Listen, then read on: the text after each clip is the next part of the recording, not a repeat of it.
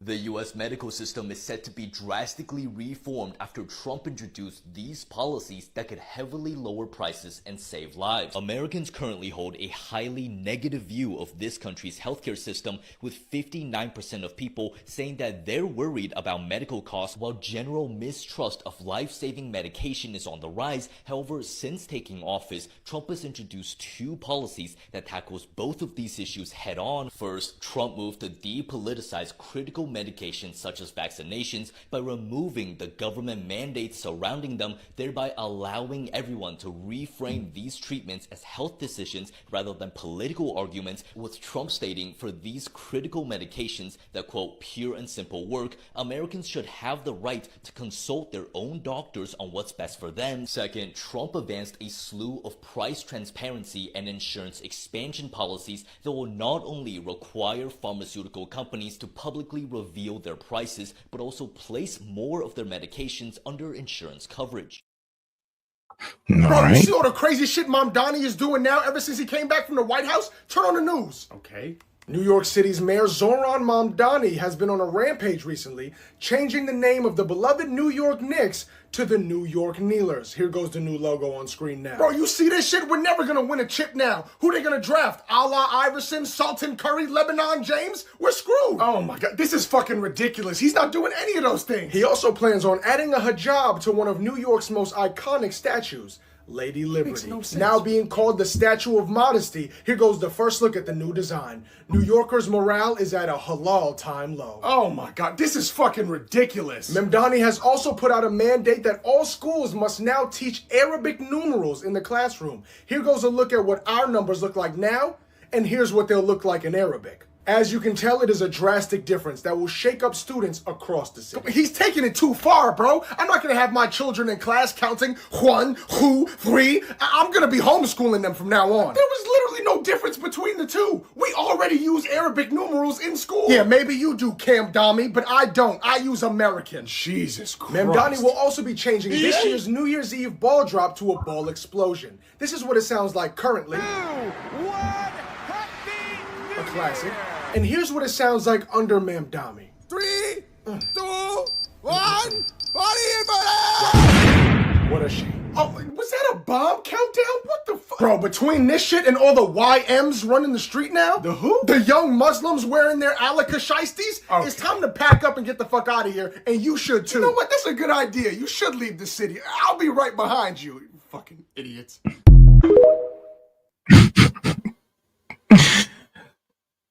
You gotta admit, that was funny. And we are live, guys.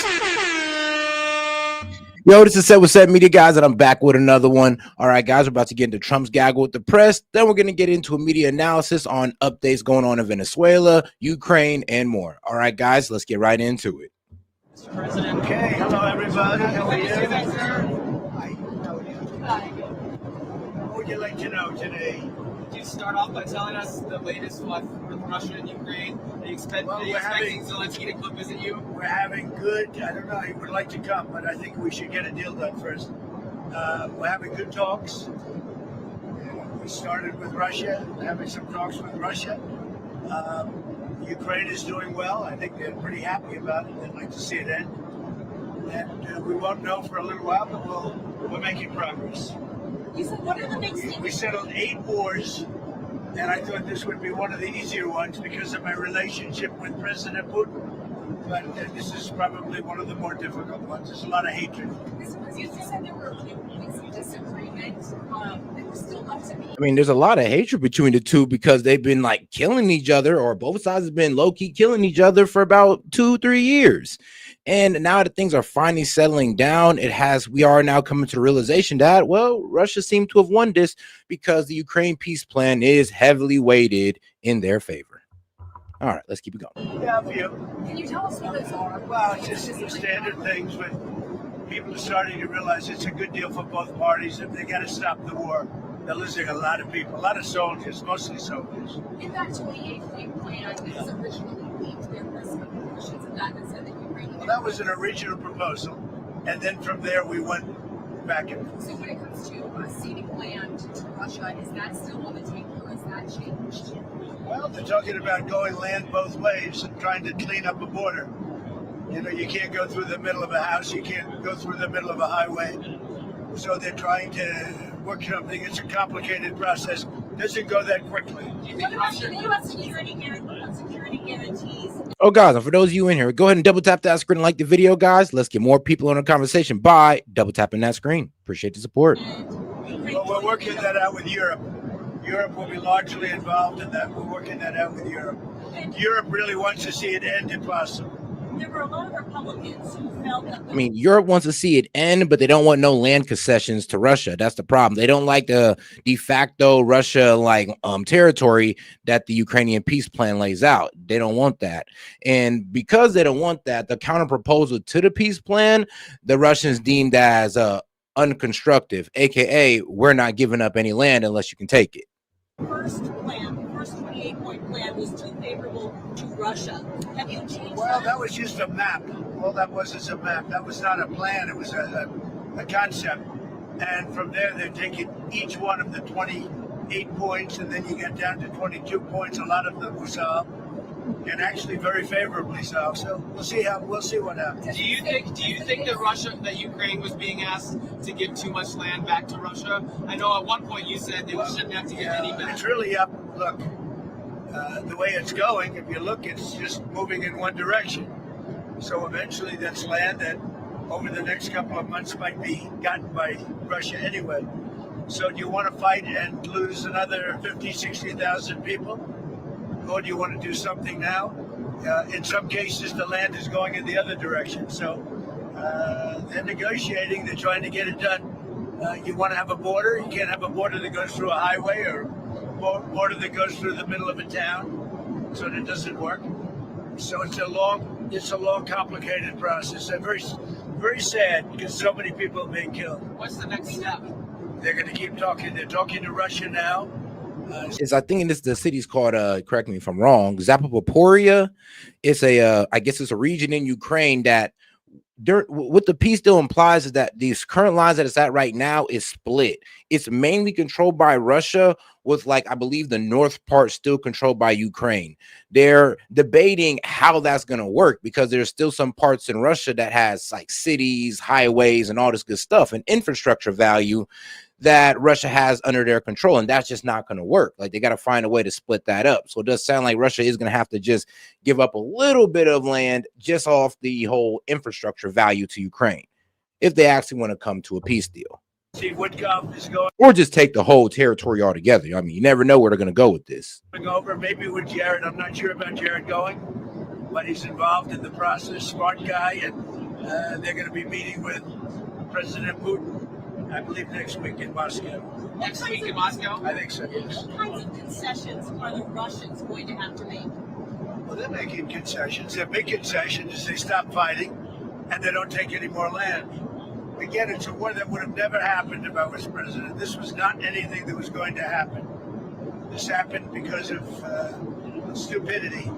It's too bad. Now, maybe Ukraine has stopped fighting, but Russia just a day ago actually struck Kiev. So no, actually, Russia is still throwing missiles and drones into Kiev, which is their capital.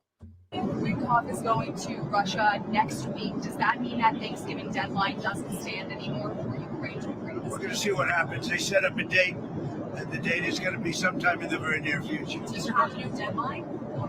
No, I don't have a deadline. You know what the deadline for me is? When it's over. And I think everybody's tired of fighting at this moment. They're losing too many people. Have you heard this audio that Bloomberg has of Witkoff coaching the Russians on how to appeal to you? Well, I haven't heard it, no, but that's a standard thing, because he's got to sell this to Ukraine. He's got to sell Ukraine to Russia. That's what a deal maker does. You got to say, look, they want this. You got to convince them of this. That's a very standard form of negotiation. I haven't heard it, but I heard it was standard negotiation. And I would imagine he's saying the same thing to Ukraine, because each party has to give and take. So you're worried that he's too pro-Russian? No, I think, look, this war could go on for years. I mean, here's the thing. He's right. Both parties have to give and take, but the disagreement is that, well, Russia's taking too much and Ukraine is giving up way too much. And I mean, that's just due to all I'm hearing from all the political pundits. I mean, of course, on Fox News, CNN, across the board, they're all saying that, yo, I mean, this is kind of crazy. It seems like Russia just getting everything they want, and they are. Why? Because they've dominated on the battlefield, and we just weren't able to crush their economy in time. It is what it is. And guys, let's not forget to double tap that screen, like the video, guys. We got over 100 y'all in here, man. Do me a favor and double tap that screen. And Russia's got a lot more people, got a lot more soldiers, you know. So I think if Ukraine can make a deal, it's a good thing. I think it's great for both. Frankly, I think it's great for both.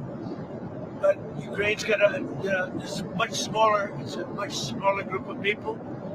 They've lost a lot of people. Russia's lost a lot of people, but Russia has a much bigger pool of people. Mr. President, are you planning to unveil a healthcare plan anytime soon? Well, we're looking at different alternatives.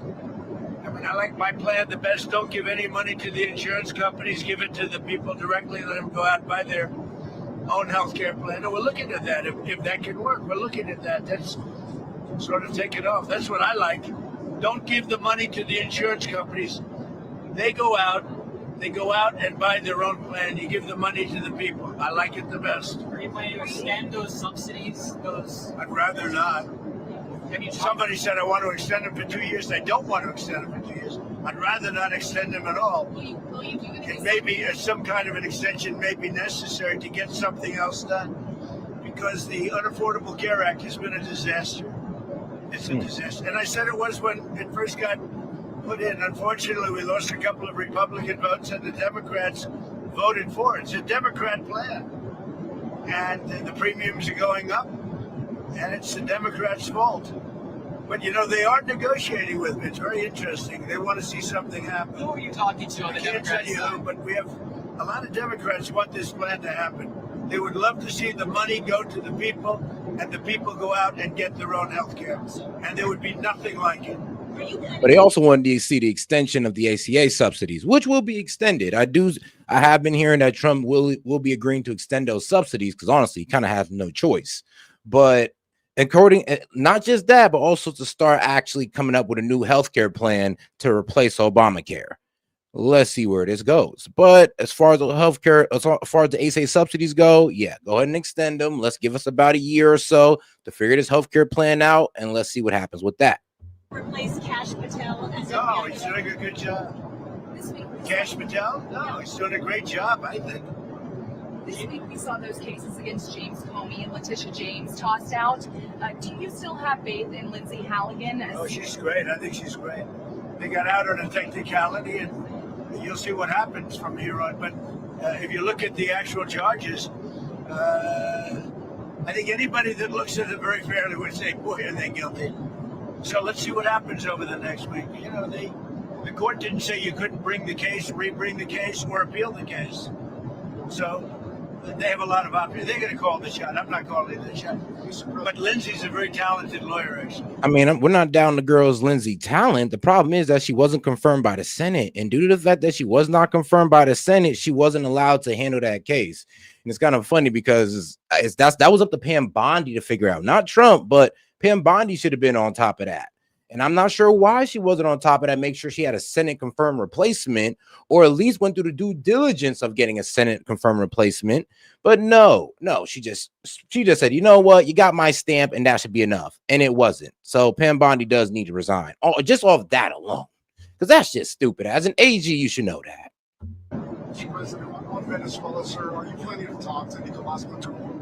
I might talk to him. We'll see, but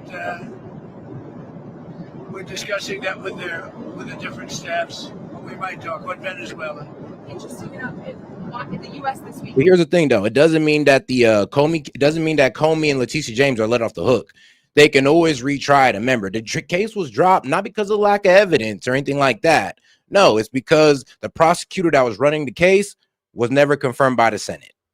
Did, of course, name him the leader of a foreign terrorist organization. So why do you want to talk to him?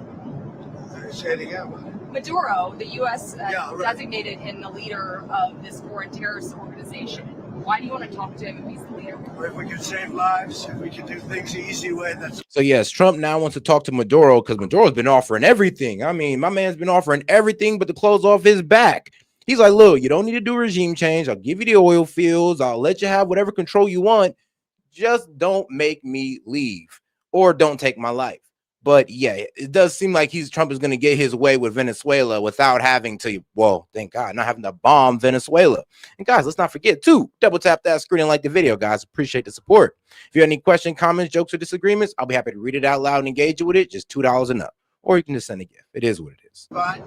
And if we have to do it the hard way, that's fine too. Mr. President, do you have any reaction? If you carry I'm not out going to tell you what the goal is. You should probably know what the goal is, but they've caused a lot of problems. And they've sent millions of people into our country. They were probably the biggest abuser with Trent Aragua and all the others that they sent in, the drug dealers and drug lords, the people that they sent in, the jailbird. They opened their jails and prisons and dumped them into the United States. And we're not happy about it. Do you want to, Mr. President, does there any reaction to Mayor Bowser announcing she's not running for re-election in D.C.? Well, I got along with her very well. I liked her. We worked together. D.C. is now a safe community. It's a great community. You people know it better than I do because you live there. But D.C. is now safe. The restaurants are booming. Yeah, but I'm pretty sure that ruined Bowser's like political stock among her. Like Mayor Bowser, the mayor of DC, yes, that pretty much ruined her political stock because 1, she worked with the president, 2, she'd agreed with the president, and 3, she ain't do nothing to stop the president when he brought in the National Guard. And guess what? He had every right to do so. There really wasn't nothing she could do. And then when she actually sidelined, when she actually like went on his side and said, actually, things are nice. Yeah, her base didn't like that. Or really, I mean, honestly, no Democrat in the USA liked it. Well, mainly, I would say this, mainly the leftists didn't like it. The place is booming. We have no crime. And we did that all in a period of 3 or 4 weeks and then made it better and better and better. And now we're setting new records. I mean, literally, it's as safe as there is anywhere in the country now. And if you go back a year, it was a very unsafe place. Before I got here, D.C. was a very unsafe, and it's our capital. We have to make it safe. We're doing really well in Memphis, Tennessee. And hey, yo, shout out to my man Anonymous. He says, what's good, Set? Hope everything is well tonight. In my opinion, Pam Bondi, Cash Patel both should be gone. Yeah, should have been gone a long time ago. And trust me, my brother, I agree with you. I definitely agree with you on that because I don't know why they still here and why they're allowed to F up on such monumental levels. But don't worry. We actually have a interview with Cash Patel that's queued up and came out, I think, about a day ago. We're doing well in other places. The one that is really troubling is what's happening in Chicago. The crime, it's a potentially great city again, but the governor's totally lost control. That's where you had the young lady burned. It's where you had a lot of killings over the last very short period of time. Killings. The governor has totally lost control of the state, and the mayor is grossly incompetent. So yeah, once again, a tragic. Well, I mean, let's be real. It's kind of effed up because, hey, man, black people dying every day or getting shot down in the hood every day in Chicago. But this tragedy happens, and now we're trying to make it front page news. I mean, okay. I don't like the fact that it took a innocent white girl to die on a subway, get burned alive on a subway for this to actually, make front page news. It's actually irritating. But to get what I'm talking about, here's this clip. A 26-year-old named Bethany McGee was set on fire on a subway train in Chicago. Yeah, it's an absolutely horrible situation, and the man who did this is thankfully behind bars. But why is this a both sides news story? No one is for this. Because this is the direct result of soft on crime liberal policies. The man who did this is 50-year-old Lawrence Reed, who has 72 prior arrests that include things like punching 4 women in the face and arson, yet he had only spent 2.5 years in total in prison prior to this. Yeah, he's been through the criminal system, but if you look at a lot of his arrests, they were for minor things like criminal trespass and driving with a revoked license. Like, it's not like he was previously a murderer, and I just don't know what you're looking for. Us to lock up for life anyone with a bunch of arrests no matter what? Like I said, 72 prior arrests. They weren't all minor, 8 felony convictions, but the most recent one is the craziest thing. In August of this year, he punched a hospital social worker in the face, and he was charged with aggravated battery, and Cook County prosecutors asked the judge to hold him in custody before trial, but the judge decided to set him free under electronic monitoring, and because Illinois in 2023 became a cashless bail state, he was set set free without having to post bail. Look, sure, hindsight is 2020, and obviously we can all say now that it would have been better if you were not set free, but I just think we should prefer to live in a system that errs on the side of the rights of the accused and the presumption of innocence rather than erring on the side of the state being allowed to hold people in custody without a conviction. And when you err on the side of the citizen, you get a freer society. But yes, the unfortunate event like this. The unfortunate event. But what about the rights of all of us law-abiding Americans to live in a society where career criminals don't set us on fire? Again, this is an absolutely horrible event, of course, but the nature of the media is it highlights the worst events in the world. If you look at the trends, violent crime is actually coming down over the past couple of years. Well, I think a lot of people are refusing to report crimes because we have a lot of people like the mayor of Chicago who has said things like incarceration is racist. Look, the U.S. has far and away the highest incarceration rates among NATO countries. So there's a real question. Is the answer just to continually throw more and more people behind bars? Or maybe should we look at the root causes of crime like mental health and lack of opportunity? And fatherlessness, sure, we can look at those. But when a prosecutor in a blue county is asking a judge to keep a career criminal behind bars without bail, maybe a judge in a cashless bail state should not go against that wish. I mean, that's liberal compassion over reality thinking. Yeah, I mean, I think I made my point on that already. We're all against crimes like this, of course. It's just slightly different solutions. Maybe we need to bring back the insane asylums. I know a guy whose name rhymes with frail, shall, and ale who would fit in well in one of those. All right. And all right, yeah, that's where that story landed. And that's the debate that's going on right now. For some reason, this whole cashless bail and going easy on crime is not really helping out the civilians, but it is letting the criminals, have some little bit of freedom before, they do a serious enough crime to finally get locked up. Kind of crazy how that works, but hey, that's where we're at today. Our capital, we have to make it safe. We're doing really well in Memphis, Tennessee, and we're doing well in other places. The one that is really troubling is what's happening in Chicago. The crime, it's a potentially great city again, but the governor's totally lost control. That's where you had the young lady burned. It's where you had a lot of killings over the last very short period of time. Killings. The governor has totally lost control of the state, and the mayor is grossly incompetent. How was your call with the Japanese Prime Minister? Great, it was great. I had a great talk. I have a very good relationship with her. I also had a very good talk with President Xi of China, and I think that part of the world is doing fine. Can you tell us about the content of your talks? So Japan looks like it's trying to back up Taiwan, and China's not too, excited about that. They're actually pretty upset, pretty livid with our guys over there in the land of the rising sun. Yeah, they're pretty livid with them right now because it's like, first off, we want to take Taiwan, but you're over here telling us you're going to provide defense. And I mean, shout out to Japan for doing so, because I mean, hey, somebody got to stop them. And the fact that Japan's in close proximity makes it even better. The fact that they're on our side lets us know that, well, Japan's willing to hold off China until we pull up, which shouldn't take too long. Mostly trade. I spoke to President Xi about a lot of things, but trade and buying our farm products, and he said he agreed with me. I think he's gonna very much surprise you on the upside. I asked him, I'd like you to buy it a little faster. I'd like you to buy more, and he's more or less agreed to do that. I think we will be pleasantly surprised by the actions of President Xi. I have a good relationship, great relationship with him. I like him, he likes me. I'm going to be going there in April. I guess you'll all be going with me, but I'm going to be going to China in April.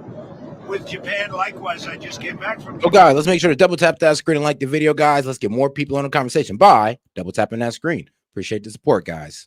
And we have a great relationship. The new prime minister and myself, she's very smart, she's very strong, and she's going to be a great leader. Thank you very much, everybody.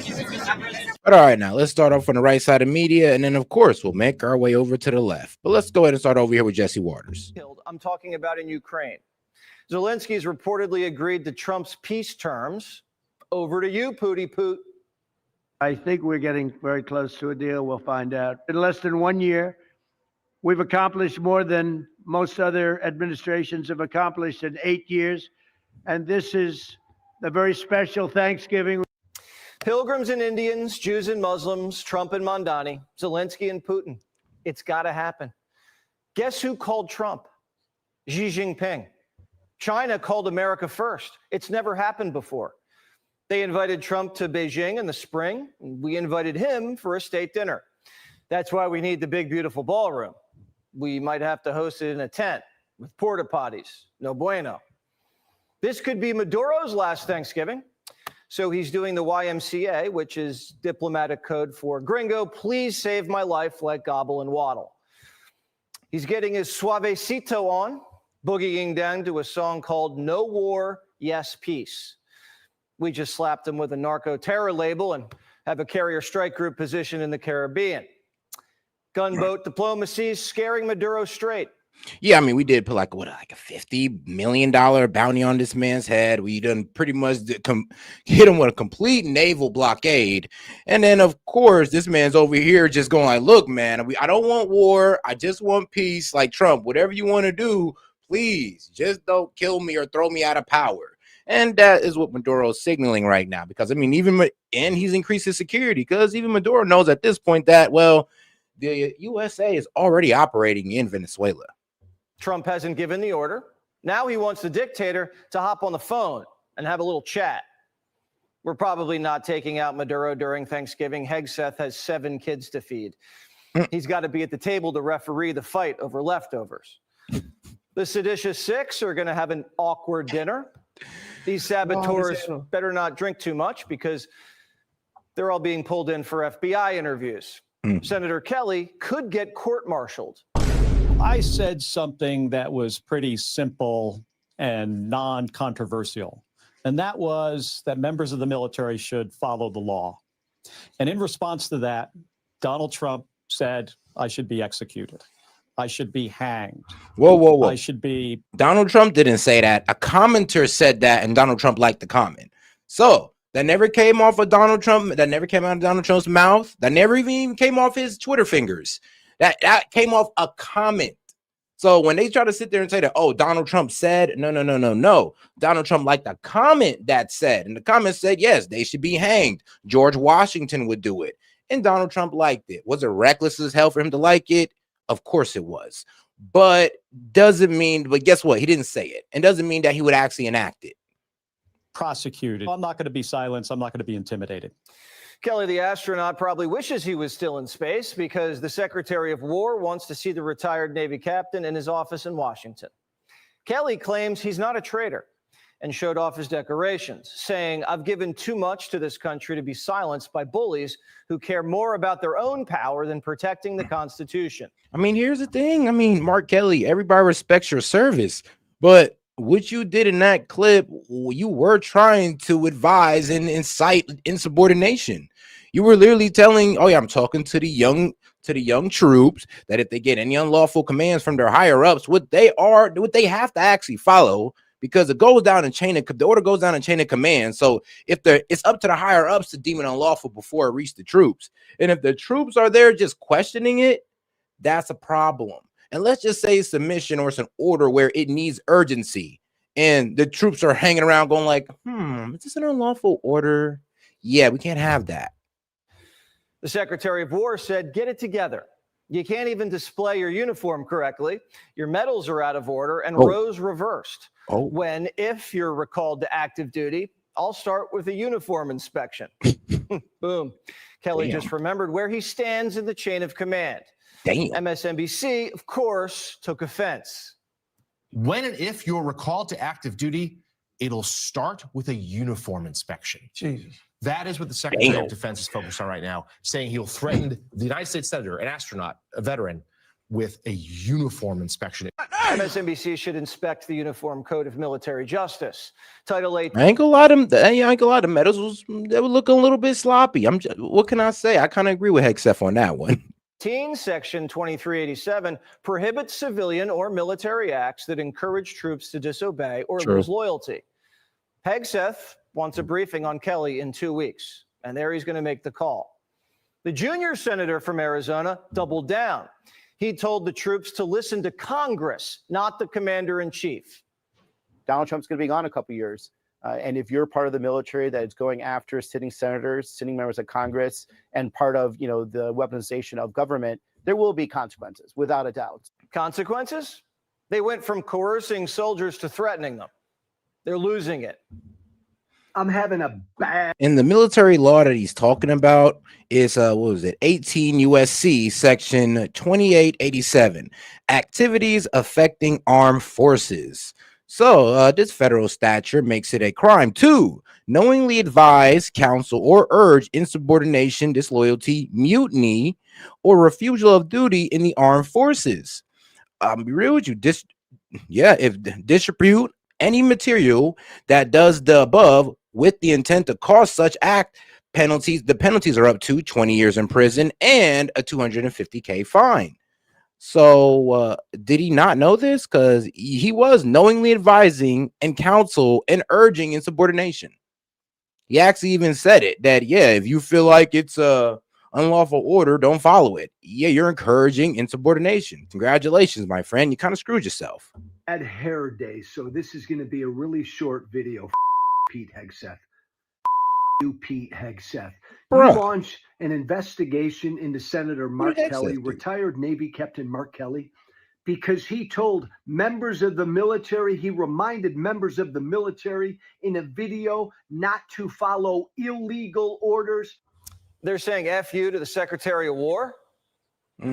We never said F you to Austin when he fired soldiers for not getting. Oh, guys, let's make sure to double tap that screen and like the video, guys. Let's get more people on the conversation by double tapping that screen. Appreciate the support, guys. If you have any questions, comments, jokes, or disagreements, just super chat it in, $2 and up. I'll be happy to read it out loud and engage with it. All right, let's keep it going. Faxed. This was a dirty intel ploy to trigger a military rebellion.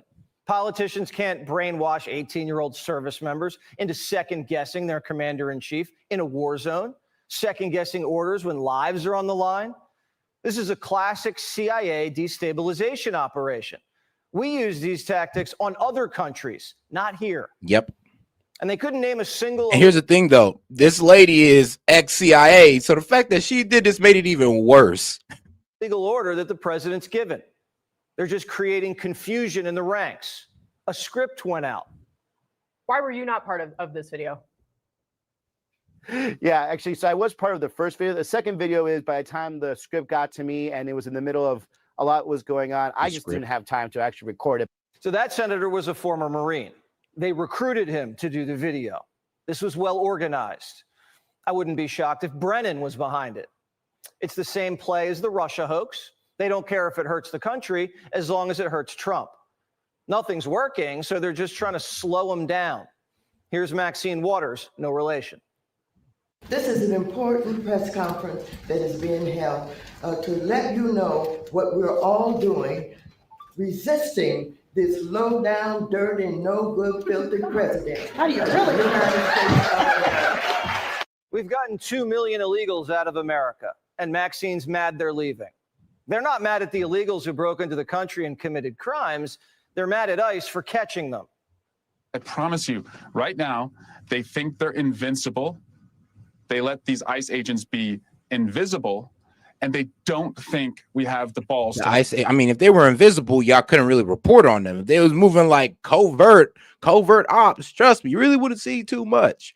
So I'm not sure what you mean. They're just upholding the immigration law. Like, it's kind of funny how the Dems kind of show us that they just hate the immigration laws of the United States, and they actually want these people to stay here, even though they broke the law.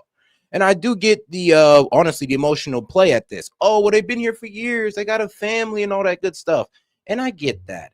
But I'm sorry, they got to go. If they weren't able to go ahead and fill out an application or go ahead and get their status right, then they got to go. We got to be pretty strict about our immigration laws or nobody's going to respect them. So even if it means that we got to send your granddad, your mama, your grandmama back to Mexico, back to Haiti, or wherever, so be it. Hold them accountable. So now they're threatening soldiers and ICE agents who have bounties on their heads from cartels and are under attack every day, and soldiers who signed up to die for the country. This is truly life or death. We have an administration that is not only killing people, but is a dream killer. They are protecting the people from their own federal government that is dishing out death. And when I say that, before you guys come out with the incredibly racist comments of, oh, well, are you going to go back too? I was born in Nashville, Tennessee. I mean, I can make a 5-hour drive if you want me to. I ain't got no problem with that. I don't say it lightly. Your thuggish ICE agents who literally are spitting on our Constitution. Who's the administration killing besides traffickers driving coke boats? Literally. We haven't killed any Americans, and we haven't killed the American dream. That was Bidenomics. Voters gave Trump a mass deportation mandate, a mandate to I mean, yeah, it sure was Bidenomics. I got this nice little graph right here. You can go on my main page and you can literally just go to the post tab. You can see this. This right here pretty much proves that, yeah, cumulative CPI. So the consumer index price increased by category, Trump versus Biden. Trump's first term versus Biden's. When you're seeing a 20% increase almost in every section except healthcare, he actually did pretty well in taming the rising cost of healthcare compared to Trump. But when you consider this, yeah, you think this price increase went away? No, we're still dealing with it today. And it's kind of crazy how the Dems want to act like this is not a factor. But hey, man, that's how they do, man. They try to create the spin. Restore law and order. And the president's delivering from city to city. D.C., Portland, Chicago, now Memphis. Since President Trump ordered federal law enforcement officers to search Memphis, 121 children have been located and returned to safety. More than 3,100 arrests have been made, including 327 known gang members. ICE is arresting pedophiles, murderers, rapists, and crime's gone down double digits in every city that's been swept. If anyone's life's in danger, it's ICE. As soon as we encounter someone, the community comes out and starts filming our officers, our agents, and trying to dox them. Yeah. So had- that's why they wear masks, because people are out there trying to dox them, trying to film them. And then you wonder why these guys wear masks. And guess what? When they dox them, they start harassing their family members. These guys can't live a proper home life. And if you're sitting there saying that, oh, they don't deserve that, then yeah, bro, you're the problem. You're literally the problem here in America, where our law enforcement can't do what they need to do. And here's the thing, these are the same people that was outraged about the Capitol Police, but they're okay with this law enforcement getting hurt. Crazy. Several of our employees be followed home, their families targeted and harassed. It's something that we face every single day. So this Thanksgiving, we should be thankful for our soldiers, our safety, and our sovereignty. Gobble, gobble. Yeah, happy Thanksgiving. Well, about to be Thanksgiving in a couple days. But all right, guys, let's go ahead and get right into this video right now. And then we'll move over to the left. Anti-ICE protesters have a stupid new way to fight Trump's immigration agenda. Activists have been clogging up the lines at a Home Depot in Southern California, where they buy 17-cent ice scrapers before getting in line to return the items. It's a way to denounce immigration raids at the hardware chain. Roll it, Lenny. What are you buying today? I'm buying ice scraper. Oh, yeah. Clever. That's clever. What are you buying today? I am buying an anvil putty knife. An ice scraper. Yes, an ice scraper. And the Dems are also blowing I mean, what, a shirt that says run against ICE? Yes, ice scraper. Let me see. Yeah, run against ICE. I mean, and they're buying ice scrapers. I mean, cute. That's really cute. And the Dems are also blowing off steam over ICE raids. Mad Maxine peppering Trump with one insult after another. This is an important press conference that is being held to let you know what we're all doing, resisting this low down, dirty, no good, filthy president. How do you really? So, Jessica, nothing gets people sympathetic to your cause by making their lives difficult. What is it with you leftists? Always throwing paint on things, causing disturbances, blocking traffic, and now attacking Home Depot. They had to close their business because of you people, Jessica. People like you. Well, damn. No, not so much. But I did figure out why it was an ice scraper like later than I should have. Ice yeah. scraper. Obviously, faux outrage over how Maxine Waters talks. Like we just played. I don't care about that. I care about this. That's why I asked you this question, Jessica. Stick to the topic, please. Okay, I'll stick to the topic and I'll do what you love when I do, which is to say Donald Trump has taken his best issue and thrown it in the gutter because of how immigration policy is being carried out. Because it's these kinds of stunts, there was a big investigation. ProPublica did it into that. Remember that September 30th, that night raid on the south side of Chicago apartment complex, where they used Black Hawk helicopters, and there were 300 agents from Border Patrol, SWAT teams, FBI agents. They're hauling people out of their houses, and they're saying, like, these are all Tren de Aragua. And guess what? Federal prosecutors haven't fired charges against anyone who was arrested. I wonder why that is.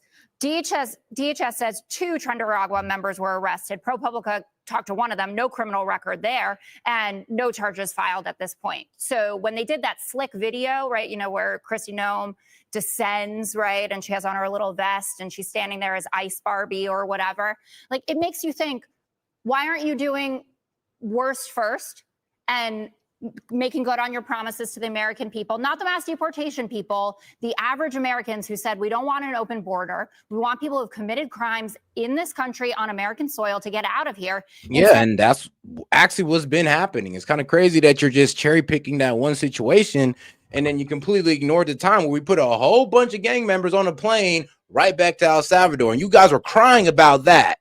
You guys are crying about that one.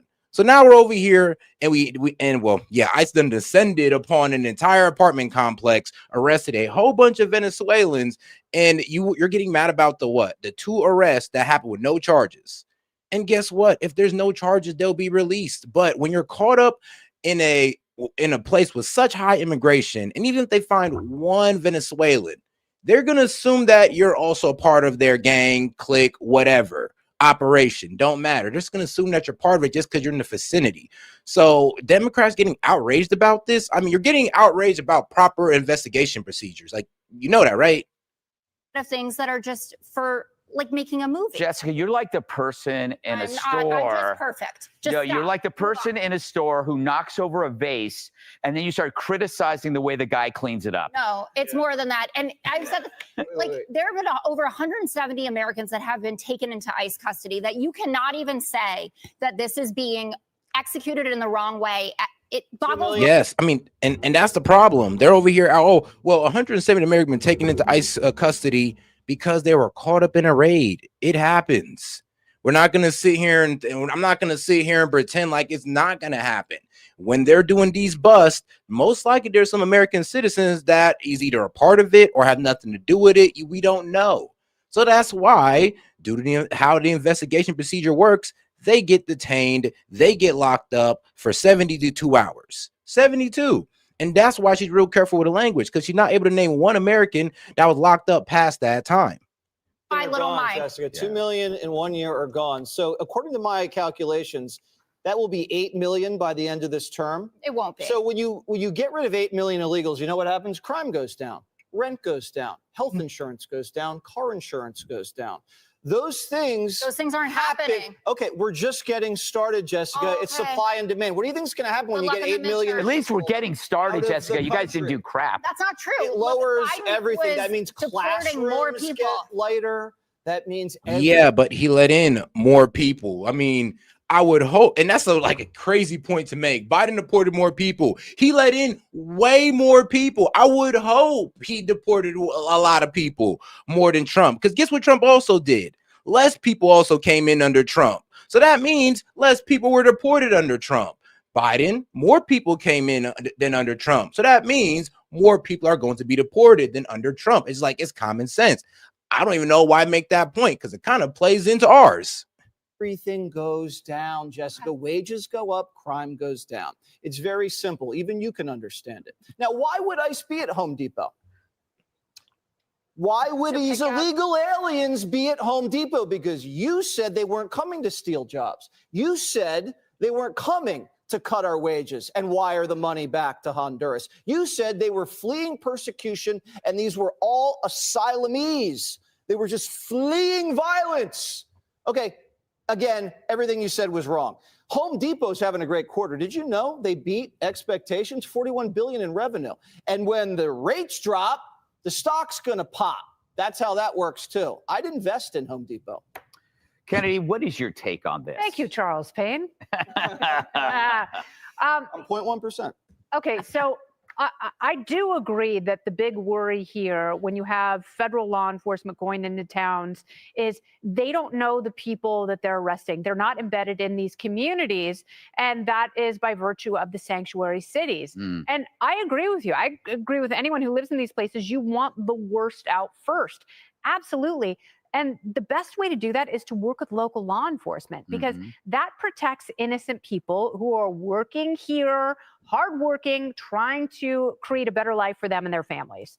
And the American dream has always welcomed people like that. So if you're worried about people like that getting ensnared in this net, and I don't disagree with you there. I mean, that is a failure of the system. Then don't have sanctuary policies that disallow local law enforcement from providing intelligence to ICE and other federal law enforcement, so they can tell them, like, we've arrested these guys 5 times. We know these guys are gang members. We know these guys are sex traffickers. We know that guy over there is probably a child molester because he hangs out at a park by himself 5 days a week, because that's what local law enforcement does. That's how they acquire intelligence. But they can't do that because of people like Brandon Johnson and J.B. Pritzker and even Maxine Waters. What the hell has she done with her tenure in Congress? I mean, that is true. They are telling the local police department not to work with ICE. So the local police department could make a more like, hey, this could have been a more precise raid if you guys would actually gave us some help, gave us some intelligence. But I mean, the mayor's told you not to. So when they got to do things like raid an entire apartment or an entire building, you can't really get mad at them because, well, the local leadership said not to work with ICE. Well, this is what ICE got to do. You guys can't complain about something that you're not willing to fix yourself now. Other than being absolute mouth farting blowhard. Mouth farting. Oh, guys, let's not forget to double tap that screen and like the video, guys. Appreciate the support, by the way. If you have any questions, comments, jokes, or disagreements, I'll be happy to read it out loud and engage with it. Just $2 and up. Appreciate the support, guys. You say? Is that possible? I do think that this is a trend in every issue with Democrats. It's compassion without accountability. You bring in the accountability, they hate the process. But I want to ask you about the reality of this Home Depot. Imagine being a cashier. I mean, wouldn't you find a new use for that ice scraper? Violent. No.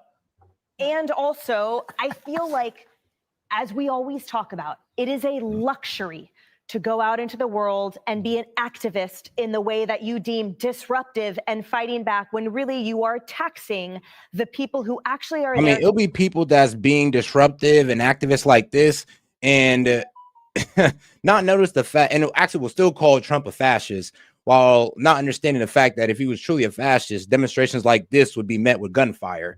But it's kind of crazy how that, that cognitive dissonance there, that cognitive dissonance between if Trump's actually a fascist and what the hell are you doing today?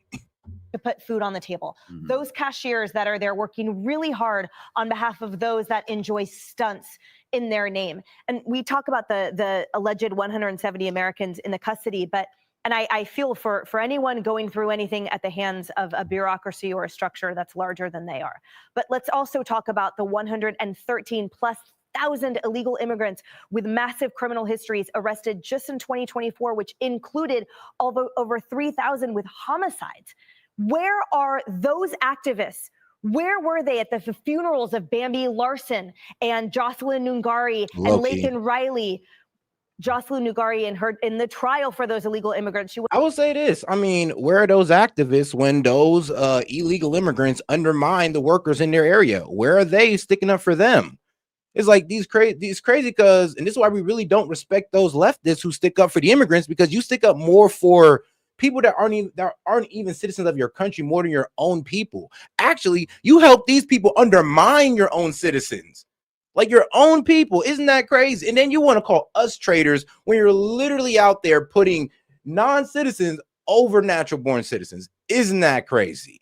You're like, I would ask them, all right, yeah, what about the lives that were taken from illegals? What about the jobs that get taken from illegals? What about the roofers, the plumbers, the electrician, how they cannot compete with the illegals? What about them? Why don't you stick up for your fellow Americans like them?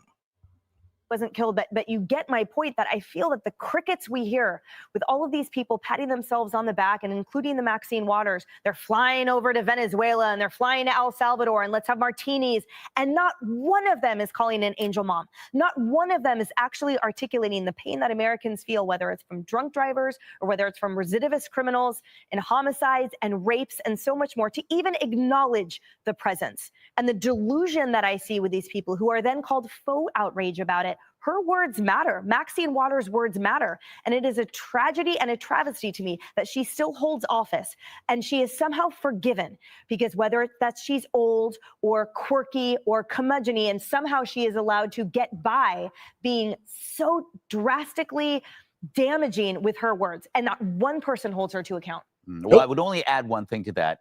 In your face, Jessica. Click here to subscribe to the Fox. But all right, now let's go over to the next video in CNN. And well, CNN, all they can poke fun at Trump about Trump is this Ukrainian peace deal, or the Ukraine peace deal, 28-point peace deal.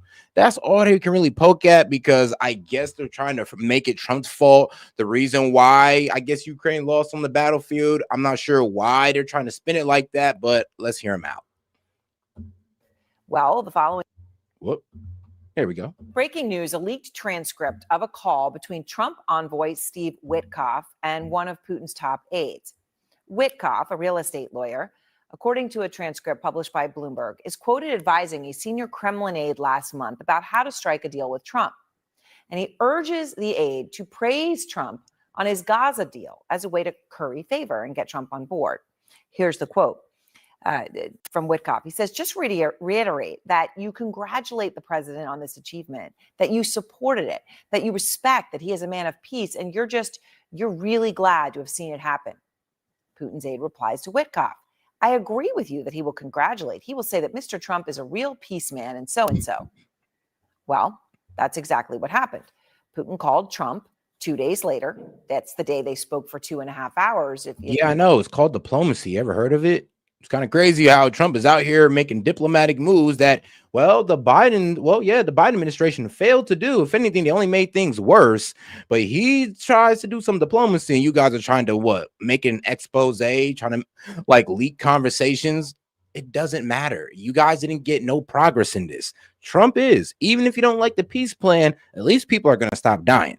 And the wild part is there's actually some people on the left who don't want that to happen. Actually, they want Ukrainians to keep dying.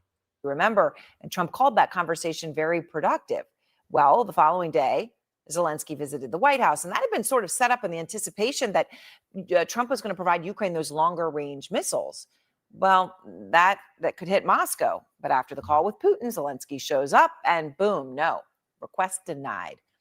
Republican Congressman Brian Fitzpatrick, seeing all of these transcripts, tweeting, quote, this is a major problem and one of the many reasons why these ridiculous sideshows and secret meetings need to stop. Allow Secretary of State Marco Rubio to do his job in a fair and objective manner. Republican Congressman Don Bacon also posting, quote, it's clear Witkoff fully favors the Russians. He should be fired. Bro, and see, it's retarded. This is retarded. I'm gonna be honest with you. It's not that he favored the Russians. The Russians are just winning. The Russians have been winning for a while now. Yes, all that propaganda they fed you, all those YouTube videos favoring Ukraine. Trust me, I got a sponsorship opportunity from Ukraine-friendly propagandists as well, Ukraine-friendly channels as well. And guess what? They've all been tricked. They've all been fed propaganda to make you think that Ukraine even had a fighting chance. Sorry, but we couldn't proxy our way into a win with Russia. Actually, I don't even know why y'all thought we could be the superpower in the first place. I don't even know why you fell for the propaganda that Russia's a paper tiger or their nukes don't work. Obviously, they're outgunning Ukraine with their missiles and drones. So, what reality were you living in? But, hey, here we are with a peace deal heavily favored towards Russia. And how does that happen? Let's use our common sense here. How does that happen? Usually, when that one side is dominating on the battlefield, or have the most leverage, usually the peace deal goes in their favor. Bro, it's common sense here that we're talking about. Come on now. 1 + 1 still equals 2, right? Blunt words. It comes as Trump and Zelensky apparently now agree on some points of a possible peace deal. And guess who Trump has dispatched to meet with Putin to talk about it? Steve Witkoff.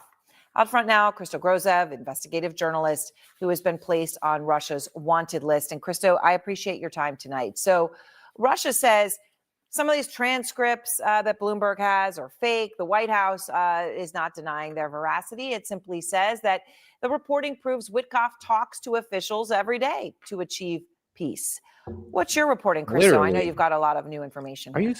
This is actually a story? The fact that he was being diplomatic, he was trying to sell the plan to Putin, and Putin was trying to make sure, I guess Putin was trying to sell his cooperation to him. Is that wrong? I don't know what you guys are crying about, because the end result is a 28-point planned peace deal. That's the end result. I don't know why they're upset about this. They're acting like I'm being real with you. They're acting like we did all this, or Witkoff did all this, and haven't got a damn thing. Well, first of all, this is probably Yo, and shout out to my man Mike for starting us off with the 250 joules for the 250, and shout out to my man Mike's coming in with another 100 for 2 joules. Appreciate the support, my man. An unprecedented leak from my experience. I don't think we've ever seen a combination of 2 leaks. One is a call between Witkoff and Yuri Ushakov, the senior advisor to President Putin. But the other one is between 2 Russian officials, the Kirill Dmitriev, who's the unofficial negotiator on behalf of the Kremlin with the United States on all matters relating to peacemaking in Ukraine, and Ushakov, again, the top senior advisor. Yeah, like I said, look, if y'all want a better deal for Ukraine, then some of you guys might need to unite by the millions around the world and go fight off Russia from the territory that they've taken. If you can't beat them, then I don't know what to tell y'all. Y'all can sit here and cry in my comments all day about it, but the fact of the matter is that Russia has taken land from Ukraine that Ukraine cannot give back, that U.S. not willing to step in about. We're not, bro. Why do we have to go to war with Russia? Who wants to go to war with Russia and cause World War III? Do y'all know what y'all asking for? Exactly. Shut up. Europe, y'all really need to shut the F up. I mean, y'all have been over here crying for 2 years, talking about we're next, and have not put a single boot on the ground. But okay, let's get back to it, because the next thing they're kind of poking the right about is the fact that the case was dropped on James Comey and Letitia James. Happening now, the Trump administration appears undeterred after another leg of the president's revenge tour. And shout out Damon Jink for sending in the clutch for 30 joules. Appreciate the support, my friend. And shout out to my man Daniel Castro. Appreciate the support, and shout out to all those supporters, guys. Really appreciate y'all. He said for broke ass liberal counterparts, because living off our tax money isn't enough, they have to come here and complain because life is hard, because they may have to work like the rest of us. Yeah, ain't that the truth? It's like my food stamps. Like, no, it's dead. Man, it's like, I want to get my roof fixed. Where'd my illegals? We deported them. Yes, it's over now. All the free rides are over. A roadblock. Attorney General Pam Bondi is promising to fight a judge's decision to toss out the criminal cases against former FBI Director James Comey and New York Attorney General Letitia James. Both of them, of course, are longtime targets of President Trump's wrath, and the cases against them were brought at his urging. Which is true. Bondi says the judge won't have the final word. Listen. We'll be taking all available legal action, including an immediate appeal to hold Letitia James. How? Because when I looked this case up, actually, she does have to be appointed by the Senate. So unless you can find some prosecutor that's appointed by the Senate, we're all over here looking at you like, bro, over here in the back. Like, girl, what the hell are you talking about? Like, how are you going to find a Senate appointed prosecutor to do this in time? Honestly, you should have just got her appointed by the Senate in the first place, but instead you kind of just gave her the AG stamp of approval like that meant anything. So no, Pam Bondi, I don't even think this is going to help in appeals for you. I hope it does, but I don't think it will. And James Comey accountable for their unlawful conduct. I'm going to keep going on this. I'm not worried about someone who has been charged with a very serious crime. His alleged actions were a betrayal of public trust. So And both have denied the allegations against them. I want to break. Oh, and shout out to my man Chris Smith for sending a thumbs up for 10 jewels. Appreciate the support, my friend. And shout out to my man Green Bean, member for 8 months. No wool over these eyes, Set. Thank you, bro. Man, of course. Hey, you know I got y'all. And shout out to my man Green Bean. Hey, shout out to all the members. Appreciate y'all for showing up. And CNN crime and justice correspondent Caitlin Polans to help us better understand the judge's rebuke yesterday, which was pretty strong, and how the Justice Department will move forward from here with an appeal, especially given the statute of limitations on Comey. Yeah, we still haven't seen the appeal notices come in on these cases. So we're technically not in the realm of an appeal moving forward yet, although the Justice Department does promise us that they will be appealing this decision. It's two-part. They are going to want to appeal on the part that says that the Attorney General installing Lindsay Halligan as the interim U.S. Attorney in the Eastern District of Virginia, the judge said that was invalid. They're going to want to say the Attorney General has this authority, the defense of Lindsay Halligan, take it that way. The other part of this. Yeah, I already heard that argument too, is that, the stamp of the AG should have been enough for her to, perform this case or to be on the case. And well, the judge is saying no, actually, she has to be Senate approved to be on this case. We'll see which argument wins. You see the Attorney General there saying that she wants to move forward with a case against Comey. Big question there, though, about if they can and how. The alleged false statements he was making to Congress that had been charged in 2 counts in this indictment that's now dismissed. Those statements took place September. Oh, wait, shout out Free Lunch Freddy. He says, if you want governments to give free meals, free medical, and a check monthly, don't get on welfare. Earn it. Take your ass to the military, damn it. I mean, hey, nah, bro, cooking with that. He cooking. He's like, we could all just serve our country. Like, what was that famous thing that JFK said? Ask not what your country can do for you, but ask what you can do for your country.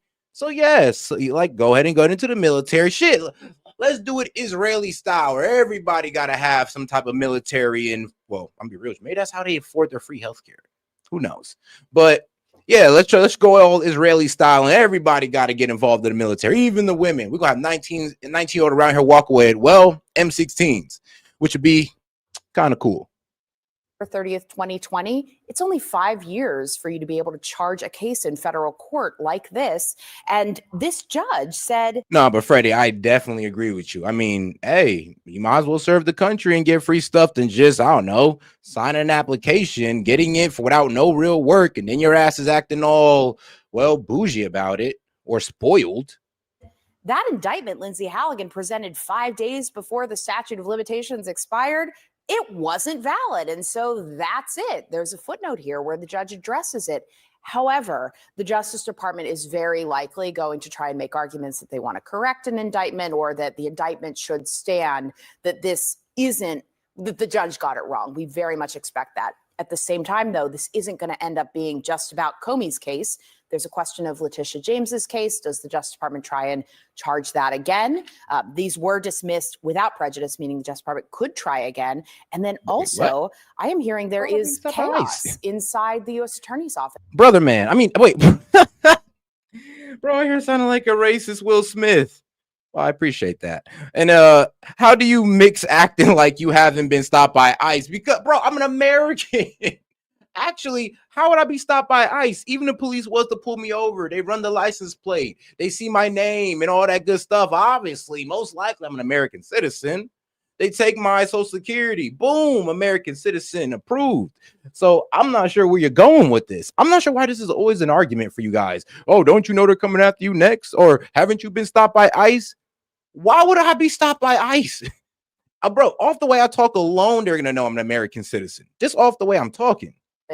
In Alexandria, in the Eastern District of Virginia, with prosecutors not sure if they can move forward with filings, cases, new indictments, bringing grand juries in and working with grand juries if Lindsay Halligan's name is on those documents. A judge has said she's not validly the U.S. attorney. And that's How tough. can they file more charges, new charges against Comey if the statute of limitations has now come and gone, 5-year statute of limitations? Yeah. So, well, if there are some arguments out there that if there's a valid indictment, but something went wrong in the process of getting it, you have a time period afterwards where you can try again, like a 6-month window. There is Okay, so they got 6 months to find somebody that Senate approved to refile it, to run it through the grand jury again and see if they can get that indictment, which most likely they will since they got it the first time. But the fact that they got to go through this again is pretty stupid, and it's like a failure on Pam Bondi. I'm just like, come on now, Pam, come on. You being a blondie don't make this better for you. But all right, now let's get over to our man Tom Homan on Fox News. Dems launch another ICE app. All right, let's see what they're talking about. Here with us is Border Czar Tom Homan. Tom, great to see you. House Oversight Dems are defending this ICE tracker that we mentioned earlier, writing that it's not a live tracking system, doesn't monitor officer movements or reveal private info or put any individual at risk. It just compiles possible misconduct and abuses. So is that okay? No, so the bottom line is, if you support illegal migration, then you support the criminal cartels of Mexico, because no one crosses the border illegally without paying a plaza fee to the criminal cartels. And I'm going to remind everybody, and I'm going to keep reminding these Democrats, where were you the last 4 years? Well, we had over 10 million people come to our border. We had 250,000 Americans die from fentanyl coming across the open border. We had a record number of people from terrorist-sponsored countries coming across the border. Sex trafficking women and children are at a historic high. You let 500,000 children be smuggled in the United States. You lost track of 300,000. You weren't even looking for them. Man, I always play this video just to remind people the switch up is real of the Democratic Party. The switch up is so real. That's how you know it's ran by leftists now. There's a legal way to do it, so you don't have to sneak across in the first place. We do not think the comprehensive health care benefits should be extended to those who are undocumented workers and illegal aliens. We do not want to do anything to encourage more illegal immigration into this country. We know now that too many people come in for medical care as it is. We certainly don't want them having the same benefits that American citizens are entitled to have. Every place in this country are rightly disturbed by the large numbers of illegal aliens entering our country. The jobs they hold might otherwise be held by citizens or legal immigrants. The public service they use impose burdens on our taxpayers. That's why our administration has moved aggressively to secure our borders more, by hiring a record number of new border guards, by deporting twice as many criminal aliens as ever before, by cracking down on illegal hiring, by barring welfare benefits to illegal aliens. Even as we are a nation of immigrants, we're also a nation of laws. Undocumented workers broke our immigration laws, and I believe that they must be held accountable, especially those who may be dangerous. That's why over the past 6 years, deportations of criminals are up 80%. And that's why we're going to keep focusing enforcement resources on actual threats to our security.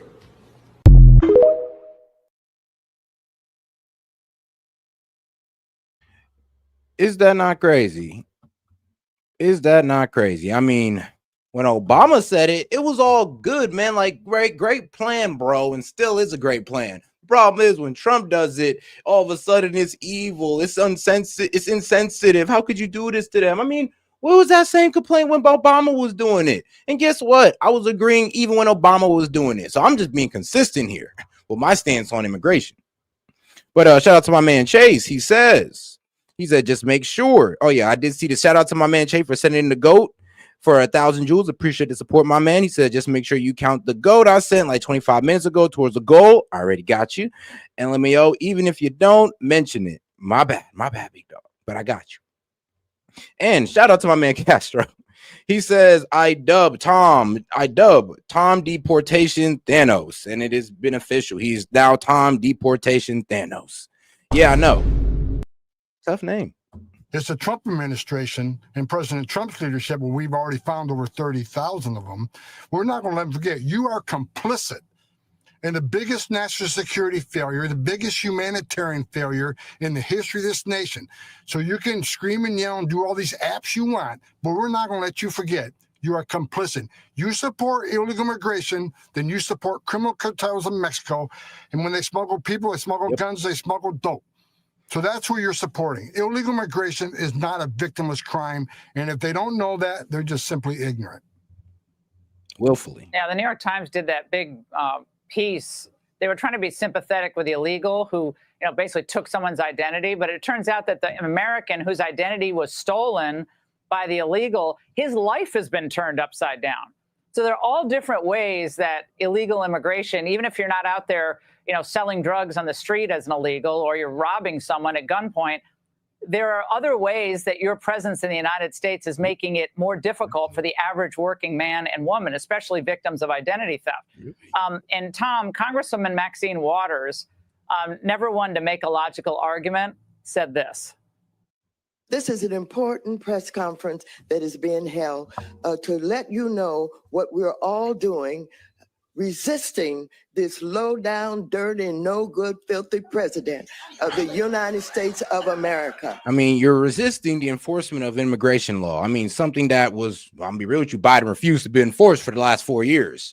Well, during his 4 years of presidency. So please spare us. Please spare us with that one. It's kind of crazy how you're trying to just throw everything on the president as if we all didn't vote for this. Yes, we voted for Trump to deport anybody who's here illegally or anybody who overstayed their visa. Everybody got to go. It is what it is, and it helps the American people out. So I'm not even sure how y'all going to sell us on, well, for us to go against ICE. Actually, the only people who are really going against ICE is those on the left. And I mean, please go at it, but trust me, you're not really convincing nobody. And shout out to my man Chase. You got to see how it is set. Just going to ignore my GOAT trophy and my milestone chat. I'll see you. My bad, Chase. Wait, I didn't know it was your milestone chat, so shout out. Shout out to my man Chase, man. Appreciate that. Not sure what you. I'm gonna look it up. Let me see. Well, this is all again pejorative, but Tom, they are trying to affect public opinion here by giving people the impression that it's really not about illegal aliens with deportation orders or criminals. People are just being rounded up, and people are like, someone kidnapped my daughter from ICE. You see these headlines. So they have moved public opinion a little bit against the administration on this. Not, it's not as popular as it was before. So is there a messaging issue that needs to be improved on the part of the administration? Well, obviously there is, but in all fairness, the vast majority of the media don't want to tell the truth. The bottom line is, you and I've talked many times, according to the data, between 60 and 70% of everybody ICE arrests is a criminal, public safety threat. Now, I looked at the numbers this morning. We got just under 650,000 total deportations since President Trump's been in the White House. Now, if you let's just take 60% of that, you're talking about hundreds of thousands of criminals. That makes this country safer. We got to get that. We got to get the data out there more frequently. We got to talk about actually who's being arrested, and share the American people the facts versus fiction. For instance, ICE has never been in elementary school. ICE don't attack churches, but ICE don't go into hospitals. But I read those stories every day. The vast majority of media just don't want to tell the truth. They want to vilify Trump. And it's hatred for Trump more than it's the truth. And I've said this many times. These Democrats. I mean, to the point where they're making fake AI video arrests of ICE, where they separate a child from their mother and they do it and they just snatch the baby, and the mother starts crying hysterically, and it's all AI. So yeah, people are putting in a lot of work to vilify ICE, even going to the point of creating fake AI videos. Governors and mayors who constantly want to attack President Trump, they hate Trump more than they care about the safety and security of their communities, because the data proves we're removing the worst of the worst out of this country every single day across this nation. No doubt. There have been a lot of really bad people removed and continue to be removed. But Tom, at the same time, MAGA is not thrilled that it's only 600,000. So you have the left saying we shouldn't arrest anybody. Then you have MAGA saying they got millions of people here. It would have meant you had to deport 50,000 a week from the beginning of the administration. And even if you keep going at the pace you're going at, that's a dent in the illegal alien population. People would deport, who are deportable aliens right now. So what do you say to those people who say this is great, but it's nowhere near enough? Then come put it back. I mean, yeah, let's be real. We got everybody in the way. Somebody said in the chat, like, hey, when Obama was doing this, there was no media coverage for real on it, except when there was kids in cages with the little foil blankets. That's the only time it was really covered. Other than that, those ICE operations got no coverage, and they were doing all the same things the Trump administration is doing right now. That's how he was able to get 3 million people out of here, especially through the expedited removal. So this goes to show that it's not like this is only happening. Trump is only getting slowed down because he's not getting the cooperation, well, of, I'll be real with you, these liberal states that have a lot of these immigrants in them. And I mean, sorry, but blue states. Ghana and give us a hand. ICE is hiring record numbers. Bottom line is, I just said just about 650,000 deportations. That is several 100,000 more than the record that was back in 2012. So it was already a historic operation. Second of all, you got to consider the people who have left the country out of fear of being deported. Was over 1.6 million of them. So there's well over 2.2 million left the country already. And that's been the part of the plan from the beginning. We knew if we send over 1,000 ICE teams out there across the country, we send a message to the whole world. You enter this country illegally, we're looking for you. And I love it. That's the messaging we need to employ. It needs to be sent out around the world like, hey, it don't matter, but you get into this country illegally, you will be deported. You do it again, you will be locked up for a while and then deported. So it don't matter. If you don't come here through the right way, trust me, we're not going to let these liberals protect you no more. You will be deported. And that needs to be sent around the world, because the message that was sent around the world is that the border was open. It was open season, man. You just needed to walk through everybody. It was green light. Biden is the best man ever to immigrants, or well, to the illegal immigrants. And that's what was going on. Everybody was just walking through the border. Cartels making a whole lot of money under Biden. Why? Because they was trafficking humans and drugs through the border. But hey, we're the bad guys for wanting to stop it, though. Okay. And by sending that message, by having anything, ICE is one of the reasons we have the most secure border in history in the nation right now, because people aren't coming because they know there's consequences. So between that record number of deportations, a record number of self-deports, we're already had an historic deportation operation. But hold on tight. We're hiring 10,000 more. That's going to be on duty by mid-January. That's tripling the size of enforcement removal operations. So if you think the numbers are historic now, wait till next year. Well, that's music to my ears. I love Well, that. Tom, thank you so much. All right, my man Tom Homan out here making promises. He's like, oh, you're upset now about, oh, it's only 600,000? Wait till next year. I promise you, we're going to hit about 1 million or so. And I mean, I hope so. And then a year after that, you hit 2 million. I hope every year you guys get better because, well, that's what you promised. But all right, now let's get over to our guy, Kash Patel.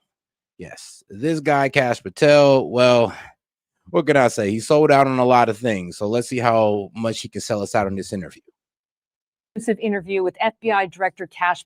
We sat down for an exclusive interview with FBI Director Kash Patel. No topic was off limits. There's a lot of news in this interview, from the Epstein files to the Russia collusion investigations and the escalating conflict with Venezuela over drug trafficking. As we were finalizing the video for release, the news broke that Director Comey's indictment was dismissed. We want to be fully transparent about the timing of our conversation with Director Patel because there's so much news in that conversation. So let's get straight to the point. Director Patel, thank you for speaking with Straight to the Point. When you arrived here at FBI headquarters 9 months ago, what did you find?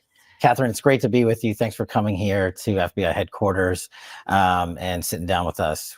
When I first got to the Bureau, I knew I would find one thing for sure, and that is a dedicated workforce to the mission. I also knew I would find things that need to be fixed and changed and addressed in terms of how we prosecute and investigate cases, in terms of how we treat the workforce and how we care for them. This building, for instance, our infrastructure systems, all these things that a place like the FBI needs to be functional have to be serviced. And I knew I would find a lot of those matters in disarray, unfortunately, because of years of neglect. What did you consider your most important change so far? The most important change for me is the focus that we put on moving this mission to the field and empowering our SACs and our leaders in the field. That's why when we first got... God, let's make sure to double tap that screen and like the video, guys. And if you have any question, comments, jokes, or disagreements, I'll be happy to read it out loud and engage with it. Just $2 and up. Appreciate the support, guys. And I mean, I guess the disagreeers, they're like, guys, if you don't have the $2, I mean, you can always debate my guys in the chat. I mean, you can always do that. It's okay, guys. Here, we immediately set out to redeploy over 1,000 agents into the field from Washington, D.C.'s National Capital Region. I found out that our 37,000 person strong workforce in the NCR, the National Capital Region, had almost a third of the workforce. But most of the crimes were being committed outside of the NCR. So we moved them out, and I can proudly report today that we have successfully moved out nearly the entirety of the 1,000, and we'll finish that in January. So every field office in the country is getting a plus up of agents, and they're going to be followed by intel analysts and support staff. And we're empowering our SACs, our field leaders, to do the work in the field. Multiple lawsuits have been filed alleging that there were terminations here at the FBI and they were politically motivated. Were the FBI terminations politically motivated? No. And since those are all ongoing matters, I will say this definitively. If you were terminated as a result of any matters during my tenure at the FBI, it was done because there was just cause to do so. And we will speak to that just cause through our pleadings. One of the big cases you inherited is the attempted assassination of President Trump in Butler, Pennsylvania. What are the findings? So as you know, Catherine, we've been briefing the president constantly on this matter, and he's very satisfied with it. And I understand the public's desire for more and more information. But when we came in, our job was to both treat the president as the president of the United States and a victim, and remind the American public that there were 3 other victims, and tragically, one person even lost his life. So there are certain victims' rights that we have to honor. But what we did and what we presented and what we released is the full findings that we are able to publicize to the world that definitively answer questions regarding Butler. We seized dozens and dozens of devices. We exploited and got into every single one of those devices. We got onto all the online platforms and social media sites of the assailant of Crooks. And we did a recanvassing just to double down, since we got in and inherited this case. And we gave out information to Congress and the public that the prior administration refused to do. Just to be clear, did Thomas Crooks act alone? Yes, based on the evidence that we have, that is the conclusive finding of the matter. Is there evidence of foreign involvement? There, as we indicated in our public disclosures, Thomas Crooks had some online platforms where he engaged through email with a couple of individuals overseas, and we chased those down literally to the end. And basically it was just that, online email accounts overseas without any substantive communications. What was Thomas Crooks' motive? He, as has been publicized, had a basically hateful relationship with the United States government, talked disparagingly about both political parties, to include President Trump, and talked about the need. Yeah, that is true. I mean, he went like to the biggest, he was like the biggest Trump supporter, and he hated liberals, actually with death upon liberals, which I would never do, But yeah, he sat there, was a complete Trump fan, hated liberals, and then there was like a switch up. Actually, he didn't go from, he didn't just hate liberals. Now he hated also Trump supporters, and he also started wishing death on them too, and all that crazy stuff. So it was like this man really had no political affiliation towards the end. To take matters into his own hands, and unfortunately, that's what he did. Under Director Wray, were there missed opportunities to stop Thomas Crooks? You know, that's a question you'll have to ask him. Part of what we're doing is... Don't worry, I got you. I got you, Castro. I got you. No problem, Tori. No problem at all, sis. Make Tori a mod. She can help. She does her time and know what's up. Thanks, man. Keep up the hard work. We got you. Hey, appreciate that. All right, let's keep going. Providing the information to the American public, and most importantly, Congress, to get to the American public so they can answer those questions. We weren't there when it happened. We weren't responsible for the investigation. We don't know what happened and why those decisions were made, but we're doing what we can to clean it up. What explains the discrepancies and confusion over Crooks' online activity? Look, I think, Catherine, you know this, in media, everyone's entitled to their opinion, and everyone's entitled to put out whatever they want to put out. But what we the FBI are not entitled to do is trample over your First Amendment rights. And so while people are asking why the prior administration didn't find Thomas Crooks earlier, and it's a valid question, by the way. One, you can ask the prior administration, we weren't here. But two, this FBI or any FBI doesn't have the ability to go out and monitor, nor should it, people who are on YouTube or on social media platforms or on email platforms. And we have to balance both the criminality, if there is such, versus the First Amendment protections, which we must adhere to. You mentioned earlier that you've been. I'm sorry, but come on now. We kind of know. We kind of know that there is the FBI, CIA, that they do look at certain YouTubers. Let's just be quite honest, because of course they want to be the one that control the propaganda. They want to be the ones that control the narrative. So why wouldn't they look at the people who is low key taking on the narrative? Those the people who are reporting it. And right now, not much people are trusting the mainstream media no more. So they're kind of taking their hands off them and kind of trying to put their hands on us over here in independent media. And I wish they would try. Well, on this side, of course. And shout out to my man Free Lunch Freddy. Appreciate the support, my friend. He said both sides of government lied to the American people, which is true. The government got more games than PlayStation, and Americans won't get to the final boss. I mean, man, look, hey, once we figure out that it's a multiplayer, not a single player game, yeah, we'll get to the final boss. The problem is we're all trying to beat the boss like it's a single player game, but really it's multiplayer or co-op, however you want to think about it. In briefing President Trump, is President Trump satisfied by the findings? Good analogy. No more questions. No. Is the Thomas Crooks case a closed case? How we treat cases like this of such great public importance is we put them in a pending/inactive status. So if there's new information that comes in, we can receive it and react to it. And we don't want to foreclose that possibility. Democratic lawmakers released a video calling on military personnel to defy illegal orders. President Trump weighed in and called it a seditious behavior. When you saw this, what went through your head? What goes through my head is the same thing that goes through my head in any case. Is there a lawful predicate to open up an inquiry and investigation, or is there not? And that decision will be made by the career agents and analysts here at the FBI. Is the FBI getting involved? Based on the fact that it's an ongoing matter, there's not much I can say. Okay, I want to talk about the Russia collusion cases. Former FBI Director Comey is pushing hard to get his case dismissed. Are you confident the interim U.S. Attorney, Lindsay Halligan, can secure a conviction? I can't comment on the finality of the case since it's pending and the allegations are before a court for Mr. Comey. But what I can tell you is this Department of Justice under the Attorney General and U.S. Attorney Lindsay Halligan have been following the facts and the law and making a presentment based solely on that. And the presentation of evidence that was divulged just recently in the pleadings shows the world the substantive information that we have collected when bringing this case and acting on the facts and the law. You know, respecting that there are ongoing investigations based on your recent congressional testimony, is the FBI pursuing a broader conspiracy that was allegedly designed to undermine President Trump?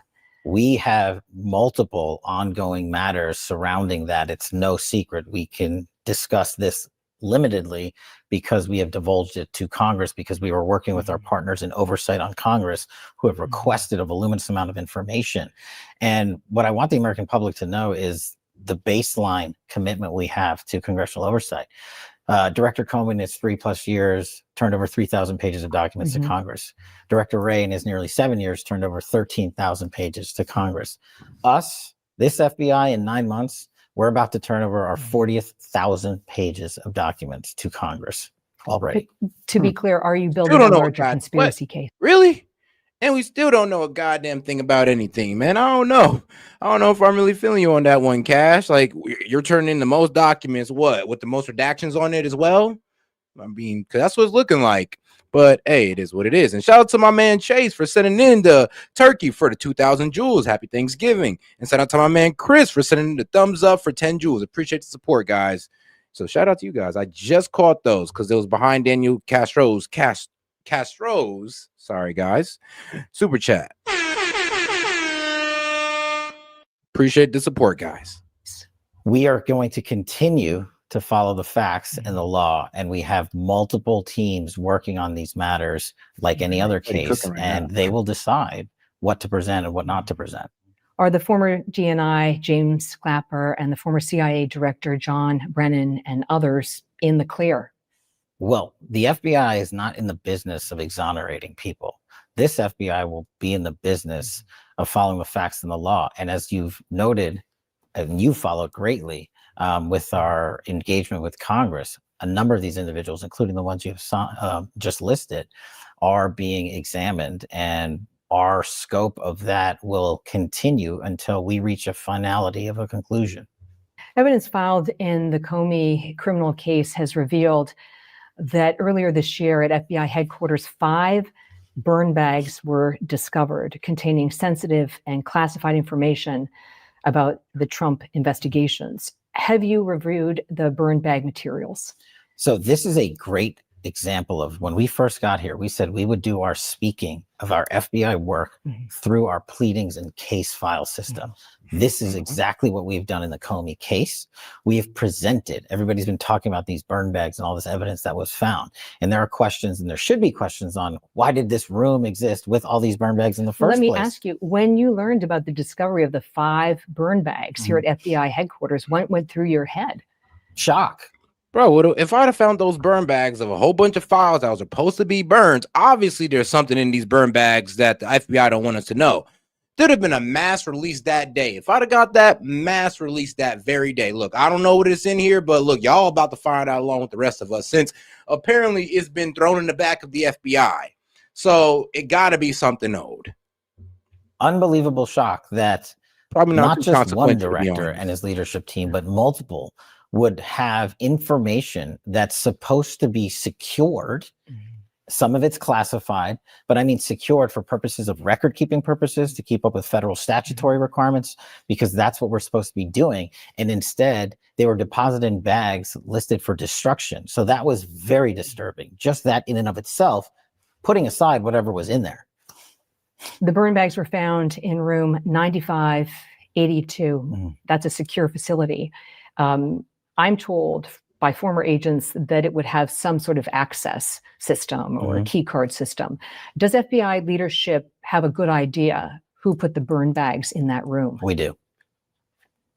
You know for sure, or you have a good universe of suspects? You know who put the burn bags there. Okay. What was the intent of the person who put the burn bags in room 9582? Was it to preserve them to be discovered later, or to make sure they were destroyed? Well, those are the questions we're answering for the public and for this investigation, because not only are we not in the business of not exonerating people, but we're in the business of taking our investigative findings and working with Congress to say, look, even though we did not or did reach a legal conclusion on the matter, this is of such public importance in terms of the weaponization of government that happened, people like President Trump were targeted, including myself, and more senators that we just revealed thanks to this FBI's work in uncovering not just the burn bag, but other material related to Arctic frost. What we want to do is find a public forum to display that information. And we believe that until our investigations conclude, we will be limited in what we can produce. It sounds to me like you know the answer to that question. I do. That's what I thought. Okay. A highly classified CIA referral containing intelligence about the 2016 presidential election was also discovered here at FBI headquarters in a storage closet adjacent to the FBI director's office. How many FBI personnel had access to that storage closet? That's part of this ongoing investigation. And because we are working through that, I don't want to disclose the number of folks or even who had access to it, because I'm glad she brought that up, because I completely forgot about that. Like, due to all the information that comes out, I did completely forget that this man came out and said, I found a whole bunch of burn bags with documents in it that was supposed to be burned. So AKA, we was trying to hide this. We were trying to make sure this never seen the light of day.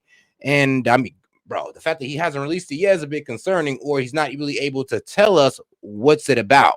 And it's been months since this happened. Months. Goes to your other question on who put it there and why did they put it there?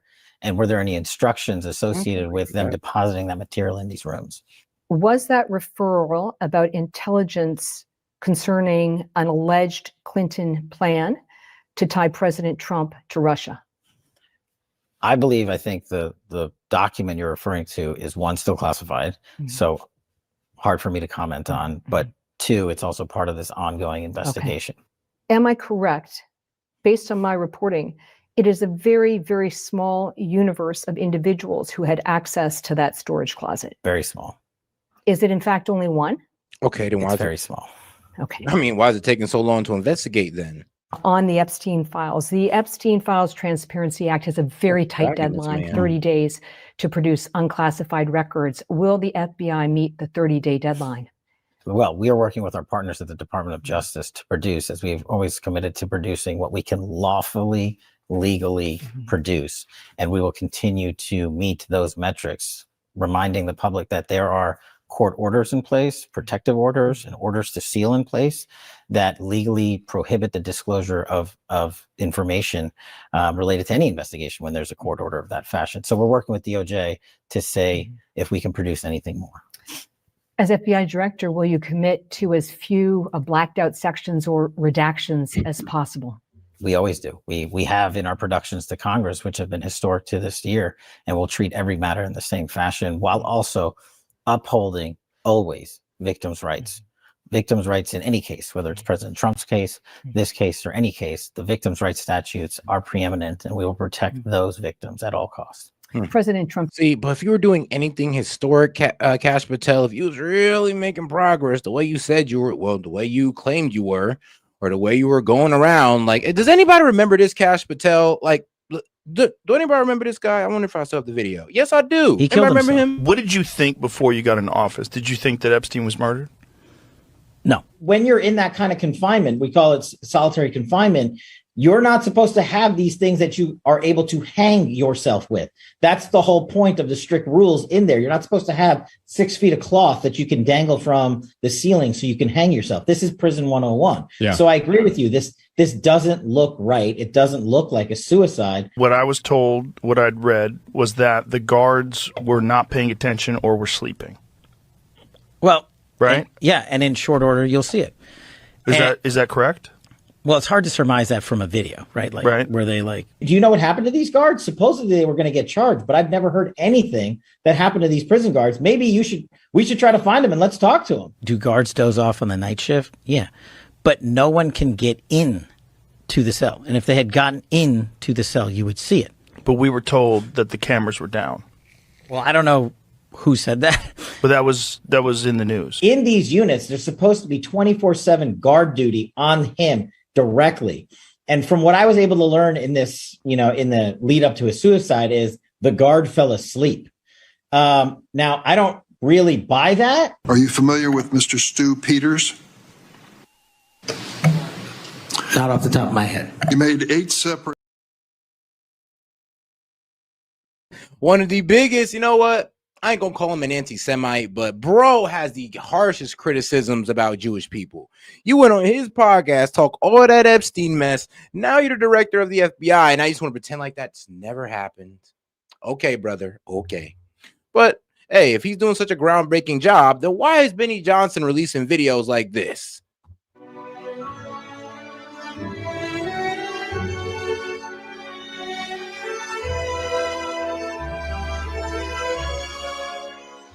What's up, guys? Benny, is President Trump about to clean house and fire literally everybody in his cabinet? Well, if you tuned into MSNBC, you would see headlines like this at the very tip top of the entire website saying Trump is about to fire Kash Patel, according to sources.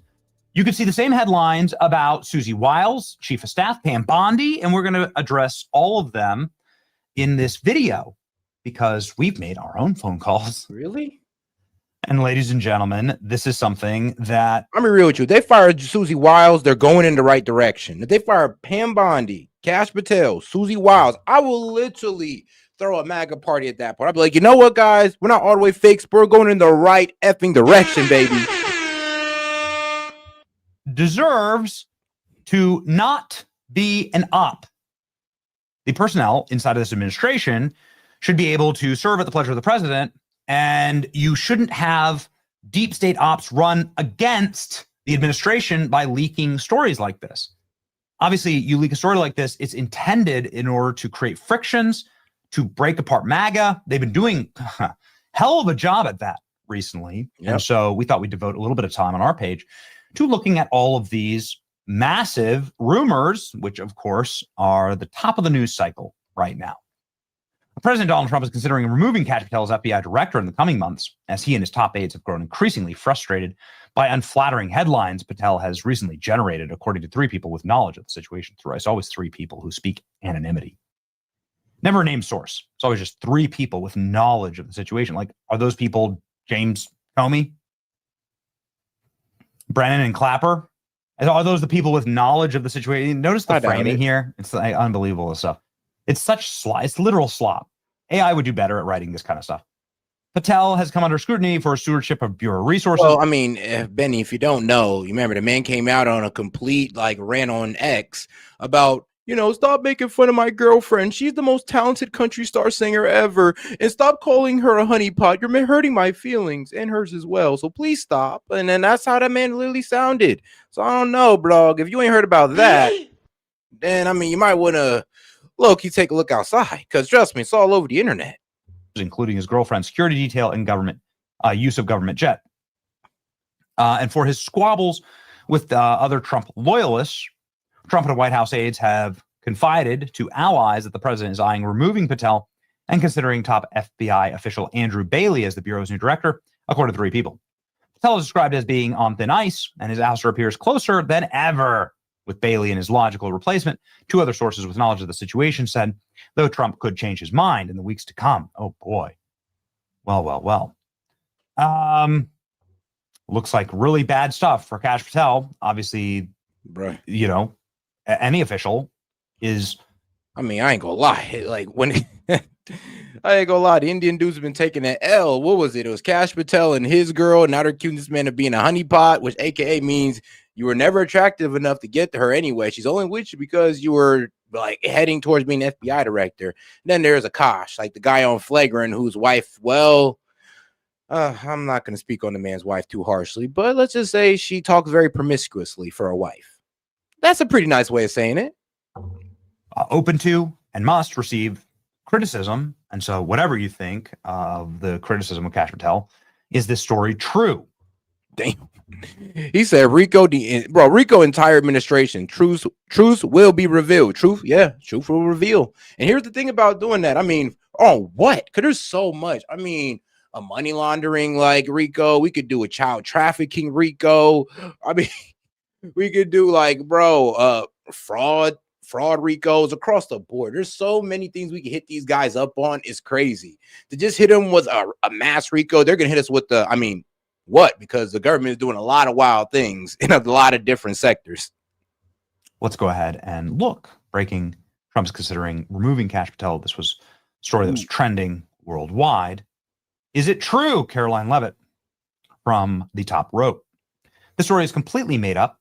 In fact, when the fake news published this, I was in the Oval Office where Trump was meeting with law enforcement, including Kash Patel. I read him the headline and the president laughed. He said, "What? This is totally false. Come on, Kash. Let's take a picture to show them that you're doing a great job. Do not believe the fake news." And then she attached this photograph from today. The problem is that, Trump actually may believe that Kash is doing a good job, but the main problem is that we don't think he's doing a good job. The American people don't, and we're tired of, honestly, he underdelivered. He was talking all this making all these big promises, and he's completely underdelivered. That's why we want him gone. Pam Bondi, she keep making dumbass mistakes. That's why we want her gone. But Kash is mainly about underdelivering, and not really doing real investigation in Thomas Crooks. I'm be honest with you, Tucker Carlson's little 30-minute documentary gave me more information on Thomas Crooks and the FBI. How the F y'all do that? How y'all mess up on that? Now people are going to stop trusting the FBI and start going to independent journalists or just journalists in general, because apparently they're doing more work than the FBI. Maybe we need to gut out the FBI and start filling it with people like, Tucker Carlson and Candace Owens. I don't know. Maybe they need to be the head of the FBI. Should we actually get something done? So that seems pretty demonstrable in shutting down this rumor. Massive fake news op busted. Remove Kash Patel. Obviously, these kind of things are designed in order to facilitate frictions and to break apart the administration. I will tell you that I really hope whenever Kash Patel leaves this position, that he does so on the heels of actually finding the J6 pipe bomber. To which Kash Patel says that they have now a huge breakthrough in this case. And we'll see where that breakthrough comes from. But let's get back to Kash Patel, though. You told your boss, Attorney General Pam Bondi, to look into the relationship between Jeffrey Epstein and Democrats, including former President Bill Clinton. Is the probe limited to Democrats, or will you follow the facts wherever they lead? We'll just follow the facts. It's pretty simple for this FBI. This administration campaigned on releasing the Epstein files. What do you say to Americans who are skeptical that there will be actual justice under a Trump administration? Look at the work of this FBI. To date, in the 9 months that I've been on this job, we've arrested 30,000 people, 25,000 of which have been violent felons. That is double increase from year to date from the same time period last year. We have taken on our priorities in counter-espionage work to an increase of 35% more arrests year to date alone. On the drug front, we've seized 1,900 kilograms of fentanyl. That is a 35% increase from year to date last year. That's just the work of this FBI. We found 5,400 and identified 5,400 children, missing children. That is a 17% increase from this time, same time period last year. These are just a few examples of how committed we are to working the criminal cases for the American people so everyone gets treated the same. So more charges are possible in the Epstein case. Based on the new referral, we'll take a look at that and see what evidence comes. But there's an important distinction. The information that the government possesses versus the information that the Epstein estate possesses. Those are two separate boxes of information. And the Epstein estate has not been willing to share information with the US government. And so even though we've requested them to do so. Okay. I want to talk about China. I mean, they did it when Congress asks to do it, but I don't know. Maybe that's just a higher order of, of a request. Like when Congress asks you, I guess you can't say no. But if for some reason, if the FBI asks you, I mean, what? You could say, nah, we're good. This Epstein estate. We can just keep whatever we want. I mean, how the hell we get all these emails and all that good stuff? Well, actually, no, wait, we've been had those. We had those for a while, actually. After a recent visit to China, the Chinese Communist government agreed to tighten control or restrict precursor chemicals used to produce fentanyl. Take us inside those negotiations. What was the moment when you knew you had a deal?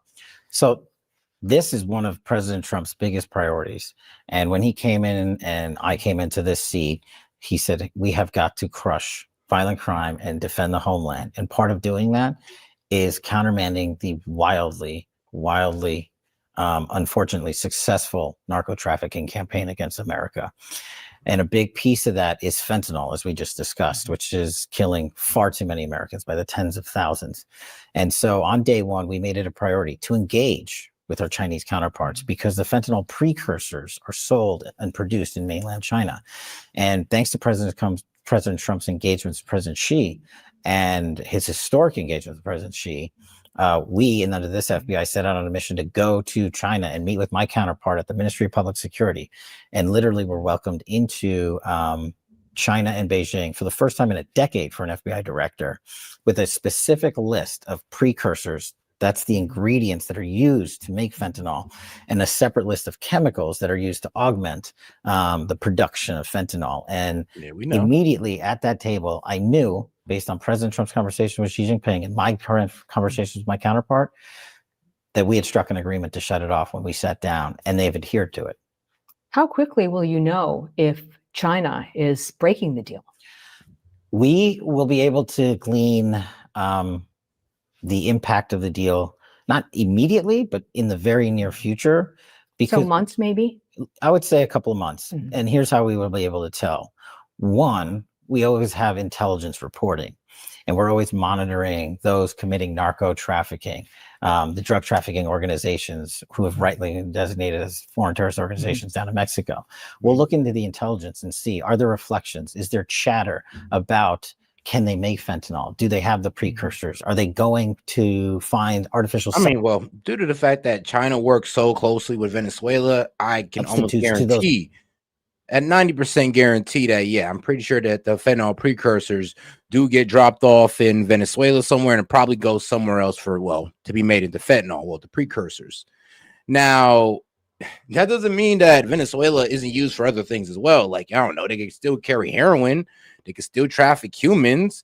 I mean, cocaine, these are all things that could still be trafficked out of Venezuela. So it is kind of childish when the mainstream media focuses on just fentanyl, as if there isn't other drugs that is dangerous to the American population. Artificial precursors themselves. Those would be immediate ways for us to find out. And ultimately, we'll just know from the amount. Like, Ned, you fell for my trap card. Like, come on, bruh. Of fentanyl we're seizing and seeing come across the border and into America, and how much is being sold on the streets. And so that'll take a couple of months. Have the consequences of cheating on the deal been communicated to China? I think that is a higher level decision point that the president and Secretary Rubio are engaging on. There's the matter of tariffs, but we in the FBI are just playing our part under that big deal to make sure fentanyl is off. And I think and believe that the Chinese will keep to their commitment on this because of President Trump's leadership. On the Charlie Kirk assassination investigation, you testified recently that more than 20... I don't trust China to do anything, and always try to snake their way out of any fair deal that they signed up for. So we'll see. And that's just, I don't know. Since I've been looking into the history of China and this whole trade war or our economic battles with China, this seems to be what they do all the time. People were on the Discord chat related to the suspect, Tyler Robinson. Have you spoken to those people? Is it now a larger universe of 20 people? Well, so with the Charlie case, it's a matter that is being led by the state authorities in Utah because it is a homicide investigation that is being prosecuted by the state. So us as the FBI are partners and part of that prosecution team. We're not the lead, and it's very much ongoing. So there is a lot of legal process being doled out, and we are committed to issuing every piece of legal process and search warrant that we can to talk to absolutely everyone and anyone who had anything to do with the assassination of my friend. And we're going to continue to do that and also honor the prosecutor's wishes and how we do that and what we release publicly. Respecting that it is an ongoing investigation, is there any evidence of foreign involvement? Is there any evidence that Tyler... Oh, yes. And well, Tyler Robinson. Yeah. So shout out to Candace Owens, because Candace is pretty much saying that there might have been Egyptian foreign involvement. So pretty much there were Egyptian planes that were out, or Egyptian jets that were out during Charlie Kirk's assassination that made some very unusual stops. Actually, it was unusual that they were even around.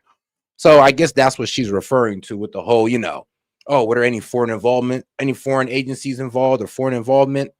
Possibly. To be continued on that one.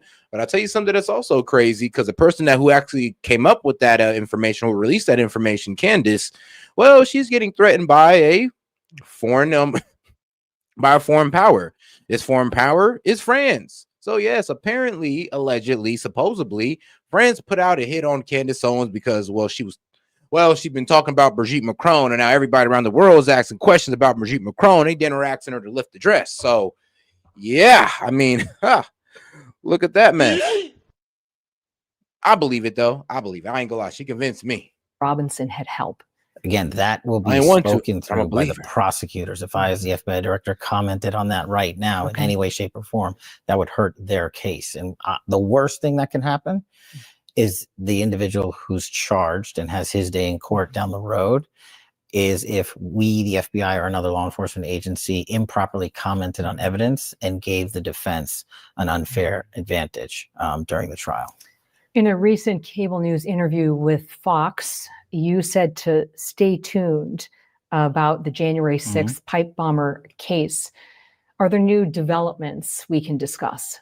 There are new developments. Can we discuss them? Not at this time, but I think you'll be hearing from us soon on it. Are you closer to making an arrest? When we took over the FBI, we knew there was a renewed interest in a lot of cases of great public importance. And of course, this one, where it was alleged that someone went to the United States Capitol grounds and planted a bomb to possibly blow up then Vice President Kamala Harris or other Republicans and other Democrats on Capitol Hill was one we felt important enough to redouble our investigative tactics. And that's what we've done. And like we did in the Comey case, when we made presentations in court, when the American public finds out the presentations we will be making, if we get to a judicial decision, then they will see how much was missed in this case.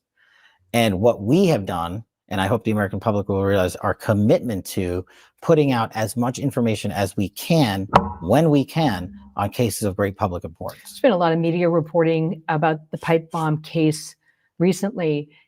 Have there been any significant breakthroughs for the FBI in recent days? Yes.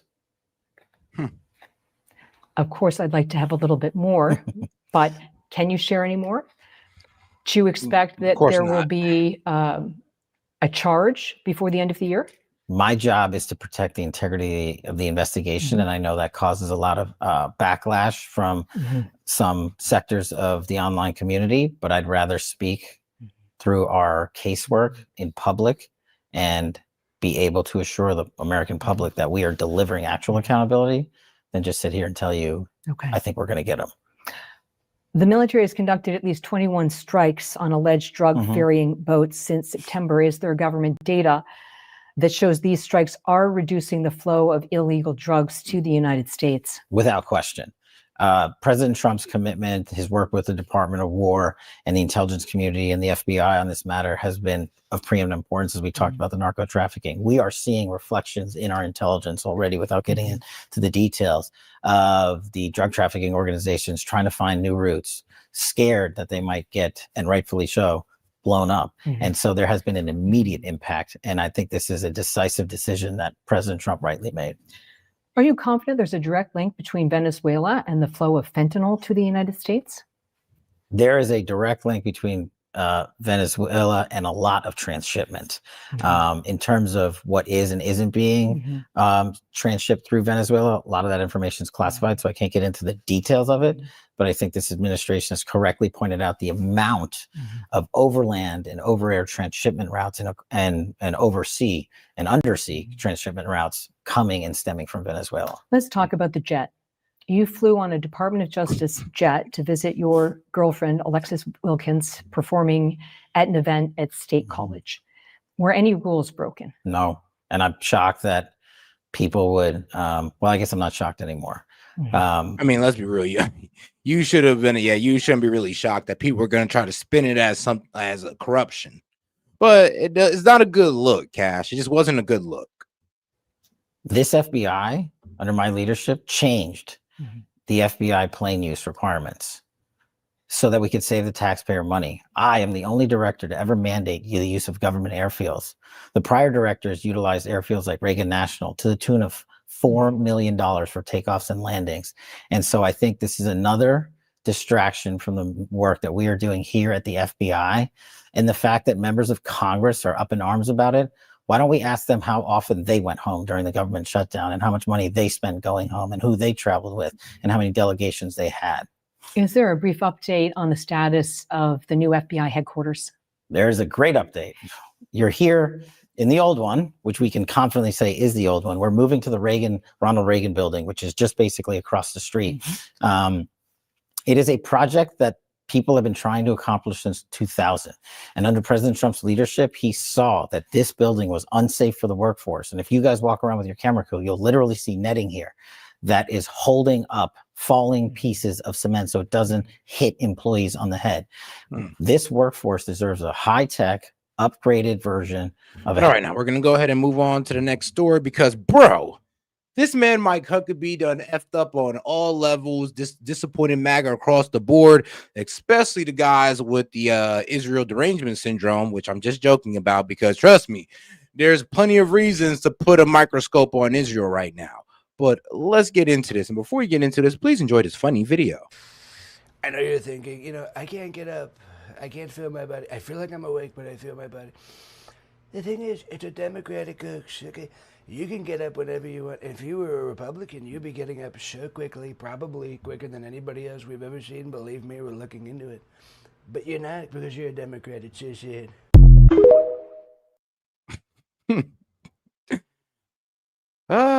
Funny, but this won't be so funny.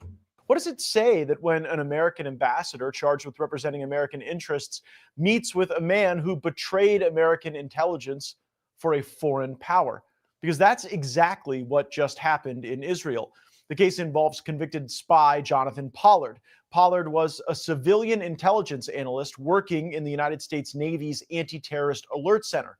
In that role, he had broad access to extremely sensitive intelligence, signals intelligence, human intelligence, summaries, satellite imagery, and compartmentalized material normally walled off from lower-level analysts.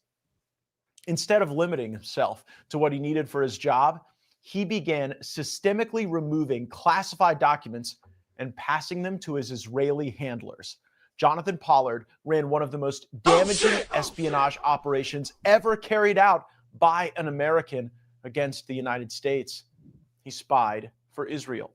The scale was enormous. Pollard didn't hand over a few files. He delivered suitcases at a time. One concrete, well-documented detail: he once rolled a shopping cart full of classified binders out of his office and into his car. He delivered them to his Israeli contact who had rented out a Washington, D.C. safe house specifically to photograph the material provided by Pollard. These files included detailed U.S. intelligence estimates on foreign military capabilities, sources and methods reports revealing how the U.S. gathered intelligence at this critical time, NSA intercepts, and raw signals intelligence that were normally among the most tightly protected documents in the entire government.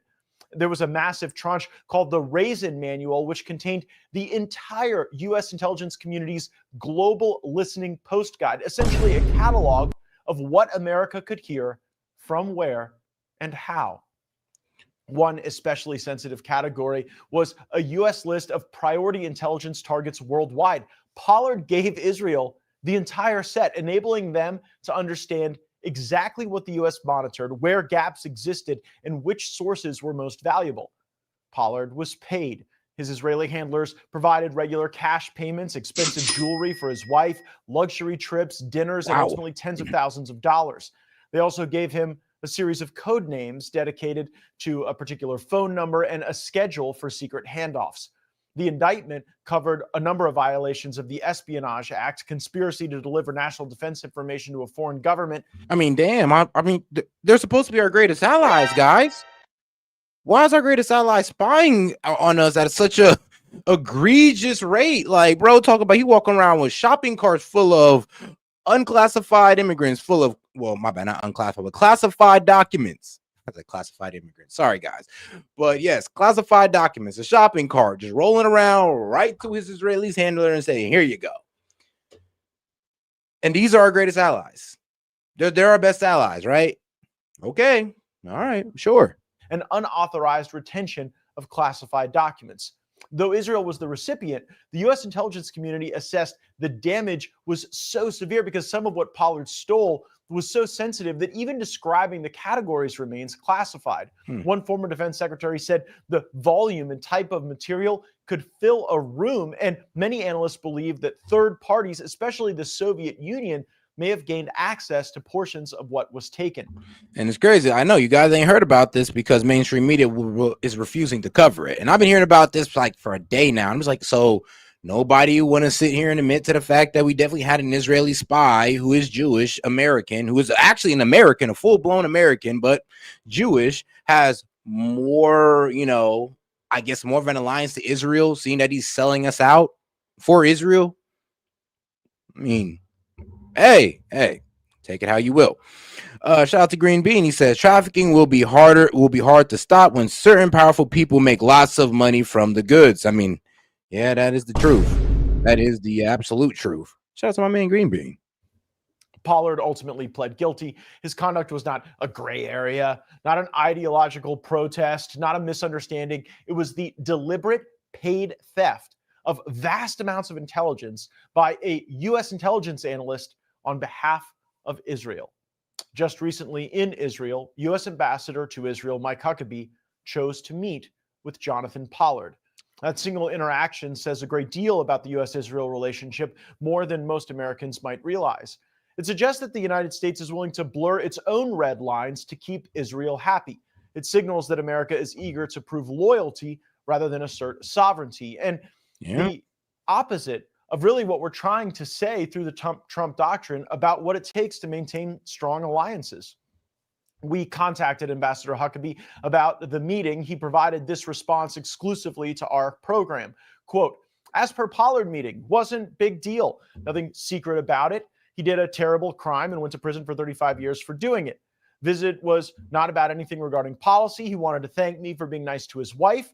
She passed away when I met her. I meet with people regularly who are considered nefarious by some. For example, I even meet with New York Times reporters. That's how generous I can be. I'm done. Sure when we talk, there will be people. Bruh, New York Times reporters is not on the same levels as Israeli spies who literally sit there and steal information and give to our, enemies. I mean, what? Bruh, I'd rather meet with a New York Times reporter than meet up with an Israeli spy or any spy from any country. Who castigate me for that too. We've invited Ambassador Huckabee to be on the program, and we hope that we'll be able to make that happen soon. And by the way, when that happens, there probably will be people that disagree. There probably will be people who indeed say that one shouldn't platform someone who they disagree with both ways.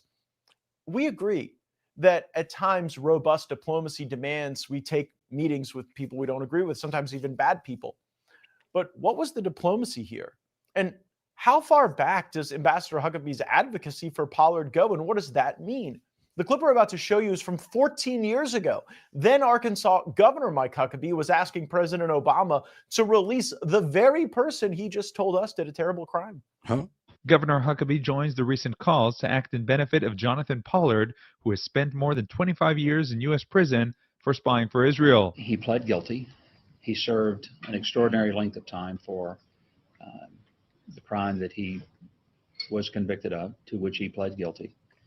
And it would seem to now be, I think, a matter of goodwill and a good faith gesture for the president to give clemency and release him. Jonathan Pollard wasn't a political figure or diplomat. He wasn't a public advocate. He was an American intelligence analyst who stole classified secrets and delivered them to Israel. That fact alone is surprising to a lot of people to hear. Allies aren't supposed to spy on each other at this scale.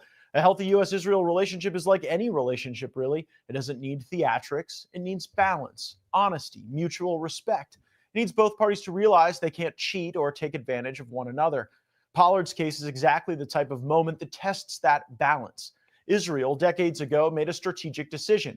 It wanted intelligence. It couldn't get through cooperation. And so Israel authorized spying on the United States, its financial benefactor. Yep. The U.S. prosecutor. That's the disrespectful part about it. I mean, like, dog, we help y'all out with the Middle. We help y'all guys out in the Middle East.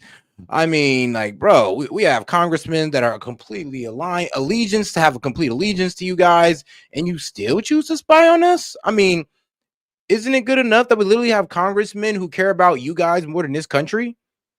Like, isn't that enough? Like Ted Cruz literally saying, I became a politician, or I guess a senator, to help out Israel, to be a help of Israel, not to help out his constituents, but to be a greater help for Israel. Like, isn't that not enough for you guys? Do you really need the spying when you got such a loyalist in our government? Do you really need it? But all right, let's go to the next very interesting story of, Candace Owens has been threatened with assassination. Pretty much says Candace Owens is slated for termination. Well, let's see it. Let's hear where this goes. Today, a 30-year FBI veteran just broke cover with one sentence that should freeze every American's blood. Candace Owens is greenlit. Contract paid. Their winter solstice blood sacrifice window opens in 27 days. All the red flags are screaming. The Bureau isn't hunting terrorists anymore. It's guarding the global elite's kill lists. Assassination season is here. Real contracts, real money, real ritual timing. The FBI veteran says that if we ignore this warning, then America wakes up to a winter of blood, bodies, and psychological terror on our own streets. Embrace the warning, and for the first time in 700 years, the oldest bloodlines will go hungry. Today's video is brought to you by VP.net. Of course. The only VPN. Check the date, September the 15th. If you haven't watched that video. All right, so leaked CIA files reveal plans to assassinate Charlie Kirk. Tucker Carlson, and Candace Owens on live television. Damn. So somebody put together a list of Candace, Kirk, Tucker, put them together and said, yeah, these guys are talking about, what did these guys have in common? Besides being on the right, what talking point did they have in common to just get them put on an assassination list? Because obviously it wasn't just because they're on the right.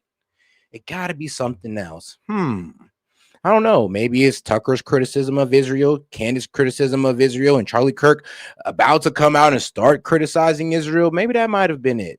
And I'm not definite about that because it just could be, you know, leftist lunatics in other countries or in our own country just want these people dead because of how much influence they got. There's that lane as well.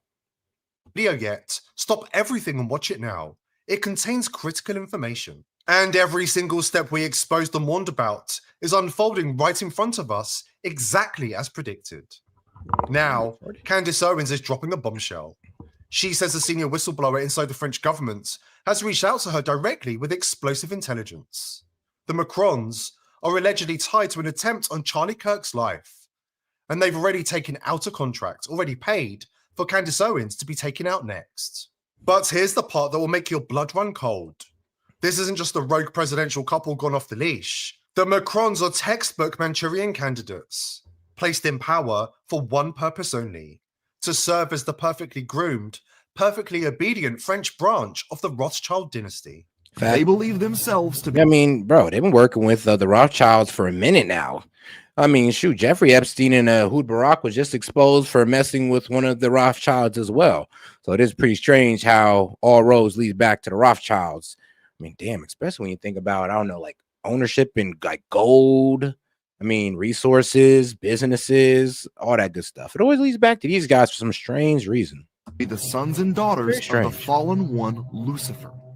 The elite are obsessed with the likes of Aleister Crowley and engage in the disgusting rituals he prescribed, which includes the consumption of bodily fluids and child sacrifice. The ruling so-called elite certainly view themselves as a race apart. But who are they? Typically, the elite come from certain ancient bloodlines.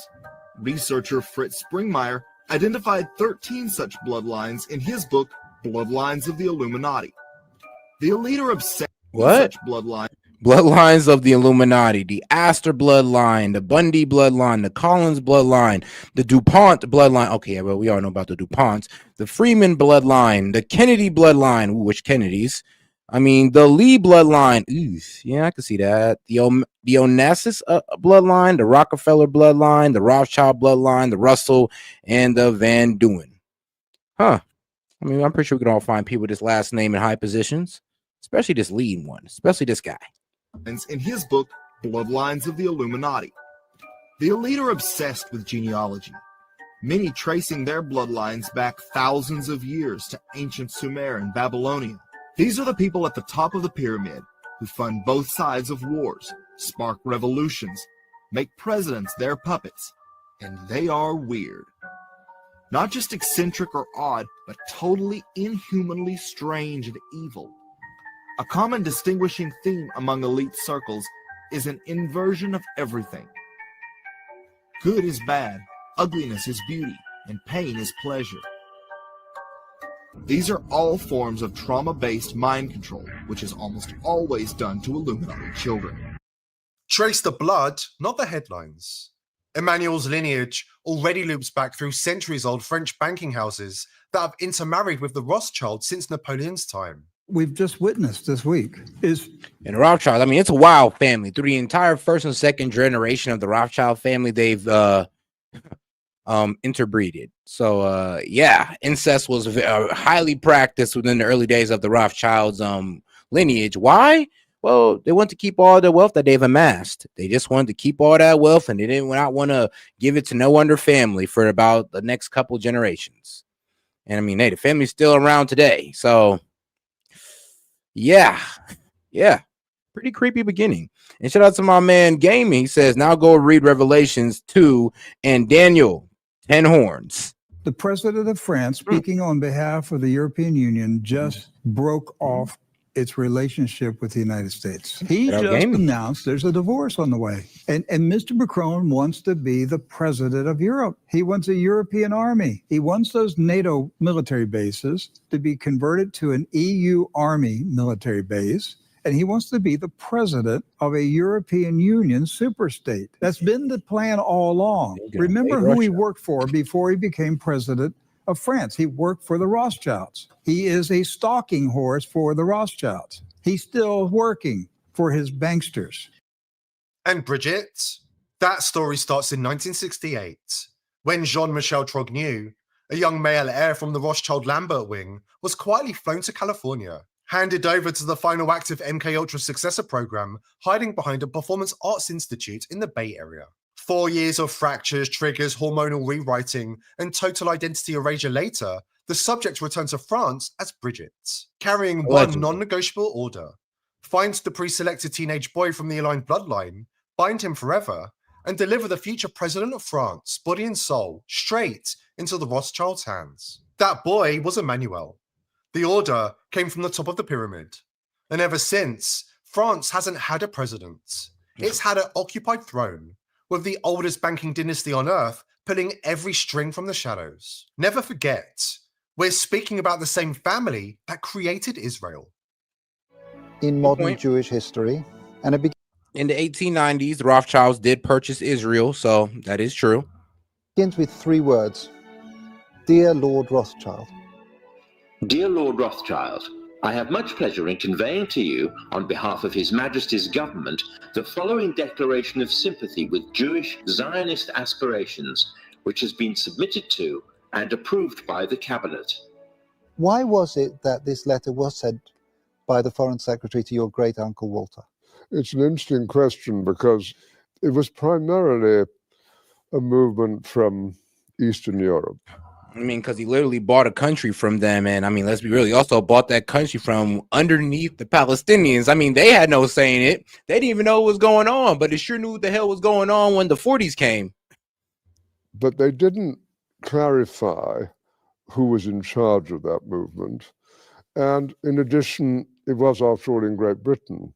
So they felt that the Rothschild family should be the one to whom it was addressed.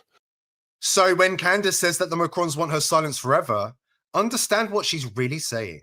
This isn't about a scandal or a single rogue couple. This is an ancient bloodline defending its interests with lethal force. Emmanuel himself, he's never been the one in control. He's a compromised puppet, an Illuminati frontman. Need proof? He recently unveiled his grand strategic plan for Ukraine. Watch him as he confidently jabs at the map, pointing out key cities like a seasoned general, while staring at Ukraine completely upside down. Et depuis 3 ans, on a en effet la guerre dans cette zone que vous voyez, qui est en rose un peu plus foncé. Et ce qui est limité en jaune là, eh bien, c'est ce que la Russie veut conquérir en quelque sorte. Turns out the global elite's favorite puppets have a bizarre habit of broadcasting their incompetence to the world. Case in point, George W. Bush on 9/11. Solemnly. Oh yeah, when he was reading, he had the thing upside down, and I was like, well, this isn't a good look. Reading children's books upside down. But never make the mistake of laughing too hard at the clown show. I mean, let's be real though. Like I remember one of the main critiques about George W. Bush I was hearing growing up, he was this complete nepto baby. Just came up through complete nepotism and all that wild stuff. Actually, I remember there was even like these radical conspiracies saying that his dad kind of paid his way through school because he had bad grades. I mean, even wild stuff like that. These people and the ancient interests they answer to deal in blood sacrifices, and they are lethal when cornered. We're going to a break right now, but when we come back, the FBI insider is on the line. He's going to lay out exactly what phase 2 of the assassination season looks like, and the one narrow escape window that Candace Owens still has to get out alive. Today's and I mean, shoot, like I said, I'm praying for Candace though. Like I said, hey, look, I know some of y'all think she crazy, but you don't want her to die now. I mean, if you wanted her to die, then I'll be real with you. This is more to her just being crazy than to you. But let's be real. We want this so-called crazy lady to be alive and be able to raise her children. I mean, even if you don't agree with what she says, Candace shouldn't be killed. Like I would hope we'd all sit there and agree to that, right? Right. And if Candace Owens was to get killed, oh, bro, oh man, trust me, it's gonna be it's not gonna be good. Never stops the ancient practice. They just moved it off the altar and into the headlines. For centuries, the bloodlines have fed on ritual sacrifice to renew their grip. Children in the tunnels, adrenochrome in the chalices, timed deaths at the turning of the equinox. The evidence never vanished. It was simply reclassified as conspiracy theory the moment the cameras got too close. Ask Oprah. Go back to her 1980s shows. She stood in front of millions, describing satanic ritual abuse, multi-generational bloodlines, children rescued with symbols carved into their skin. Now she calls the same material dangerous misinformation and smirks with her celebrity friends on private islands. What happened, Oprah? You come from generations of ritualistic abuse? Yes, my family has an extensive family tree, and they keep track of who's been involved and who hasn't been involved. And it's gone back to like 1700. What the? And so you were... Right. I was born into a family that believes in this. And this is does everyone else think it's a nice Jewish family? Oh. From the outside, you appear to be a nice Jewish girl. Definitely. And you all are worshiping the devil inside the home? Right. What? There's other Jewish families across the country. What? Yo, I ain't never seen this Oprah episode, but I ain't gonna lie. Due to the quality, I doubt I would have.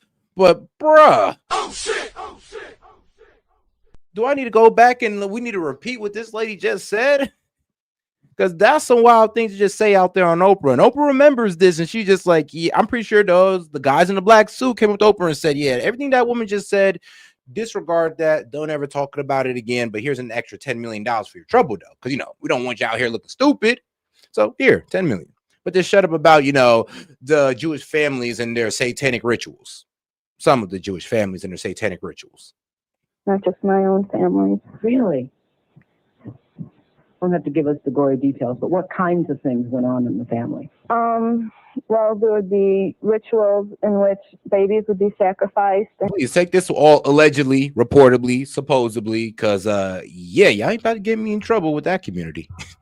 I'm already in trouble with them. So we're gonna all this is alleged, reportedly, and you were just set to assume that it might be fake. And you would have to, babies. There were people who bred babies in their family. No one would know about it. A lot of people were overweight, so you couldn't tell if they were pregnant or not. Or they would supposedly go away for a while and then come back. The other thing I want to point out, not all Jewish people sacrifice babies. I mean, no, it's not a very we kind of know thing. that. Yeah, we knew that. This is the first time I heard of any Jewish people sacrificing babies. But anyway, so you witnessed the sacrifice.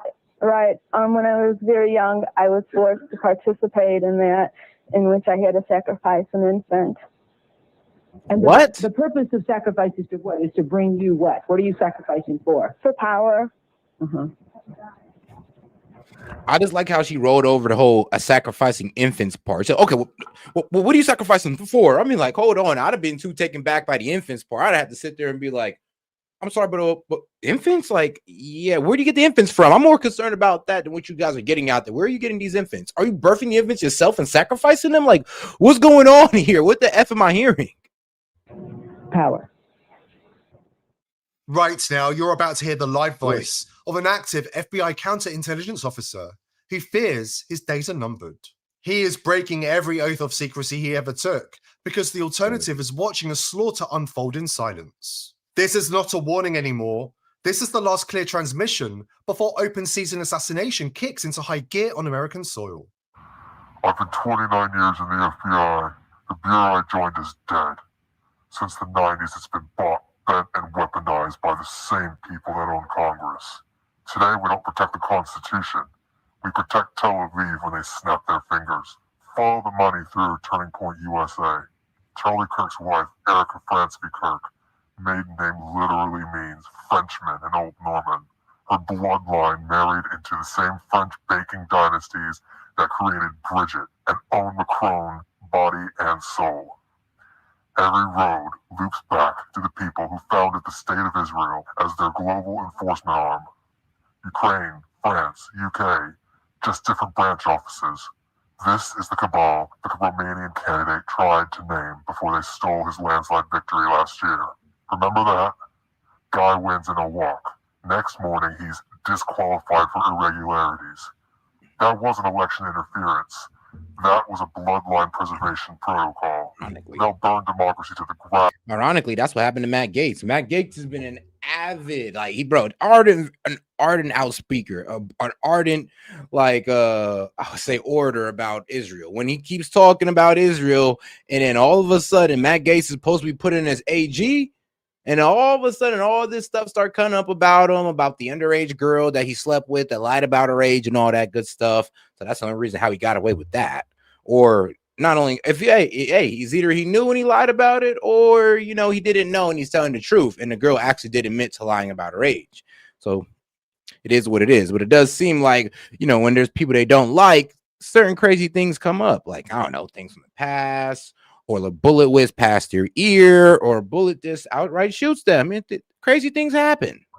Before they let an uncompromised man near power. When votes don't work, they sacrifice. Real ritual sacrifice. Timed to solstices. Winter 2025 window opens in 4 weeks. Codename Winter Haven.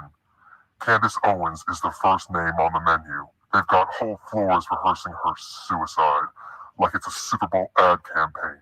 Damn. Candace's only play is full offense. Now that would be so, oh man, and they just sold it so smooth to everybody. If they was able to take Candace out in a way to look like suicide, I promise. Oh, she was going crazy. Oh, I heard her husband was gonna divorce her anyway. Oh, she was actually insane and she was going through a lot. She was a troubled mind and we just ignored her as she crashed out on television. Now she's dead, even though it was really the government. But no, guys, it was mental illness. Yeah, and that's going to be the story they sell us if Candace Owens dies and they try to report it as a suicide. I mean, damn. Well, now that they call it out, it's going to be hard to believe it actually does happen. And she knows exactly what that means. She has until December 18th to go loud, public, nuclear, receipts, names, bank routes, all of it. Do it before the 18th and the contract turns radioactive. After the 18th, the ritual clock starts and they will not stop. 25 days. Make them bleed daylight or the snow turns red. True. And you got to understand, I mean, when they say they'll do whatever they want, it's a go. She might have to get shot at. They might wait for her to be on the road, run her off the road. God forbid her children's in the car. And all of it will be recorded as a dreadful accident or suicide. We'll see where this goes. Truth is their kryptonite. Censorship is their game.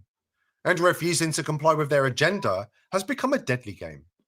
If you're digging into dangerous topics, doing real research, asking questions they don't want asked, you need to protect yourself. You need to stay invisible. The threat is real. Your identity, your passwords, your fingerprints, your bank accounts, everything that defines you can be turned into a weapon. They use data as leverage. They collect, profile, compromise, and destroy. That's their playbook. Control through exposure. Israel is turning every single Samsung phone into a surveillance device. Do you have a Samsung phone? You might want to pay attention. What? App Cloud pre-installed, impossible to delete. It knows your location. It knows your fingerprint. It knows your IP address. It knows every text, every call, and every search that you make. Did you know that? This isn't just data collection. This is blackmail material. Imagine. Dang, they found a way. Well, I'm pretty sure, because I think the easiest things they was getting into were the iPhones. Now they're just like, oh, you thought you Samsung, you thought you Android user was safe? Oh no, we found a way for y'all too. And trust me, I mean, it's either you got an Apple or a Samsung. I mean, those are the top 2 selling phones in the market. So you either got either or, of course, LG. There's LG, of course, in third, or maybe Google Pixel. It's with, I don't know, third place is either Google Pixel or LG phones. The power that Israel now has to know who's criticizing them, to know who's organizing against them, to know who's a threat. They will use this against American citizens, against politicians, against businesses. But the tables are turning. We know their methods, and we know how to fight back. Head to bp.net/TPV to see how you can disappear from their systems before they decide you're a problem. The elite aren't just corrupt, They're predators at war with humanity itself. And now that the mosque is slipping, they're cornered. And when monsters get cornered, they lash out. If you're not protecting yourself online, you need to take action right now. If you're using a traditional VPN, cancel your subscription right now. Here's what they don't want you to know. The VPN Now, let's go ahead and move on to probably will be one of the most controversial Piers Morgan's episodes of the year until this man invites on Nick Fuentes himself, which would he ain't going to get too much congratulations for that. There'll be no hand clapping, just straight condemning. But all right, now let's get over to our man Piers Morgan. Definition of white supremacy. Nick Fuentes divides MAGA with Jake Shields and Rabbi Shmuley. And if you know who Jake Shields is, you already know it's about to get crazy. And hopefully Jake Shields don't say some things that I'm almost sure he's going to say exactly what I don't need this man to say right now. What is your view of Fuentes? I think number one, he's a white supremacist, and I think he's an opportunist that has figured out how to make money being a white supremacist. Your negligence to acknowledge the fact that his fans, his constituents, have been following him for 10 years. You know, this what's that got to do with his anti-Semitism? Hitler had followers. Nick Fuentes is not MAGA. He's MAG-GIT. He trades in being a subhuman, mentally and conspiracy-minded Neanderthal knuckle-dragger. He's speaking to Generation Z because they feel left out. Housing costs are going up. Trump has betrayed us. You can't expect me to be silent when someone denies the Holocaust in front of the entire world. And let me just be clear. I didn't deny the Holocaust. I think the number was exaggerated. You don't give an SHIT about 6 million Jews being killed. We know This weekend, the Jerusalem Post published an editorial calling for the Pope to condemn Nick Fuentes. It's that is evidence of a man and a movement which many would rather pretend was. Oh, guys, and make sure you send in any any comments, jokes, disagreements you have. Set it in $2 and up so we can go ahead and work towards getting that call-in line open, because right now we are at 46. So appreciate the support, guys. Let's keep it going. The purely online phenomenon has become a very mainstream matter. As we've talked about on this show, conservatives are openly split between those who believe the likes of Fuentes should be silenced and ignored, and those who believe the right is now dabbling in its own form of cancel culture, especially when it comes to the other major dividing line of Israel. More to the point, many of the people clutching their pearls on both sides of the argument are failing to ask why he got so popular in the first place, and whether MAGA needed and still needs the movement many would now like to disavow. Well, joining me to debate all this is Jake Shields from Fight Back Podcast, Ben Ferguson, co-host of The Verdict with Ted Cruz, Rabbi Shmuley, author of probably the most controversial podcast on the internet, Fight Back Podcast, often known as America's Rabbi, and Richard Black, the founder of the Safari Journal Company and right-wing commentator. Okay, welcome to all of you. Rabbi Shmuley, welcome back. Hey, and shout out to Dr. Luke the GOAT. Long time no see, my friend. He says blessings from Wisconsin. Hey, I appreciate it, Luke, man. Happy to see you. To Uncensored. Nick Fuentes has a growing number of followers, a growing amount of influence. The more people have tried to cancel him, the more his views have become more widely disseminated and the more popular he seems to have got. What do you feel about this? And what do you think should be done about it? Nick Fuentes is not MAGA. He's MAG-GIT. He trades in being a subhuman, mentally and conspiracy-minded Neanderthal knuckle-dragger. He is utterly ignorant. He knows no history. And his MAGA is Make America. I mean, obviously, he never listened to Nick Fuentes before. I mean, you could disagree with the man, but Nick Fuentes is not no idiot. I mean, is he a racist? For sure. Is he controversial? Hell yeah. But a knuckle-dragging idiot? Nah. Shit, I wish. But nah, the kid got some intelligence on him. A German, amen. He is just using a Hitlerian playbook. He says that Hitler is his hero. There's a lot of similarities, of course. You become famous by targeting Jews. He's not anti-Israel. He's an anti-Semite. He's a Holocaust denier. Hitler traded an anti-Semitism beginning in 1921, 22, because it was the way to become the most famous. History has shown if you hate the Jews, Jews are news. So when you ask how did he become so famous, it is specifically his anti-Semitism. The question is he transcendent? Wrong, actually. No, it was Nick Fuentes actually started blowing up, not because of his criticism of Jews. Everybody actually caught on to him when he started. One, he was kind of right about how the Trump administration was going to turn out. And two, it was his extensive coverage on the the Israel and Iran 12-day war, and how there was a lot of clips coming out talking about how the kid was predicting it. So it had nothing to do about his comments about Jewish people. It had everything to do about him being right on the outcome of the Israel-Iran war, 12-day war, and about Trump's presidency. That's it. Actually anti-Semitic, or is he ideologically anti-Semitic? I think it's both. Well, and of course that that one video of him explaining why white people avoid black people, that also went pretty viral as well. But the way he speaks about blacks, that blacks should all be returned to slavery, No. and that if you go to a black neighborhood, you're going to be stabbed in the neck. That they're No. Okay, bro say some wild things about black people, but he ain't never say nothing like that. He says that black people should be in jail for the most part. That's wild to say, but he's not out here wishing death on black people. Nick Fuentes have never went that far. You're thinking of Paul Miller. You're thinking of guys of Paul Miller and like the likes of him. Actually, I could show you a couple guys that's like that. There's guys out there that's literally on TV trying to convince young white kids to go out there and kill black people or anybody that don't look like them. And it's guys like, well, if I could find the video. Well, one's Paul Miller, but the other guy's name I can't find because this guy was reckless. I mean, he has the gun in his hand talking about killing N-words. So yeah, and he's white saying this stuff. So trust me, when you see content like that, you look at guys like Nick Fuentes and it's like, oh, trust me, it's all good. You know, I've heard worse. They're all murderers. We've seen this, of course, with Hitler, who wouldn't even shake Jesse Owens' hands when Jesse Owens dominated the 1936 Olympics, winning 4 gold medals. And you know, but Fuentes is playing with fire because in the same way, neither did we. Neither did we. I mean, you're right. Hitler didn't shake Jesse Owens' hands. They tried to get him to take a picture with Jesse Owens, but Hitler said, hell nah.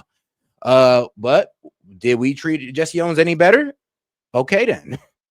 Well, I would say, did America back then treat Jesse Owens any better? Okay, then.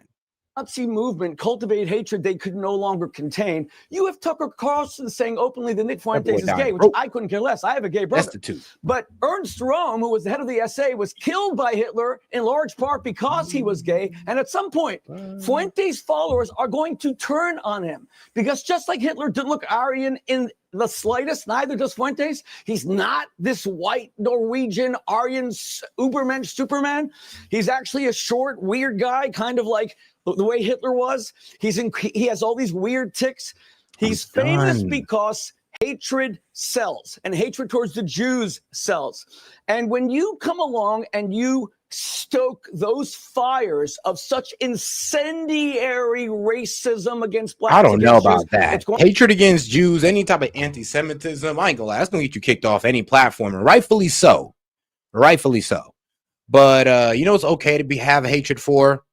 Shoot, everybody else except for Jews. I mean, look how crazy people go on Muslims, and you don't ever see nobody getting censored for that. You don't see nobody losing channel or getting strikes for that.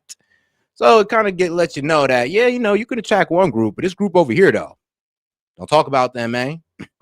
Going to turn on you. They own everything, allegedly, reportedly, supposedly. And I think Fuentes is really at risk from his own people. I'm never going to touch him. I wish him a long life and increasing marginalization and invisibility. But I think that his own maggot movement is going to turn on him. All right, Richie Black, I can see you pulling some faces there, so you can respond.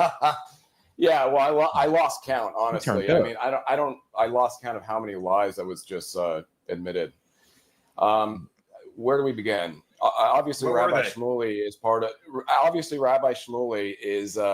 part of the tone deaf majority who are more than likely the cause of the rise of Nick Fuentes. When you start off the conversation with lobbying insults, first and foremost, and mentioning something about his... All right, guys, this is who they're confusing Nick Fuentes with. Because there's a lot of guys that actually do what that man's saying. A lot of them.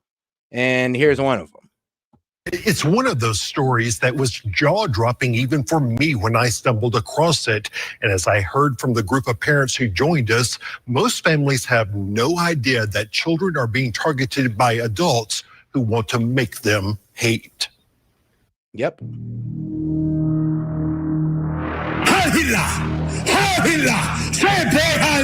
For most parents, it's a hate that seems worlds away. Oh my God, bro. You are a Jewish science experiment, bro.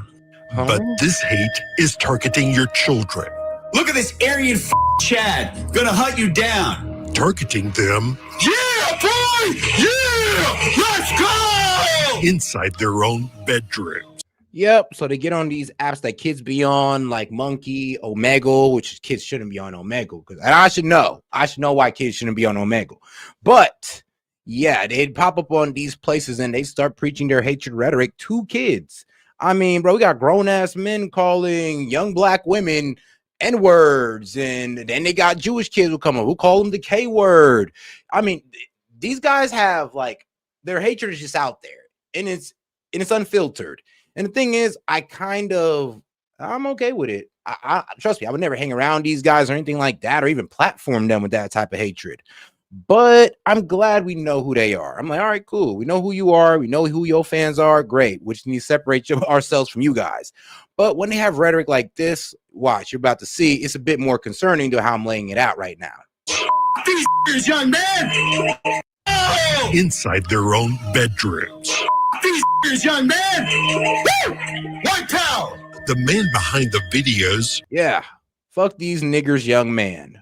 White power. That is literally what that guy's saying. He's out there in the streets, and like I said, he's like low-key probably a more popular version of Paul Miller, because I thought Paul Miller would probably be on, Channel 5 News before this guy.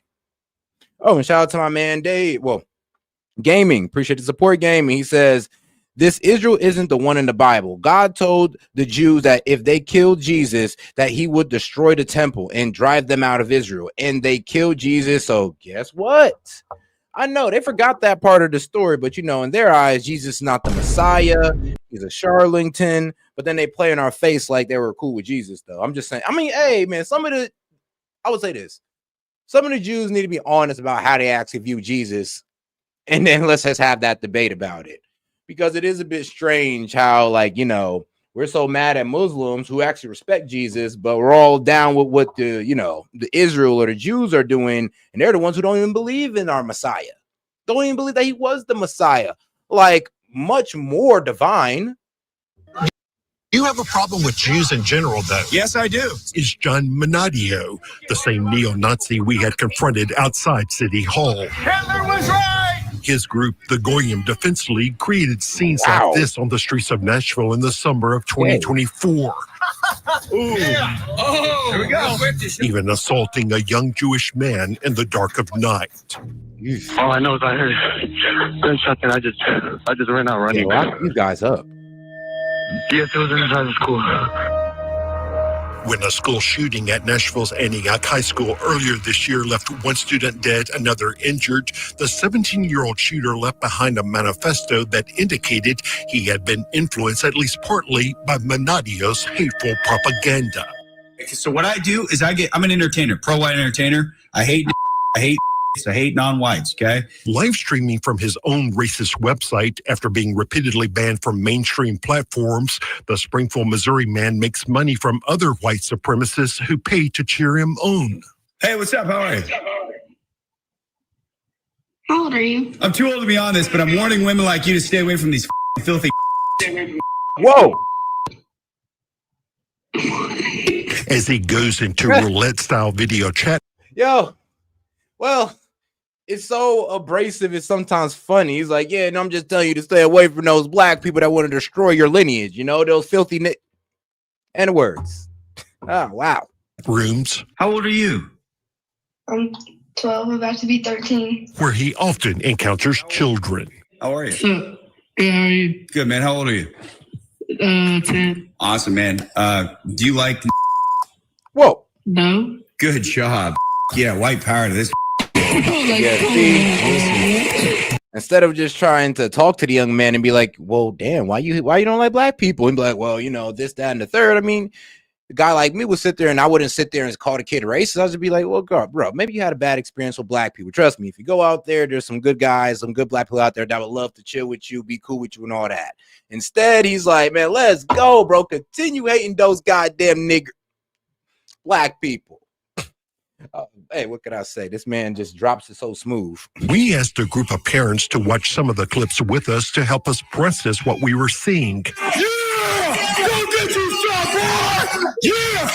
These yeah! How Manadio's theatrics, including use of filters to change his appearance, have made him a celebrity among some kids, while others... You be proud to be white and we're going to bury you. Stop just to take in his shocking displays of cruelty. Well, listen, I was planning on shooting up like a black skull.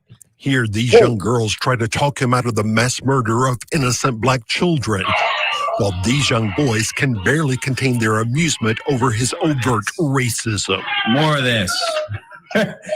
Yeah. First reaction? So sad. And that's what I'm saying. Like, it was so disturbing about this is he's literally targeting like the youth, like kids, to get him to, you know, believe how he believes and don't even get them to change off it. That's what they confuse Nick Fuentes for. A guy like that. If you watch Nick Fuentes content, it is the low-key the complete opposite of that, believe it or not. Oh man, they said like, you don't know racist. I'm like, oh, trust me, I know real racist, and that was one. That's why you trying to call Trump a racist, and anybody who agrees with Trump a racist is absolutely hilarious to me. Because I can show you real racist, obviously. You're completely neglecting the fact that at this point, and in my generation in particular, we see this as an emergency. We don't care about what he looks like. You know, mentioning that Hitler killed Strom because he was homosexual, which is not true. That's obviously a very complicated thing. Or the Jesse Owens statement, which again, I believe Jesse Owens made a statement that Hitler actually called him to congratulate him, and the president of the U.S. at the time did not. So food for Joshua, come on now. You have never heard black people say worse. I have never heard, like, I'll be real with you. I've heard black people have the idea of saying, oh, I just hate all white people. But I've yet to meet a black person that just says, you know what? F it. We're just going to go out there and start shooting up white schools. Come on, bro. You kind of got to be honest with ourselves a little bit. I'm not saying there ain't black people out there that don't think it, but they're not on a platform out there going towards children and promoting it, bro. There really is no defending this.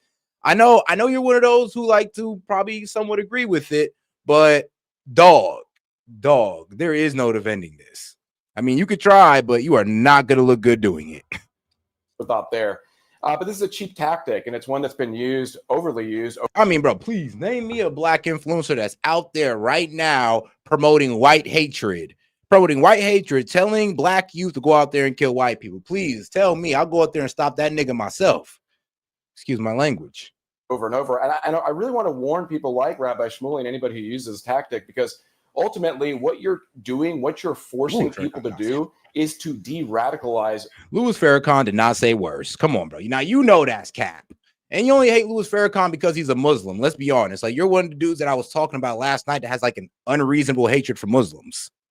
So no, trust me, no. Louis Farrakhan did not go anywhere near that. That type of rhetoric right there, to pull out a gun and start saying, let's go shoot up those white kids. No, Louis Farrakhan never did that. He said some wild things about white people, I'll admit, but he ain't never sit there and promote outright violence against white people. Like, come on now. This movement, de-radicalize these words.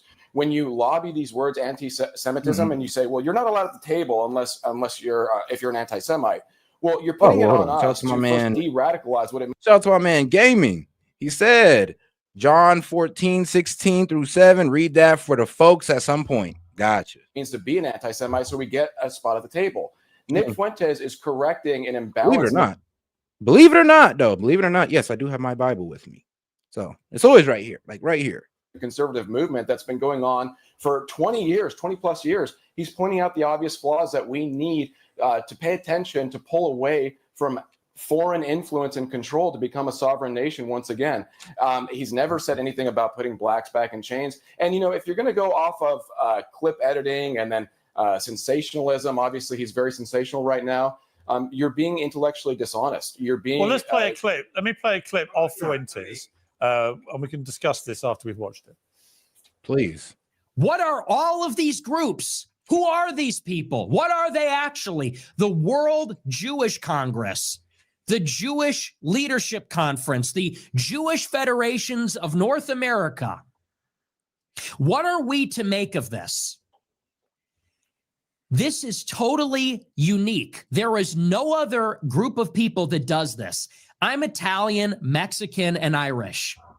Is there anything comparable for any of these groups? Is there a World Irish Congress chaired by billionaires and bankers?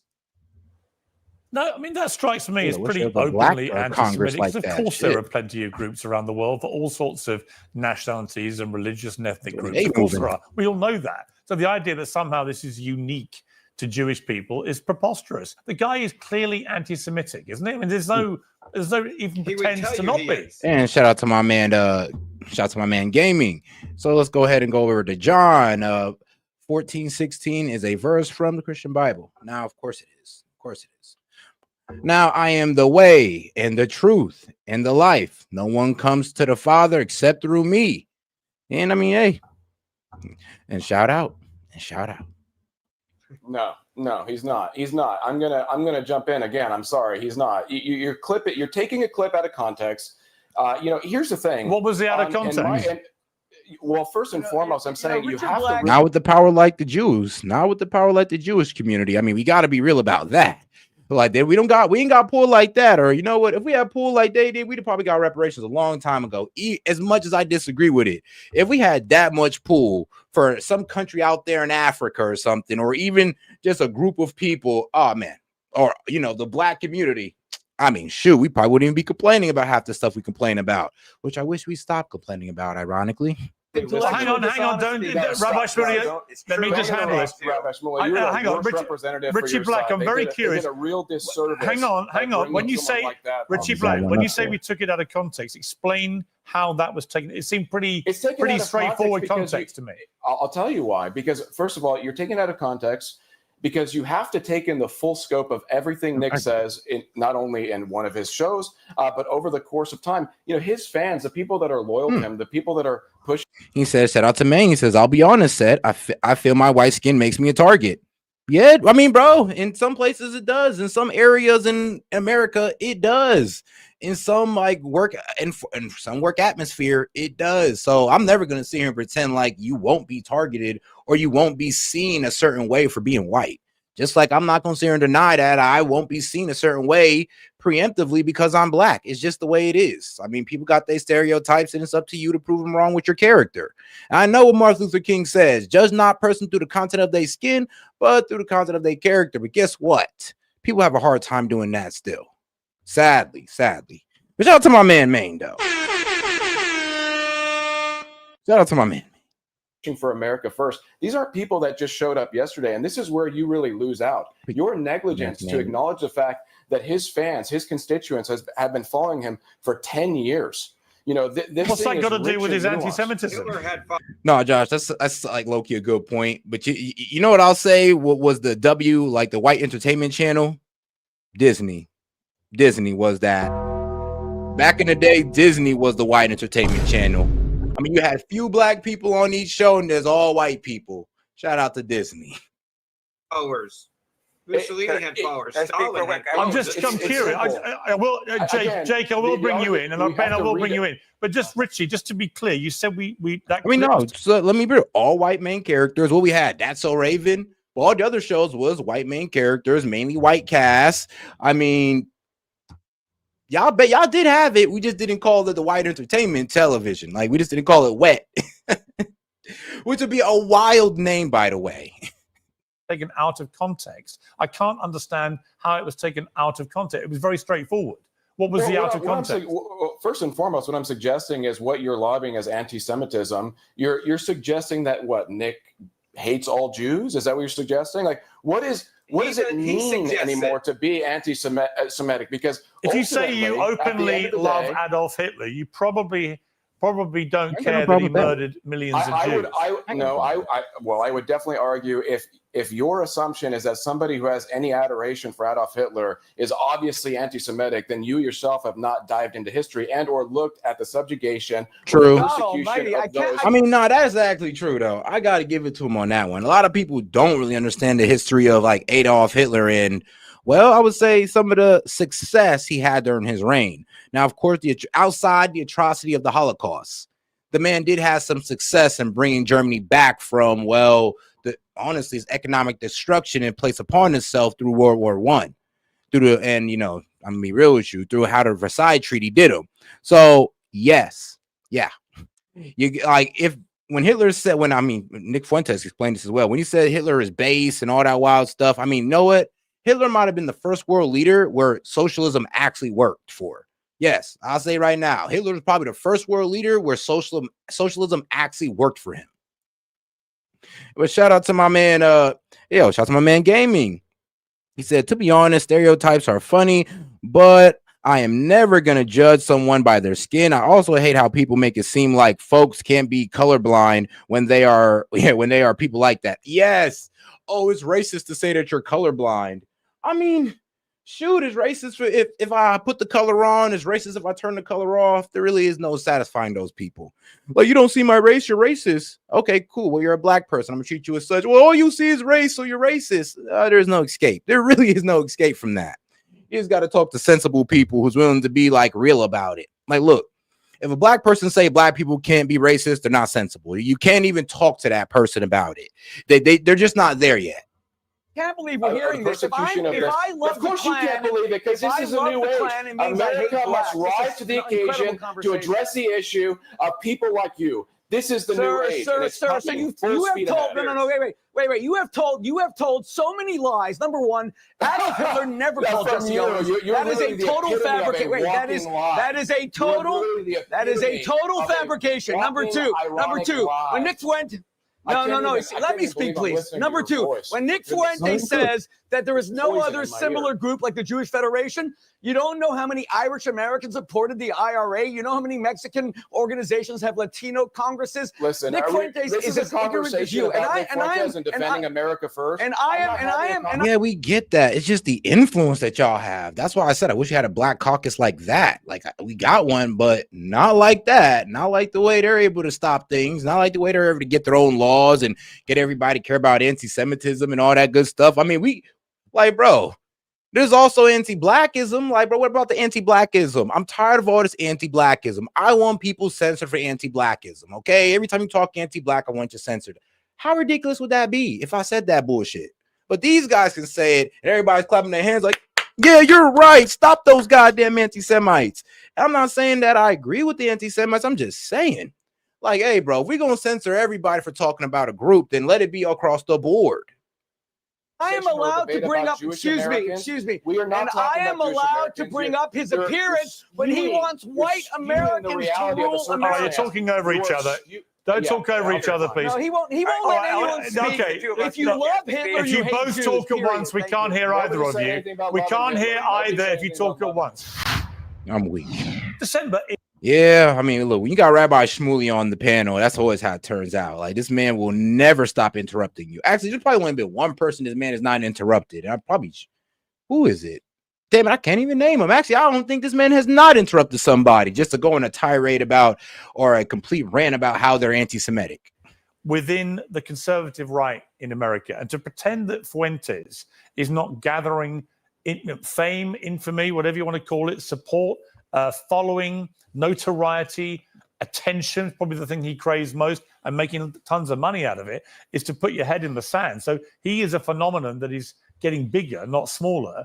What is your view of Fuentes? Obviously, Tucker Carlson sat with him and got criticized for not going hard at him enough and so on. What is your view of Fuentes?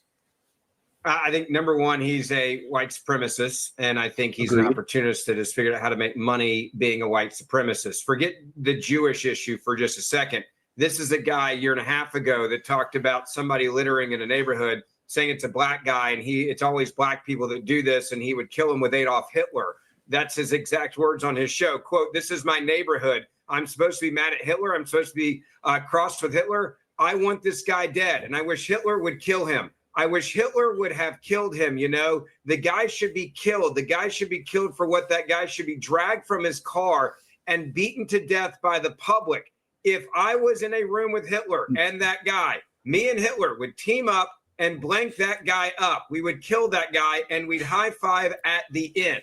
So this is an individual with no context. I mean, whoa, can we like? Yeah, it sounds bad, but can we get some context on that, please? Can we please get some context on that? Like, who are we talking about? Because this is something that we a guy we'd all agree on. Because maybe he's just making a out there joke on. He's like, I hate this guy so much, I would even team up with Hitler to whoop his ass. That's a wild joke to say, but it's kind of funny. What could I say? I have a dark sense of humor. Shout out to my man Maine. No censorship. I want to see it coming. I mean, same here. Same here. Me too. That's why I really don't care about those guys like the guy just shown holding up the AR, talking about how he wants to shoot up black schools. Like, great. No, I want to hear them. I want to see them coming.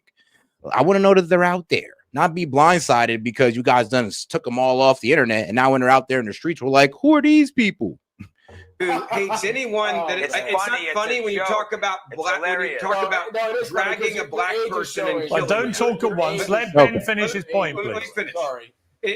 This is the difference between, and I'm glad that you guys are on the show because I actually think it does a great service to show the excommunication in the real conservative movement of white supremacists like you guys that laugh about killing black people or laugh about the Holocaust or deny. Let me finish. Let me just finish. You can talk in a moment. You can. I'm happy to have. I mean, shout out to my man Hellbite. He said it was about a repeat felon. Okay. So yeah, it was about a repeat felon who probably did some stuff that Nick Fuentes didn't agree with or hated that much, where he's like, hey, yo, I'll team up with Hitler to whoop his ass. Like, okay. Well, that's, you pissed off. I mean, when you're willing to team up with a dictator, to whoop somebody's ass, you pissed off at that person. Conversation with you. I go back to the core here with Nick. Nick is an individual that has figured out how to basically use stooges like you guys to make money off of being a white supremacist. He has been excommunicated from anybody that's saying the Republican Party. He is not a part of the Republican Party or movement. There are very few people, and the proof of that is the fact that you can name them. It's Candace Owens, it's Tucker Carlson, it's Nick Fuentes. It's an extremely small group, all of them making money off of. Bro, if they're not MAGA, then MAGA's cooked. That's all I'm going to tell you. If Tucker Carlson is not MAGA, the guy that's speaking up on affordability issue, actually talking to different congressmen that are on the Republican side to run against Republican senators that we don't like, how is that not MAGA? I mean, candidates going all over the world to search for information just to bring us the truth about Charlie Kirk's assassination, about Brigitte Macron, and about Emmanuel Macron and his wife's possible penis. Like, come on now. How is that not America first? It's pure fucking entertainment. And I'm not just, no, of course, I'm down. The Candace side is basic entertainment. But when it comes to Tucker Carlson, Nick Fuentes, they're actually informing the people on how our government is not America first. And this guy's pretty much saying that, oh, well, if you listen to them, you're not America first. I'm sorry, dog, but you can't decide what MAGA is. You can't decide what America first is because I'm pretty sure you're not even America first the way you say you are. And I mean, I thought the main part of MAGA was freedom of speech. So we listen to everybody, regardless if we like what they're saying or not. We don't decide to sit there and say that nobody should talk to them.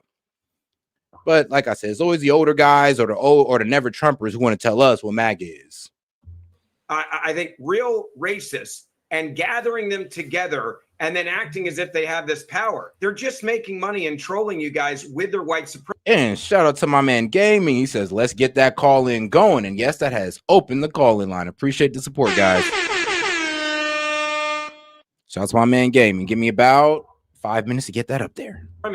So I'm glad that they're being called out. I'm glad that they're being exposed. I think the scary part is they do gather people, just like the KKK did back in the day, just like Adolf Hitler did, just like Mussolini and Stalin and many others have. But the difference here is, at least the conservative movement, many of my good friends in the movement are calling them out on a daily basis because they understand the threat it is to conservatism, and we police our own. So I'm sorry. I mean, yeah, but who call out Tucker Carlson on what? I mean, I get this. You can call out Candace Owens on the whole Charlie Kirk thing because everything's still up in the air. Brigitte Macron, everything is still up in the air when it comes to that.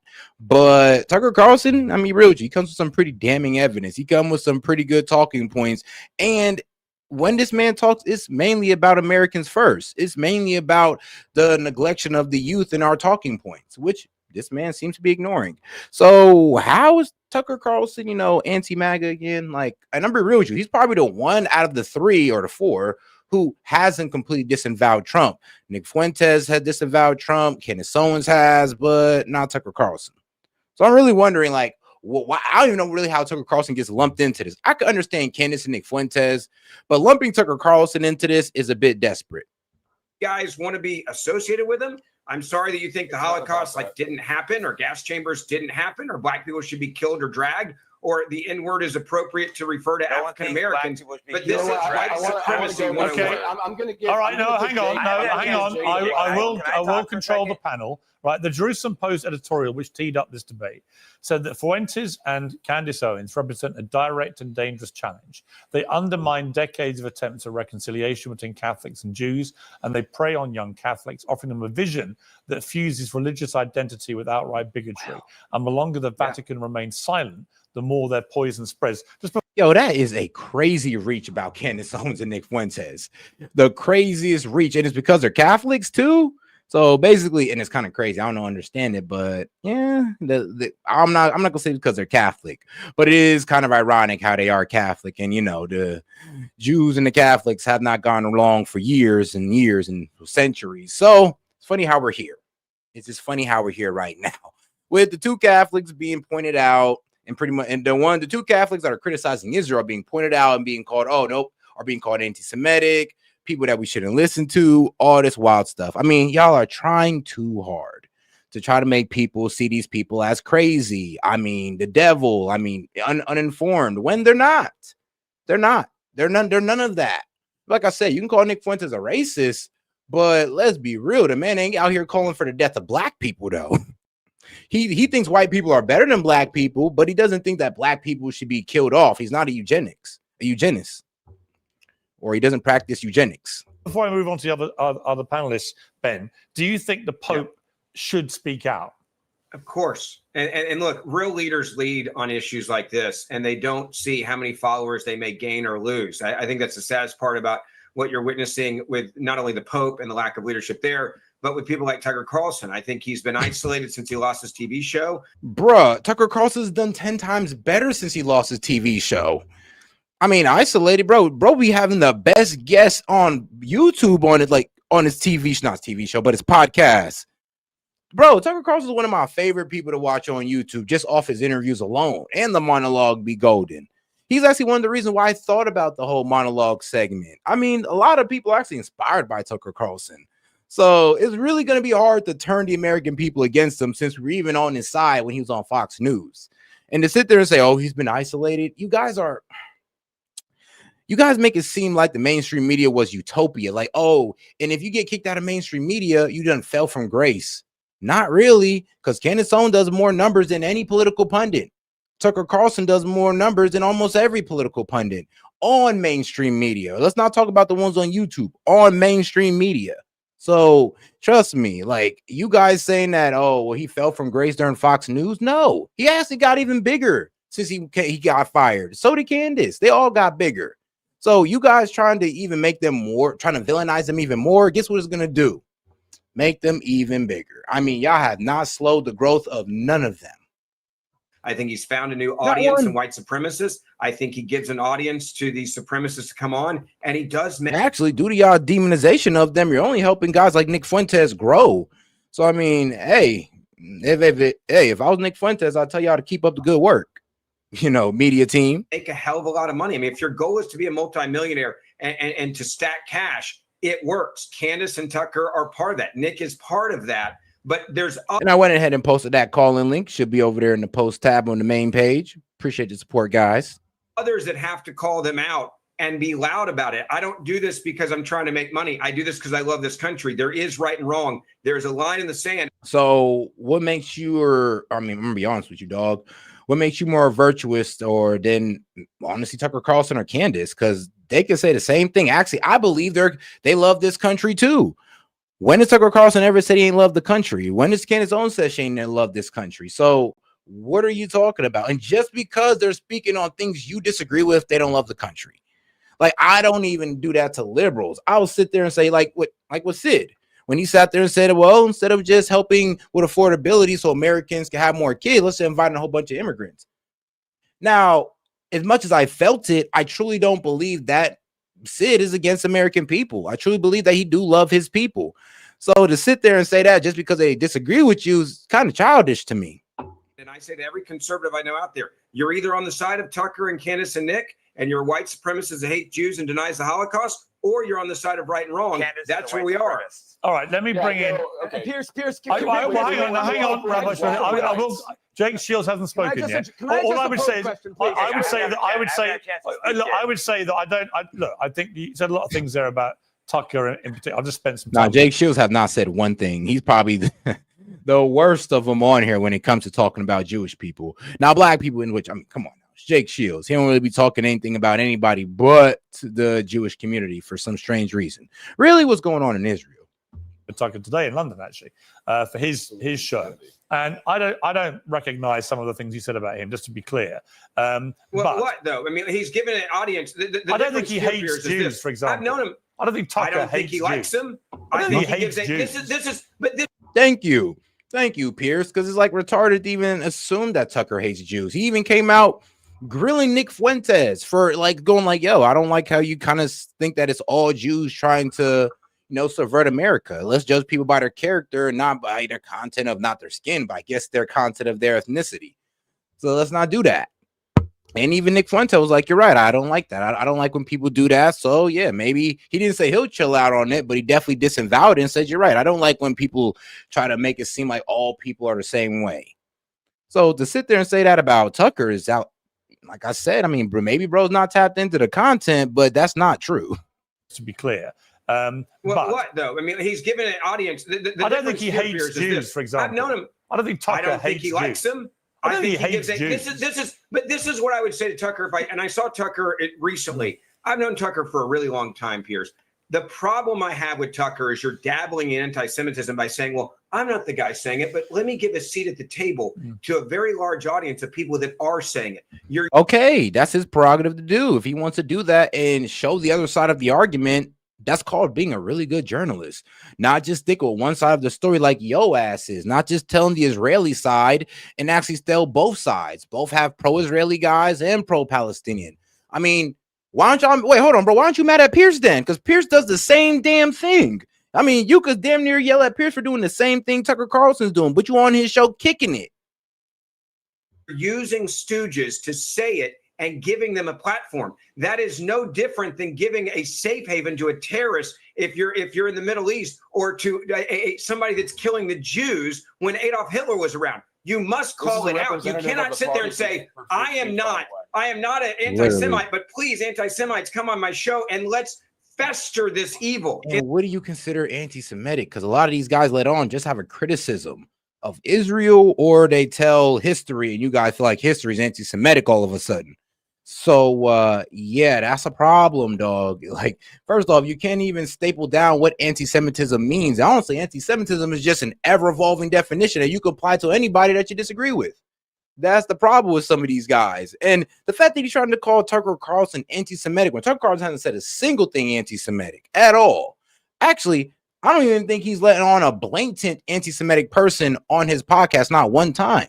People who criticize Israel for sure, but that's not anti-Semitism.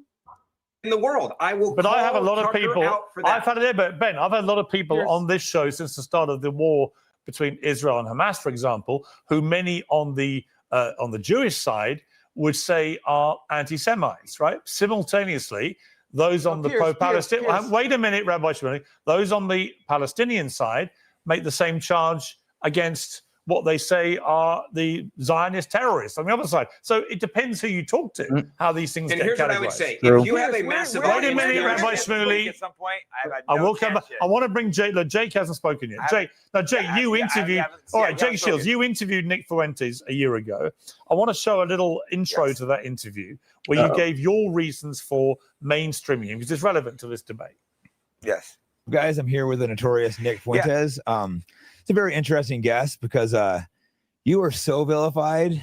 I kind of believed it and fully believe it. I remember hearing like you're Nazi, white supremacist. The only thing I saw was negativity about you. It was this negativity, and you had no voice. You were banned from literally everything. So then I think I started texting you. We had a couple phone calls, and you were so not the guy that I thought you were. And then I don't know, a year ago or something, we met up, had dinner in Chicago, and it was just, you seemed like such a genuine, normal guy. And that's when I'm like, all right, I was completely lied to. I was wrong about this guy. I want to do something, try to help you get mainstream again a little bit, which you are starting to slowly move that direction. I just think it's just crazy how bad they're able to vilify you. I mean, all what I would say, Jake Shields, is it's not that crazy when you judge him by what he's actually said on the. Nah, well, he's talking about the beginning of Nick Fuentes' career, because at the beginning of Nick Fuentes' career, it made no sense how they was doing him. And he wasn't even going as hard. Actually, I think the way Nick Fuentes was done at the beginning of his career turned him into the guy he is today, where he's just saying the most outlandish things about, well, Jewish people. And yes, Nick Fuentes does kind of somewhat bring in a collective guilt when it comes to what Jewish people do, or individual Jewish people do, and damn near try to relate it and say, oh, this is all of them, this is how they all operate, it's one big Jewish conspiracy. He kind of sounds like the guys who are talking about, oh, it's one big Muslim conspiracy to take over the world. Oh, they do the same thing on the Jewish side. Surprise, surprise, right? That's why I don't believe neither, because both sides are radicalized to the umpteenth degree. Record. I'll give you some examples. A lot of women want to be raped. They have to pretend that they don't. And man, to let my man get in on this one, bro. Shout out to Original Gaming. How are you doing, brother? Hey, what's up? I'm gonna keep my voice kind of low because I got some nasty, gnarly tooth pain, but that ain't gonna stop me from doing two things: speaking up and saying what needs to be said and preaching the word of God. Hey man, shout out to my man Gaming. In terms of this, there's a couple things that I don't necessarily agree with. One of them is what you said, and then the second one, I don't agree with nothing nobody is saying on this panel. Is, first of all, I don't believe a debate should ever be like basically a screaming match. Period. That's stupid. If y'all are just gonna shout, you can do that off camera. Literally. Right. Secondly, like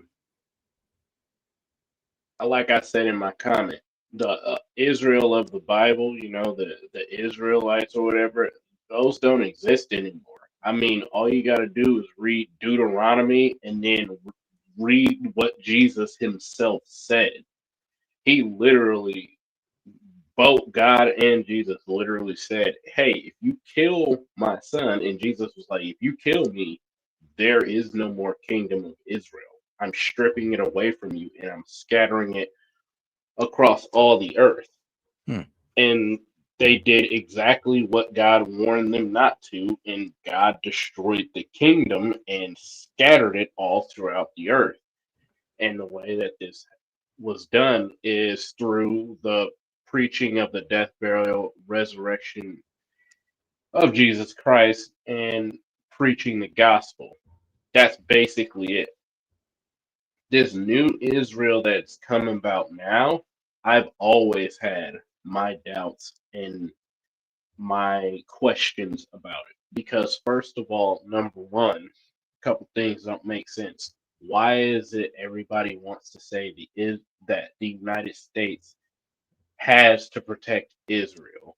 And they always use those verses out of the Bible that said, like, I even argued with my stepdad about this, because he was like, that's one of the reasons why the U.S. was created, was to protect Israel. No, it was actually a punishment for the Jews who killed Jesus.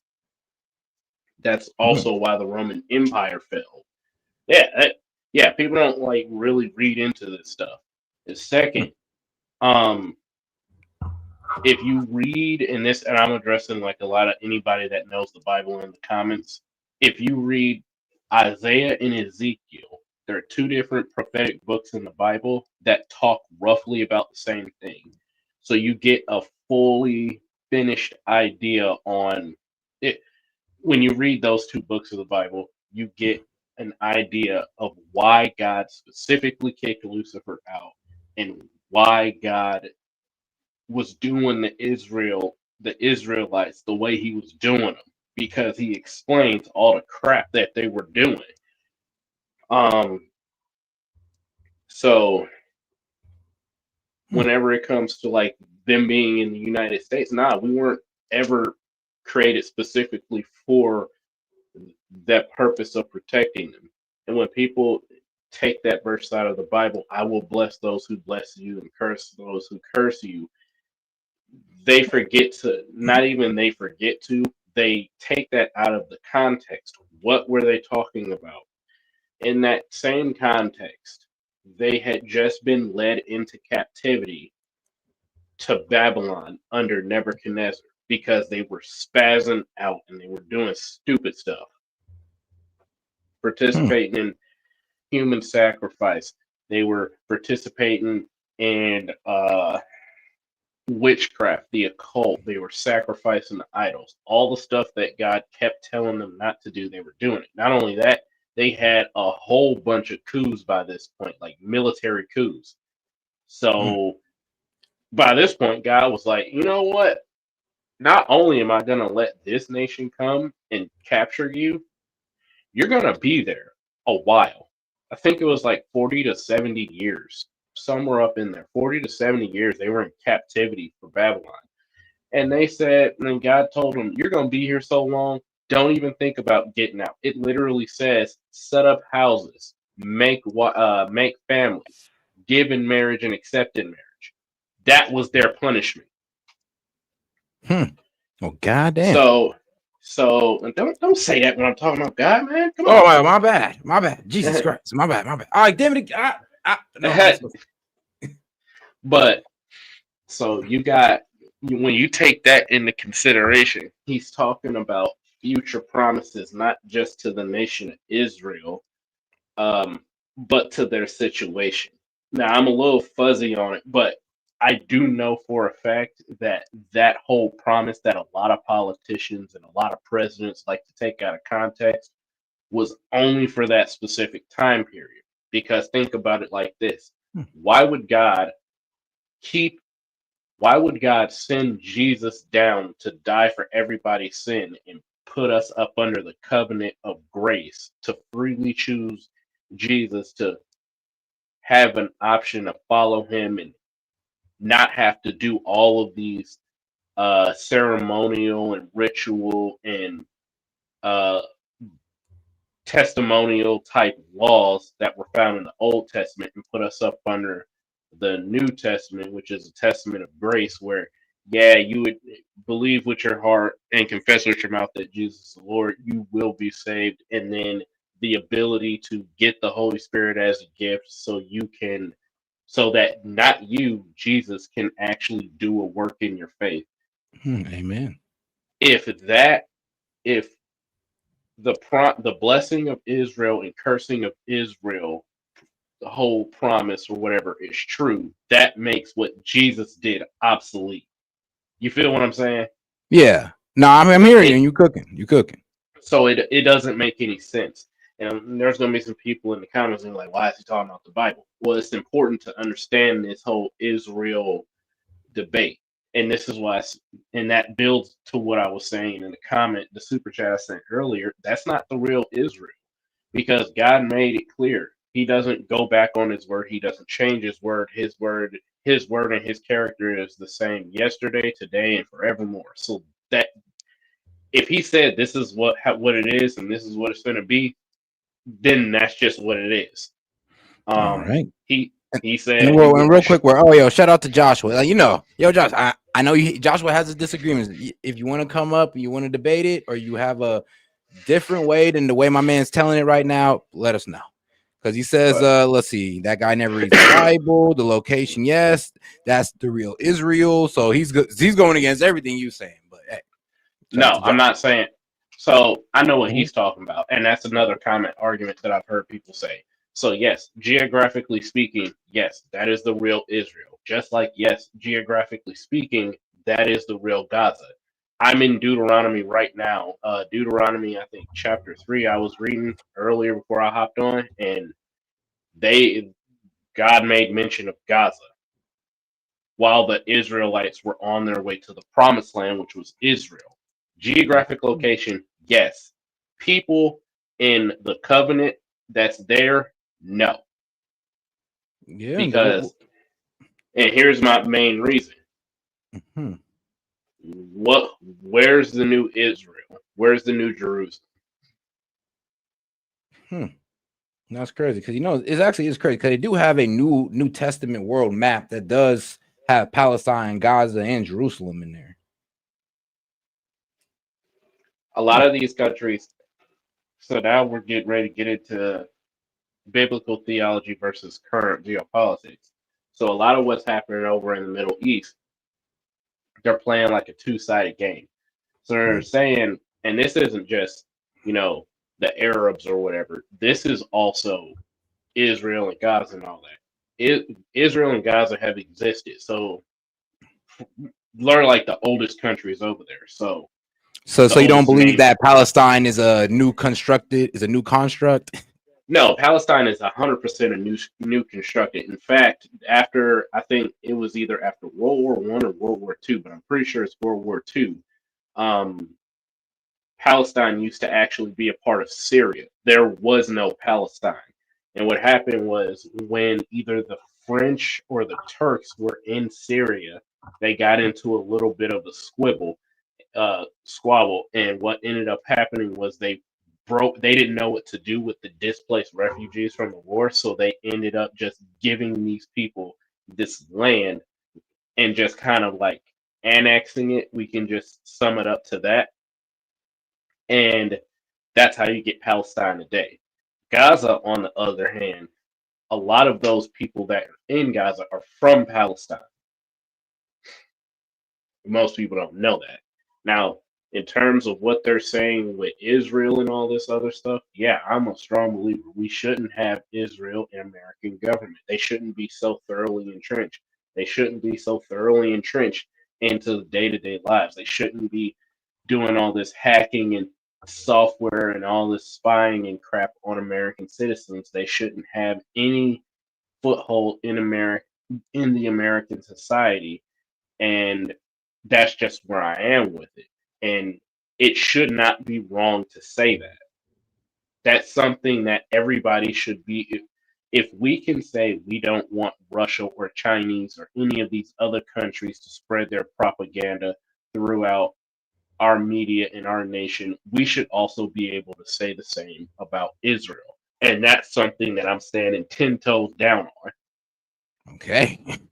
All right, then. Shout out gaming. All right, man. Let's go ahead and get back to it. Because, hey, man, shout out to my man Gabe. He didn't give y'all a Bible, bruh. Oh shit! All right, I'm just not good with the soundboard today.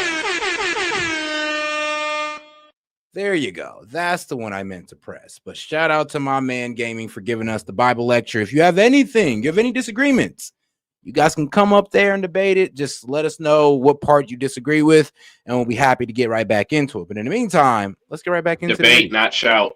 Please, God, debate, not shout. Please. Shout out. Jim Crow was better for black people, but who cares? White people are every bit justified in being racist. Hitler was really fucking cool. He compared the Holocaust to baking 6 million cookies. Now, none of those things strike me as being anything but utterly repellent, and yet you decided he was mischaracterized.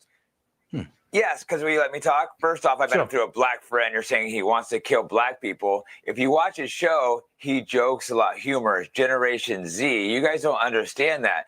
And when he was talking about girls getting raped, he's talking about rape fantasies. 56% of girls, or maybe it was like 70% of girls, have rape fantasies. This is the reality. He's not saying he wants to rape girls. The cooking thing, look up the numbers. They say it was they claim they were burning bodies in 10 minutes. It takes 90 minutes to burn a body now. So there's a little bit of validity to that argument. Nick was nice, but you're denying that 6 million Jews died in the Holocaust. Yes, are you denying I'm that? I'm just saying. I'm Well, saying what are it you doesn't saying? match up with the furnaces. I don't know. I'm not making a comment. Oh shit. The fact that he's actually out here saying this, I mean, that's Jake Shields for you. He says, look, I ain't saying it ain't happened. I'm just saying, maybe it wasn't 6 million, and that's where everybody's gonna lose their shit every single time. I ain't gonna go too far into that. I'll show my members where that conspiracy came from, but I'm not posting that on YouTube. That I'm saying there's some holes. Well, you in are. it. You're questioning the number of people who were killed in the Holocaust. Okay. Today's show is sponsored by Oxford. We said, do you want to do the math? As if there's any other math. There might be. So I do want to say something. And I did ask this question. I find it odd that I got in trouble for it because we spoke to a Holocaust survivor. So every single time around May, we have to learn about the Holocaust. Well, me being a little kid that I was, in middle school, just asking questions. If the Holocaust is so bad, then why? Because the Holocaust wasn't the only thing that happened, and it seems like that's the only thing that most countries spend any length of time talking about. I mean, that is true. I mean, the Bolshevik Revolution was basically a genocide. I mean, the Holodomor. We got Mao. We got Mao alone should be the most talked about person. Not only did you seize power and just straight dome people for not believing what you believe, but you starved an additional almost 15 million on top of that. Like, come on, bro. And then we're not even going to talk about the death toll under the USSR, death toll under Che Guevara, all of the coups that happened pretty much anywhere on the face of the planet around that time. I mean, yeah, 6 million people being burned and killed is a lot. And some might even argue, oh, it's the way they did it. Sure, but you don't think that torturing, re-educating, experimenting on people just because they don't want to believe in your political and socioeconomic ideology, communism, it should also be talked about? I mean, yeah, it should be, but you're right, because it seems that the Holocaust did kind of, gloss over all of that information. Because last year, I didn't know about the Holodomor, I didn't know about the Bolshevik Revolution until maybe like 2-3 years ago, and I'm just like, why wasn't this taught to me in school? Because I mean, okay, yeah, 6 million Jews, that's bad too, but I mean, what about the rest of them? Yeah, dude, the Bolshevik Revolution, they're still finding out that it was way more people. Hell, the rape of Nanking alone pretty much covered the same amount of numbers in the Jews. That's why Japan burned all that information. Yeah, that's why that's their biggest beef is the rape of what you said, Nanking or Nate, where they came in there, they pillaged it, they raped the women, they completely destroyed it, and then to this day they deny it and act like it never happened. They even took it out their history books. Dude, not just that, but then let's go further. Let's go further back because I remember this did get brought up, and I never got a chance to fully address it. And you can look it up. A lot of the reason for the Crusades were actually after, I think, 2 centuries of Islamic Muslim occupation, in which the Muslims actually slaughtered and killed their way from what used to be considered Persia, now modern day Iran, all the way across northern Africa, southern portions of Kazakhstan and Armenia and Turkey. And that was way more people. So if we're going to talk about anything in terms of like killing people, why don't we talk about any of these things? And I think that's where a lot of people are getting frustrated because it's all of our money, time, and energy are on this one area on the planet. Meanwhile, like everybody else is like suffering. I mean, for crying out loud, they're giving cartels what is essentially malware warfare so they can use it against the American people, bro. Okay, well, I understand where you're going with that one, but all right, let's go ahead and get right back into the video. And shout out to my man Gaming. Yeah, for sharing that. I think they were. I ain't gonna lie, you was bringing me into some stuff. Now I already knew about the reason why the Crusades were going on, but to tie that in the way you did, I like how you did it. Burning bodies in gas chambers and then mass graves.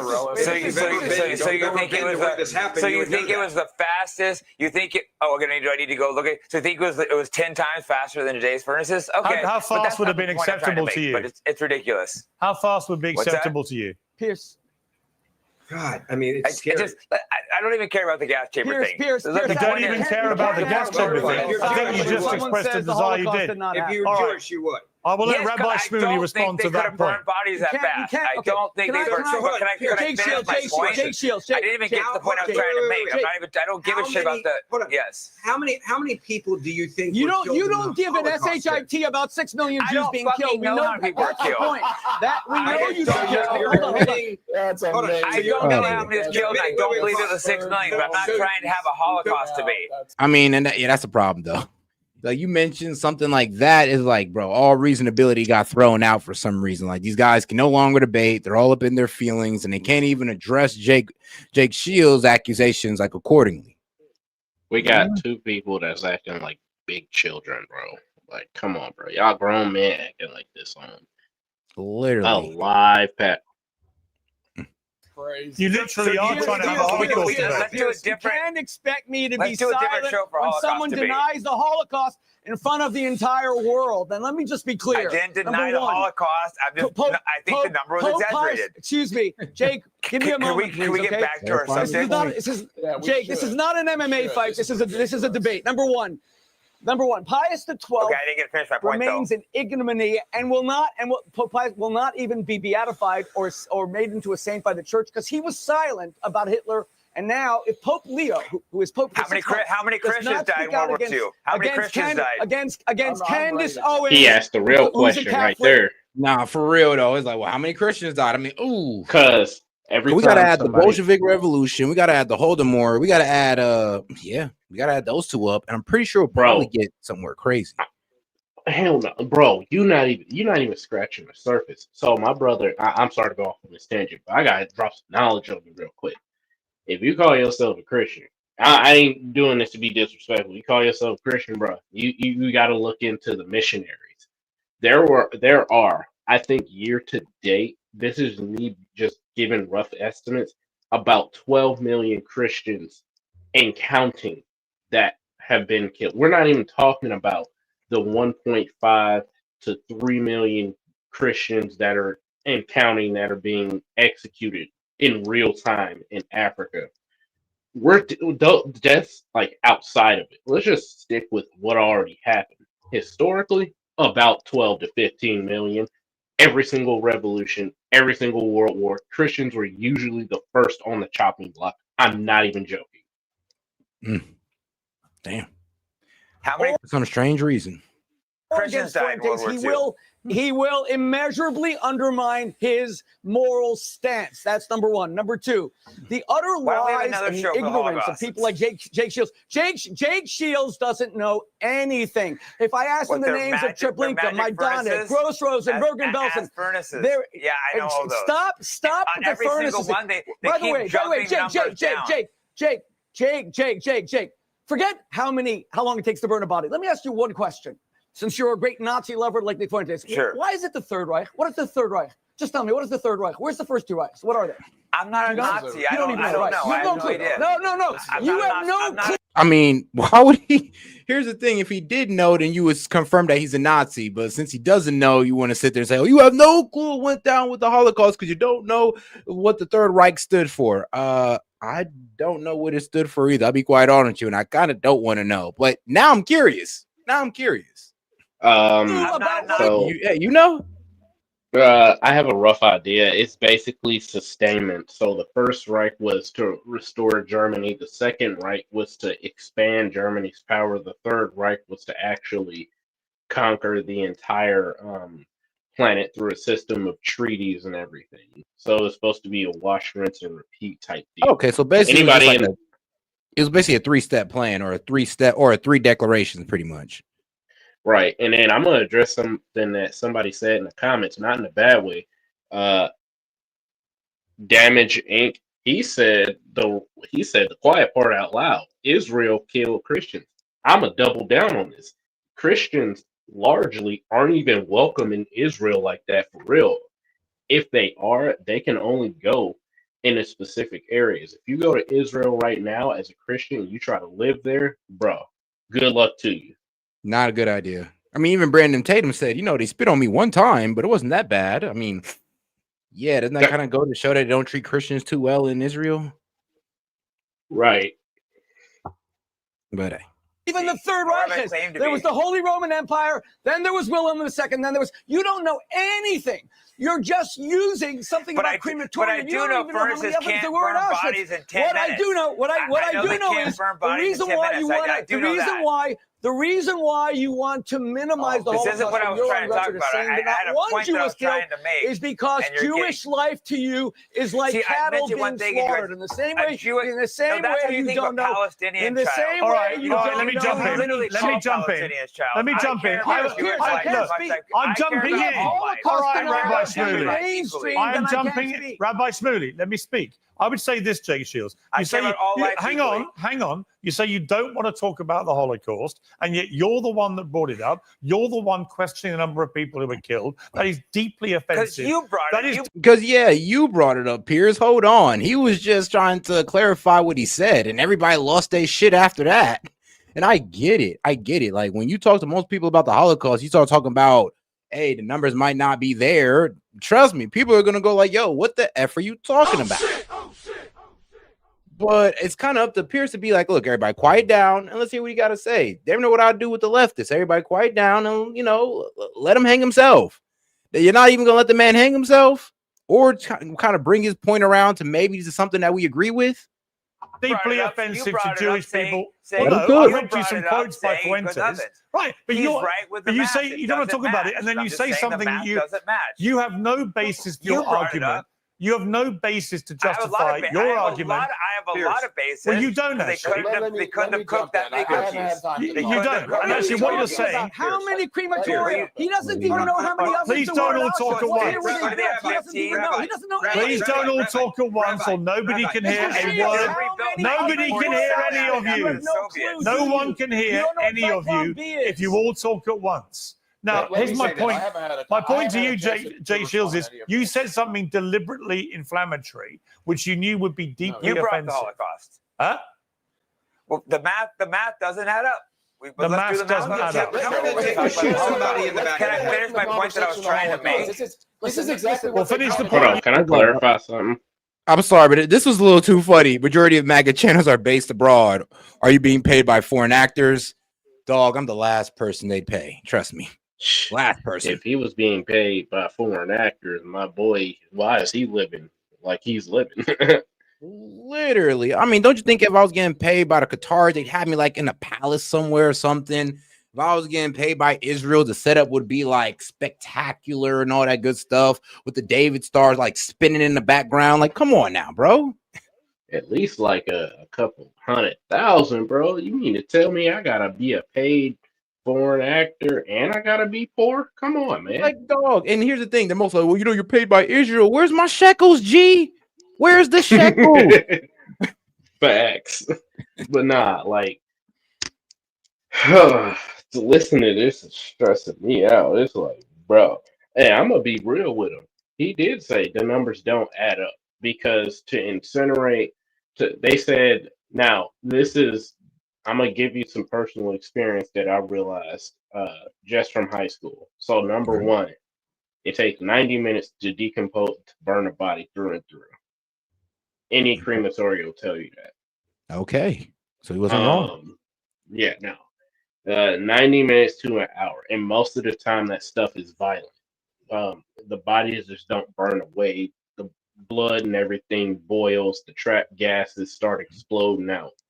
And in order for it to be thorough ash, it takes about 90 minutes to 120 minutes, which is 2 hours. That's just for one body. Now you gotta think about it. You lining these people up, you gassing them. Like, let's say conservative estimates 60 people, right? Let's just say that. Hmm. 30, 60 people that freshly died in a fire that's hundreds of degrees. Even with the temperature on that, let me put it to you like this. The temperature that's needed to incinerate, we're talking like millions of Jews over the courses of years, means that you would basically have to be running a fucking foundry. Sorry for cussing. You got to be you good. running You got to be running a foundry, essentially. That fire has to be at a minimum 3,000 to 4,000 degrees Fahrenheit, not accounting for the temperature loss that happens whenever you throw a cooler object into a hot environment. This is just basic principles of entropy and heat loss.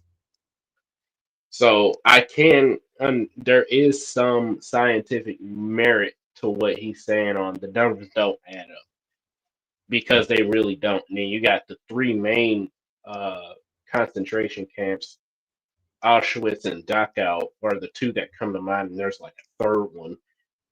But Auschwitz was the biggest. Even if, and then they didn't even hold executions every single day. It's not possible. There's too much German documentation to show why they couldn't hold executions all the time. It wasn't possible. Okay. So there's just a lot of stuff that don't make sense when you just start using the knowledge they allow you to use to ask questions. Yeah, that's why they kind of shame you, even if you try to bring up anything. And like I said, I've seen some things that even made me question, the validity of the numbers. Not saying it ain't happened, but just the numbers. But I don't like to go into that because, it's YouTube. Like, you can go into that Rumble or Kick, but on YouTube, a bit dangerous. Mm-hmm. So, but you can touch on the incinerator part and all that good stuff, but go too deeply, like, where the gas chambers are actually set up to be gas chambers, where they actually trying to kill them. Like, no, let's not go too far into that. Let's not go too far. Right, and it's not. And when nobody's saying that this stuff don't happen, at the end of the day, nobody said it didn't happen. And that's one of the things. Whoops. And that's one of the things that I get irritated with is when you talk about this subject, you can voice your concerns. It's like everybody says, "Oh, are you a Holocaust denier?" Never said it didn't happen. I just said the numbers don't really make sense. Back then, they didn't have the best incinerators, and we have incinerators that can cook garbage way faster than that, but it still takes a long time to do it.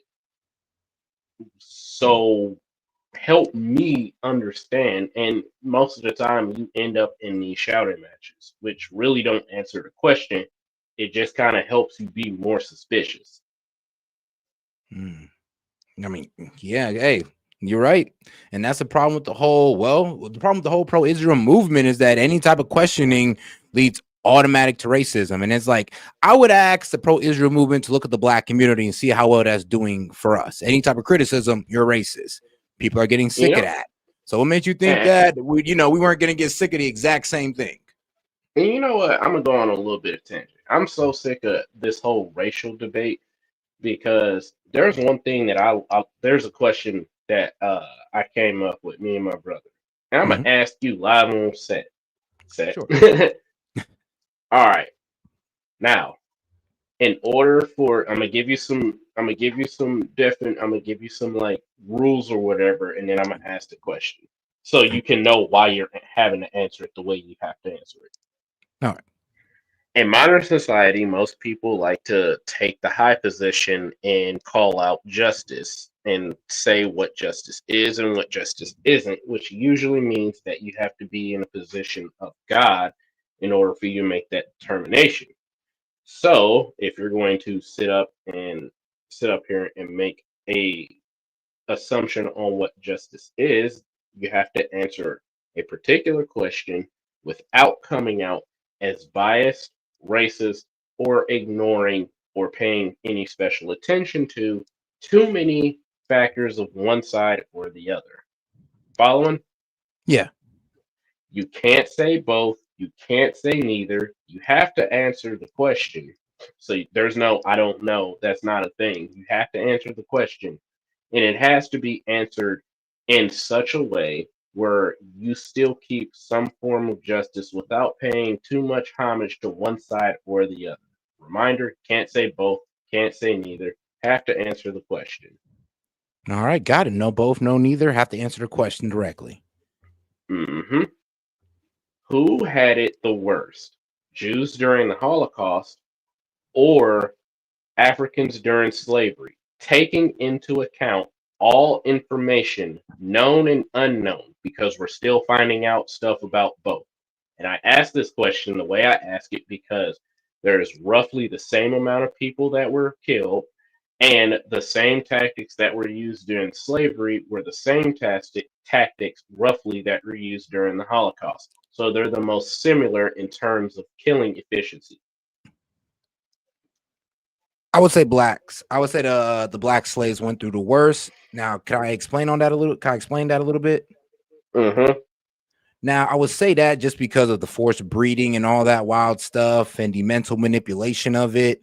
So you're right, like the death toll and all that good stuff, and being basically in camps, like concentration camps and slave plantations. The way they were ran were pretty damn common. So I would just say black people off the main fact of, well, one, yeah, the forced breeding, and two, they were treated more as livestock than people.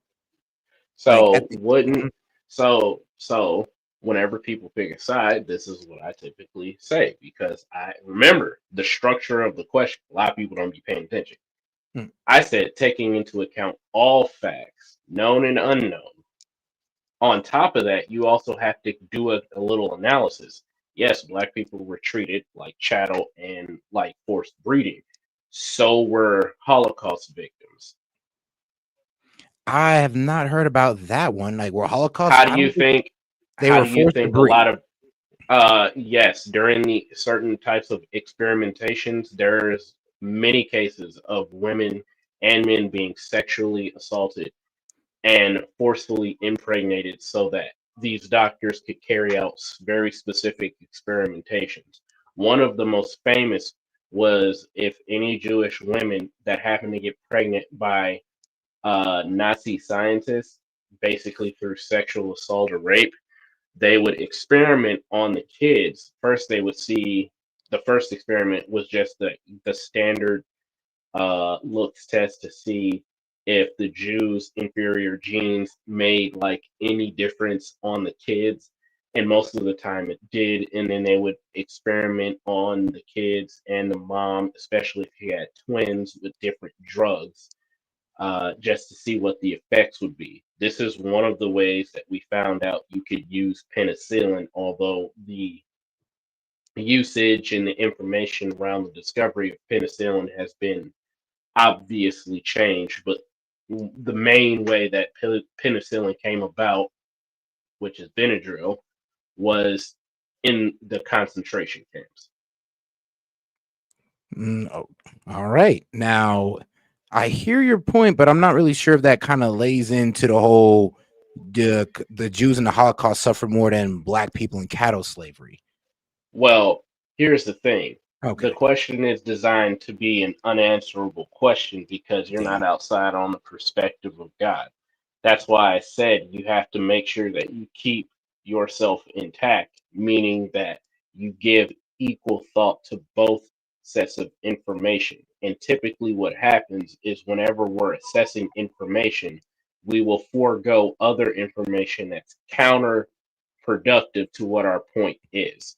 So, this entire question is designed to break down the argument that one race has it worse than the other because the question is ultimately asking which version of suffering is worse, this version of suffering or that version of suffering. Suffering is suffering regardless of how it happens. I mean, okay, I could agree with you on that one. Yeah, if that was the experiment, then I get your point on that. Like I said, the reason I answered the way I answered because I'm just like I said. You said look at all the facts that are known to me. You say which one suffered the worst. That's the one I would have to choose. Now, if you're saying now, does it matter which one suffered the worst? I would tell you no, because both of them suffered greatly. Mm-hmm. No, I get what you're saying. Who's listening? You know what? There's a Holocaust going on today in Gaza. What's the point you were going to make? Really? Really? There's a Holocaust going on today in Gaza? Yes. Which Yes. Holocaust? So we can see. Wait. Please stop talking all at once. See, this is. I'll let you respond, Rabbi Shmuley. But unless people make their points, there's no point having a debate. That's the problem with Rabbi Shmuley, though. Is you gotta. I don't know why Pierce just don't start utilizing the mute button for this guy, or really anybody. Like, bro, just find a way to mute everybody and just let the other people talk. If like Rabbi Shmuley is so uncivil that he can't just hear like 3 words of an argument. So let him finish his point. Rabbi, right. How about we? Please shut up, all of you. Jake Shields, make your point. May I respond? I just try to say he's speaking Generation Z because they feel left out. Housing costs are going up. Trump has betrayed us. He said no more foreign wars. What does he do? Bombs Iran. He didn't stop the war in Russia and Ukraine. He allowed Israel to slaughter the most brutal thing we've ever seen in Gaza. He's talking about going to the war with Venezuela. Inflation's up. He's betrayed Thomas Massey and Green. What's he do? He's bringing over tons of visas for Chinese and Indian workers to give away to the high-paying jobs. Regular Americans suffering. The young people, a lot of boomers don't understand. It's tough out there, and he speaks directly to them, and he jokes a lot. He's not a racist. He has his humor. You guys don't get like the Generation Z humor. It's I don't get edgier. racist They humor don't in care about Holocaust World War humor. II. I don't. I don't think saying Hitler was. I know, and that's why nobody listened to y'all for real, because you don't get racist humor. Like, I know it sounds effed up to say, but yeah, dog, you kind of gotta get down with a little bit of racist humor to reach the masses, or just humor in general. Just be humorous in general. Have a little bit of dark humor in you, but you just can't be like a completely serious person. That works for the older crowd. So if you're trying to reach the youth, which you're mad about Nick Fuentes for doing, you might have to get down to maybe a bit of a watered down way of that humor. Well, when you're paid by, these elitist Satanists who are only concerned by using different conflicts to wipe out any semblance of Christ and install a one world government, nothing is a joke to them. Right, man. Yeah, I give you that one. Nothing is a joke. Nothing that's threatening it. Or any ideology or any ideology or any speak that may go against it. So hey, man, what can I say? The Zionist propaganda, or I'd say the Zionist movement is still strong. Really fucking cool. Here's the problem. Love Nick. Here's the problem.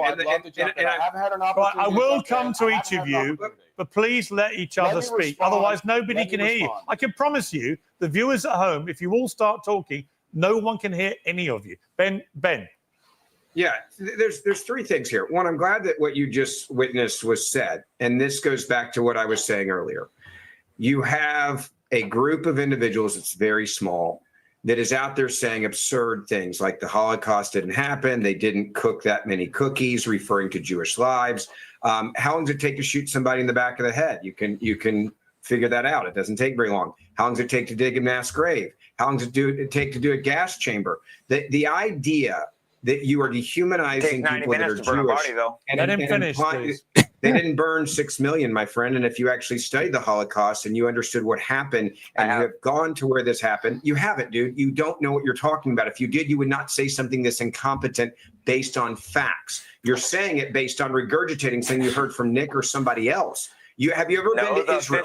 Have you ever been to the kibbutz? Actually, be real with you, there's actually reputable sources or reputable historians who've actually came out with that same claim that the Holocaust deaths are overinflated. So he's not really just going off of what Nick Fuentes or Tucker Carlson or even that one guy Daryl Cooper saying.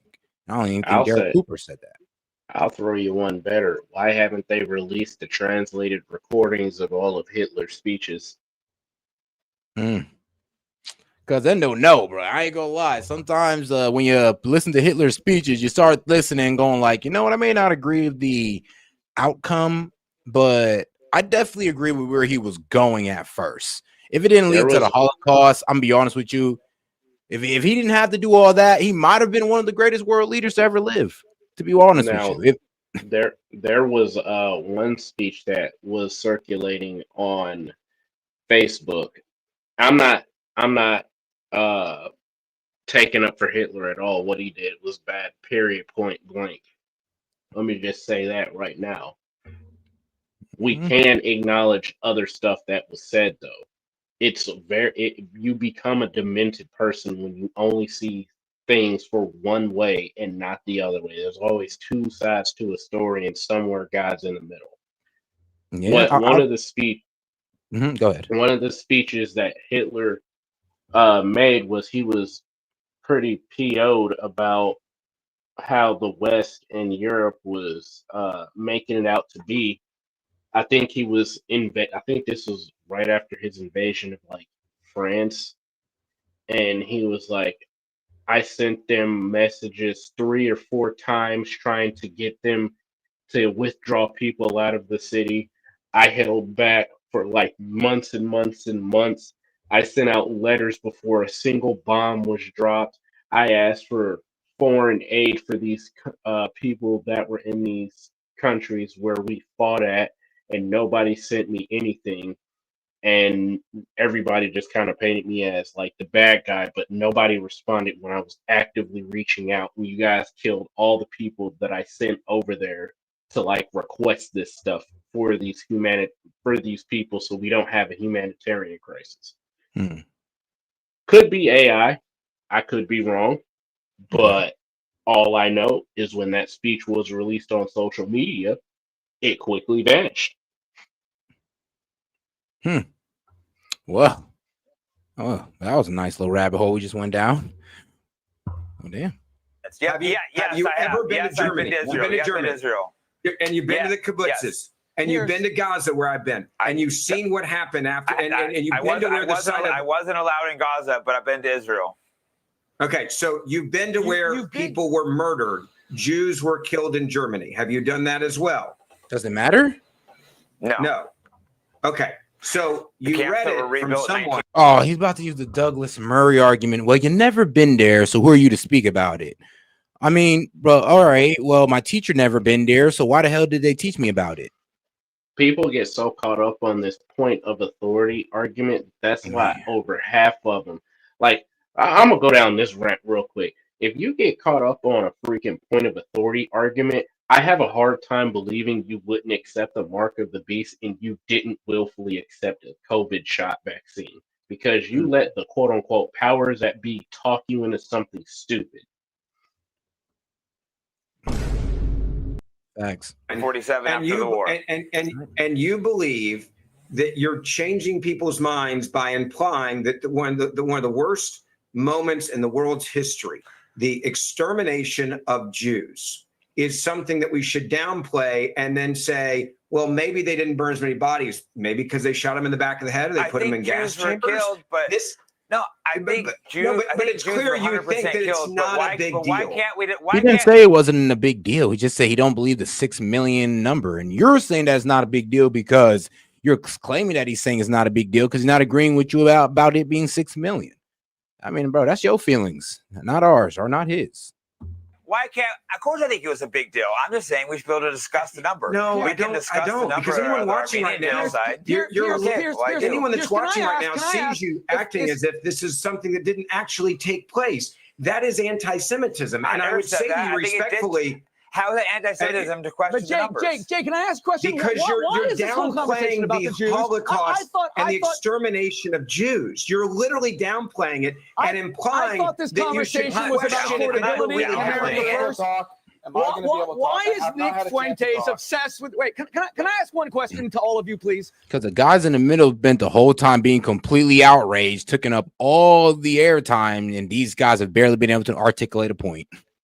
Why are we talking about this? Is why people are trying to leave the pro-Israel movement, are leaving the pro-Israel movement because of guys like these two right here that can't listen to not 3 words of an argument. I thought so. I'm being told by Mr. Black and Mr. Shields that Nick Fuentes appeals to wait, please let me speak, and I won't interrupt you. I'm being told that Nick Fuentes appeals to a a That's crass rich. generation with an incredible sense of humor about rape and about blacks being criminals and Jews being cookies who are baked. But he doesn't mean it. But he appeals to them because of affordability and because they're being left out. And that was the MAGA movement. How did this come back to whether the Jews, 6 million Jews were killed? How did this come back to the Jews control the banks? How did this come back to answer that committing a question. genocide? I can answer that question. Wait. No, don't interrupt me, please. Please don't interrupt me. Nick Fuentes I noticed hasn't MFR appealed to did not. any. What? Don't interrupt me, bro. Been talking over everybody the whole time. Literally, I'm like, bro, you've interrupted everybody on this panel, even the guy that's been agreeing with you at least once. Like, this is insane. But that's Rabbi Shmuley for you. That's what I'm saying. Like, every time, I swear to God, every time they let Rabbi Shmuley on, there's about like 5 to 10 people that just turn into anti-Israel guys. It's guys like this that ruin it. I mean, nobody would be so. I'll be real with you. We wouldn't have guys literally turning into anti-Semitic people if it wasn't for people like him who sit there and try to shame him and make him seem like they're the scum of the earth for asking questions.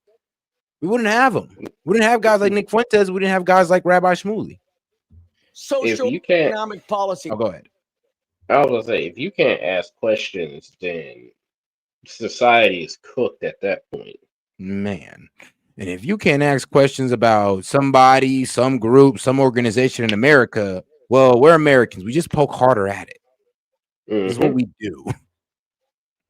It ain't Nick fun no other way. Fuentes doesn't appeal to any social or economic policies. He appeals to pure, unadulterated anti-Semitism, which is why, if we've been speaking now for 40 minutes, 39 minutes have been about the Jews. I have every right to bring up the appearance of Nick Fuentes when his whole thing is about appearance. White supremacy. Why are white people superior to black people? Let me go on.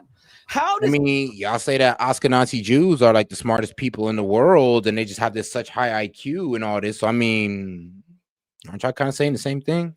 I'm just saying. Israel No one coming to here this believes that, I don't conversation? think. Nick Fuentes didn't. Nick Fuentes didn't criticize Fuentes Israel. does. He criticized. He criticized the American Jewish Congress. He thinks Jews have no place here. But let me ask you a question. When I say that his movement will turn against them, it will not. Well, hold on now. He said Jews who have an allegiance to Israel don't belong here. Like, I would say like Mark Levin. Like, that's probably the best example I can give you. Guys like him who just walk us into war with his rhetoric. Oh, for Israel, yeah, guys like that, guys just needs to go back to, well, just go to Israel. Go live there. Because you love it so much that you're willing to put their values over ours. What they want over what the American people want. So go move there. Why you gotta be here? And this is why the American people, regardless of their race or color, people that love America, this is why they are sick of the suicidal empathy. I say to hell with y'all. If you're not going to abide by American standards and customs, don't bother coming here. Facts.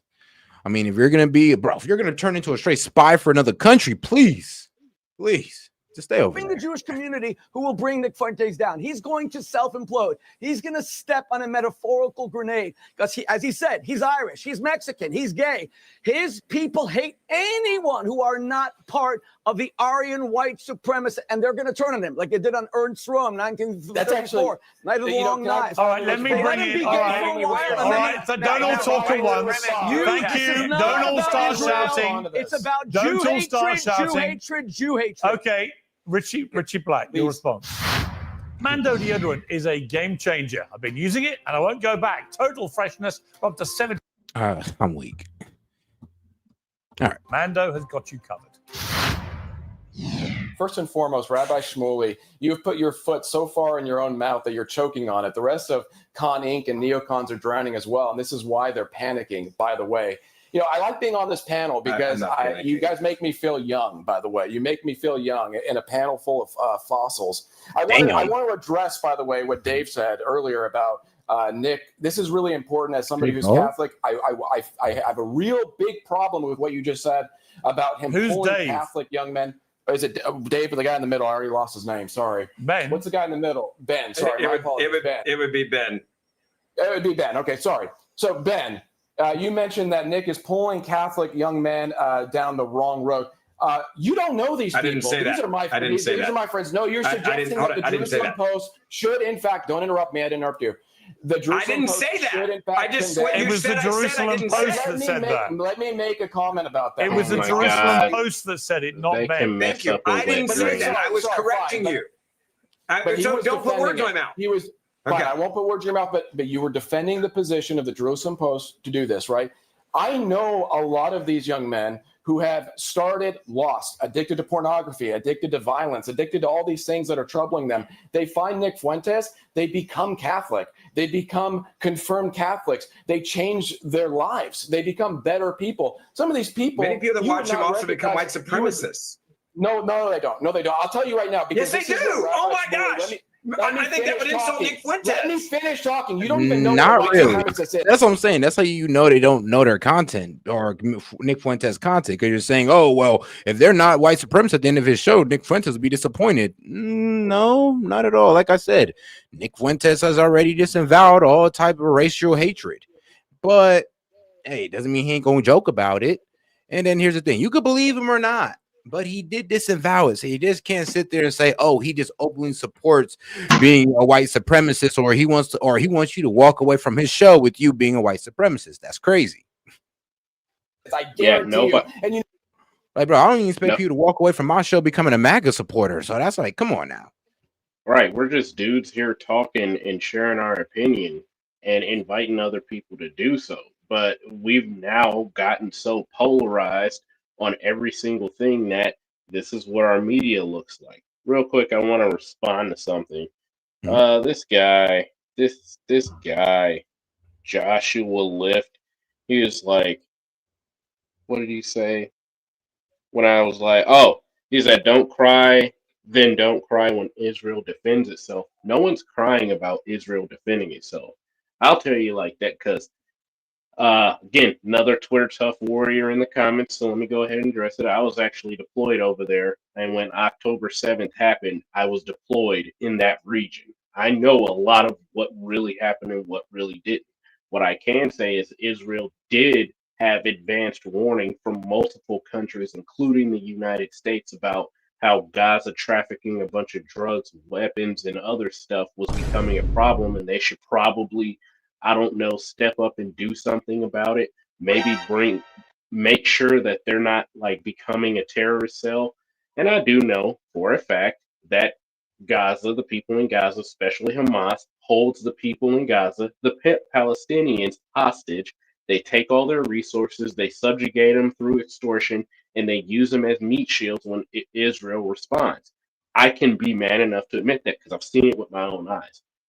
Americans aren't complaining about another country defending itself. Where we are getting irritated and annoyed is every single time there's a conflict. The United States gets drug into it. It's getting annoying. Man, I ain't gonna lie, but you should have took some footage out there because there's some footage I need to see. Hell no, because that's no. I know. It's against the law. I mean, it's against what you were supposed to be doing out there. Nah, I'd be immediately be classified. Oh wow! All right, damn. They took the phone and then be like, "All right, yeah, we're taking that, delete it, or we're just gonna put." I doubt it, but it'd be hilarious if they just gave you back the phone, and as soon as you looked over, there's just a bunch of blocks, like black blocks on it. Yeah, nah, I ain't doing nothing like that. But that's just kind of where, and like I said, so I'm hammering this point home. A lot of Americans are sick of supporting foreign countries, and yeah, I am a little bit irritated with the Trump administration for not like keeping all their words. We said we would get the names of the Epstein files. Where the hell are the names at? It's been like a year, my boy, and we still ain't got that. There's no talk on affordability, and all of the Republicans are just dancing around the issue. Like if I hear another freaking Republican talk about some say pull yourself up by the bootstraps, I'm gonna scream. Not in this generation, not when the average freaking uh younger millennial, older Gen Z has to pay like 3 checks from their job just to afford, some crap hole in a wall house and like be on food stamps because they literally cannot afford to eat and pay bills. No, there's been no topic on that. Yeah, inflation is slowing down, gas prices are coming down, and I do see that. I do acknowledge that, but good Lord, my dude, there's some other stuff that needs to be taken care of. For example, I'm a veteran. Why did illegal immigrants get dental care, but veterans don't get dental care? Why do everyday Americans don't get dental care without having to drop a ton of money on it? Come on, bro. Why is it that insulin? Now he did do something about the insulin, and I'm happy for it. But why isn't insulin free? Considering people need that to live. I'm not liberal. I do agree with them on some things like healthcare and Medicare. It should never be this expensive. Never. Mhm. There's No, no fact. reason. There's no reason why you need to drop $600 to $1,200 on freaking insulin, bro. And here's Come the on. thing: like, I hold both sides accountable. To be quite honest with you, well, to be quite honest, one, I kind of blame the Democrats for the affordability crisis that they were ignoring and telling us that we were just in the best economy ever. And you're right; that's what makes us so irritated at the Republicans, because like, bro, you're literally doing the same things we got mad at the Democrats for under Biden. Right. Like watching And prices increase are all over and then telling us we're in the best economy ever. But there's been no increasing in wages, but the prices sure did increase. And then that's what I'm saying, bro. It's like, exactly. dude, right. I don't like if you will even kick the cost, if you would even just, I don't know, like probably move the income, the amount of income that Americans are making, move the minimum, what was it?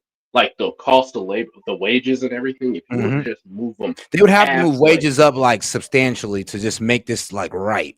And then No, that's I'm why I saying even said like, and this is why I'm even for his halfway. immigration. This is why I'm for E- Trump's immigration, to be quite honest with you, because we do need less people occupying the workforce. And these illegals get in and they work like way less than we do. The H-1B visas, they get in, they work way less than we do, and wages get stagnated. Now, and here's the thing, That's what I'm now, saying. bro, there has to be a trade-off though that a lot of people don't understand that the liberals usually disagree with me on. It's Yeah, either the government get high taxes or we get high wages. So for us to get high we can't do wages, the both. government, yeah, we can't do both. The government low-key got to take a huge pay cut, because that means all that money that they're saving from not paying tax to the government, they can go ahead and shift over to us. And this is how we can get But higher wages. And of course, pretty much taking out all the immigrants, the H-1Bs, two illegals out of the workforce. they're not going to do that because when you start taking away Uncle Sam money, and I know this from being Uncle Sam's government property for a little bit, when you start taking away from Uncle Sam, he get real feisty about that.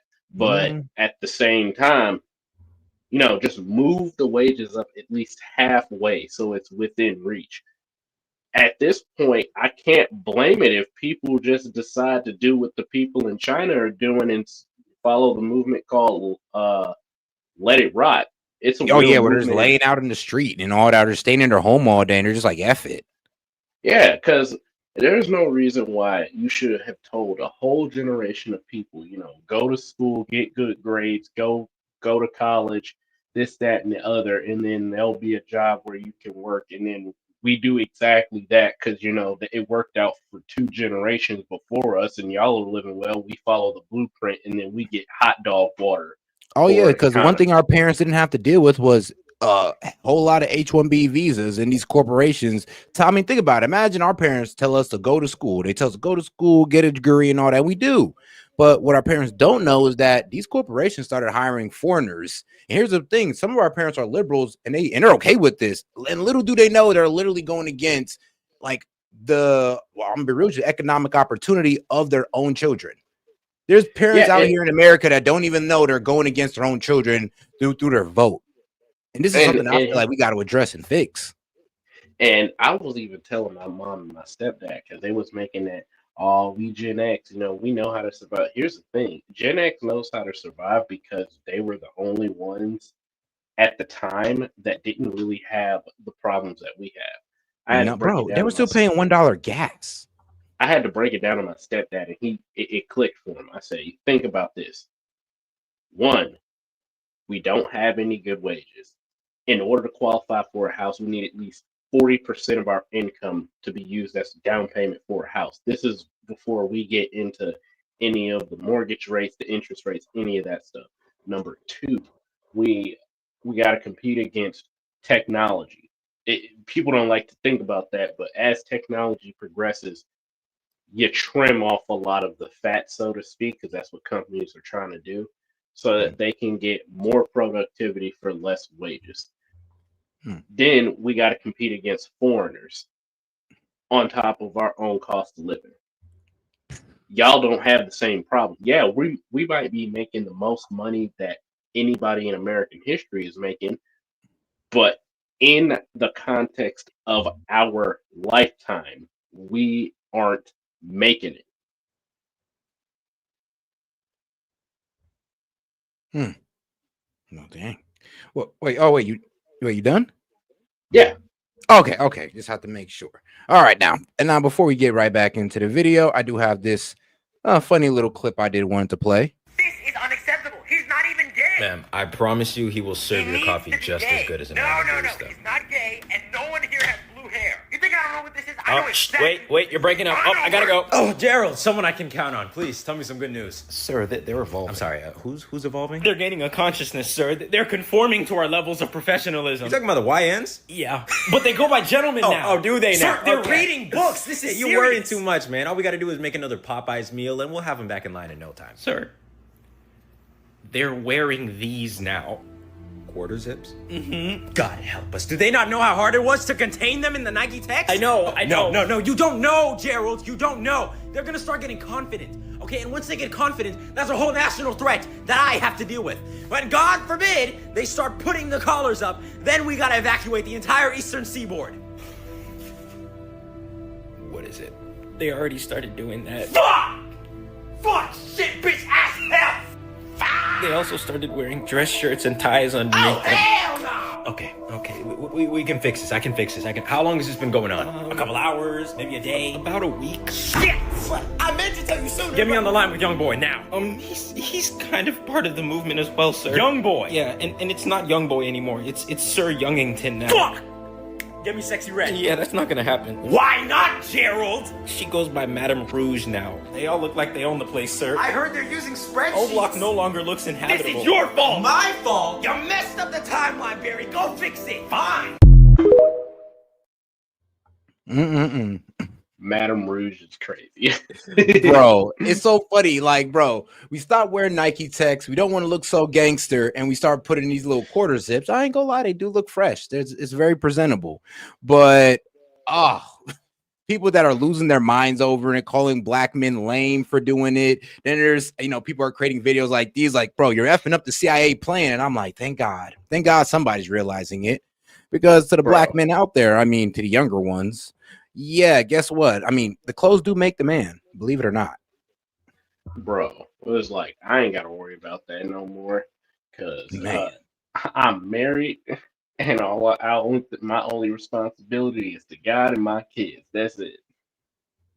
Man, ain't that the facts of the matter? Ain't that the facts too? Because I feel the same way. I ain't got no kids, but all I do care about is my family and my friends.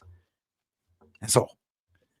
But shout out to Tobe. She said, so if you're on government insurance and you get dental and vision, however, you are very limited. If you need caps on your teeth, they are almost always steel. Yeah, your teeth, they are almost always steel. Yeah, hold on. What else would they be putting in there? I'm not a dentist. I know a couple, but I ain't no dentist.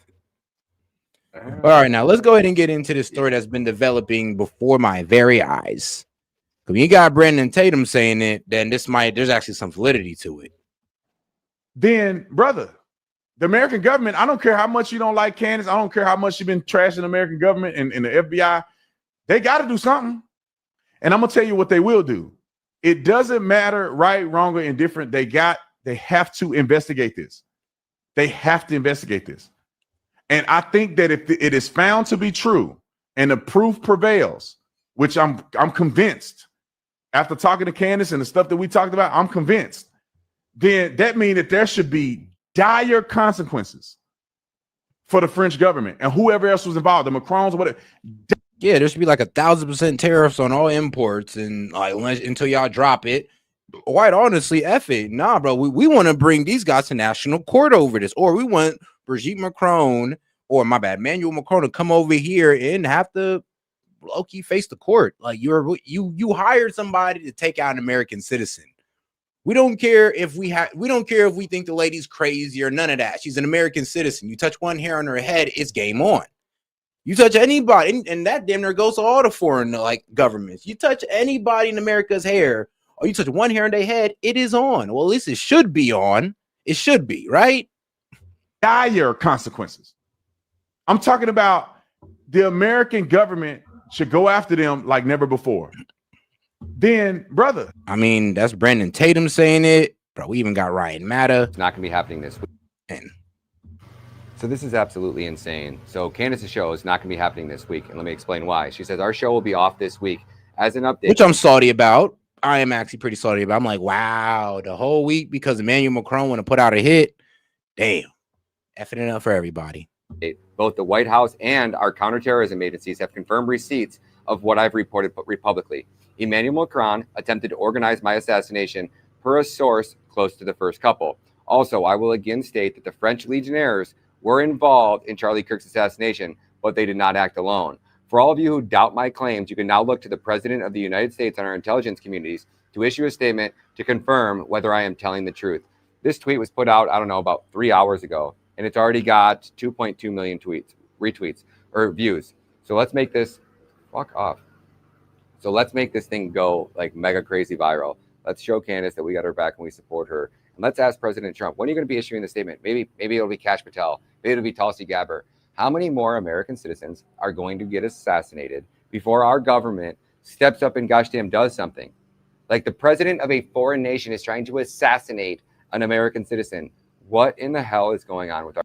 So, yeah, what the hell is going on? Because like I said, we heard Candace say it, but we didn't think, I'm gonna be real with you. Even when I heard it on her show, I was like, all right, Candace, hold on now. What are you trying to say? That literally, I get that you're saying some wild things about the man's wife.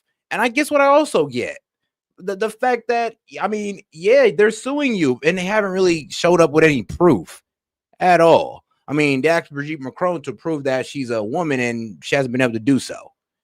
So I mean, I don't know what you want to I don't know how you want to see that, but take that as you will. But it is a bit weird how Candace is coming down on these two, and all of a sudden there's a French operation to take her out.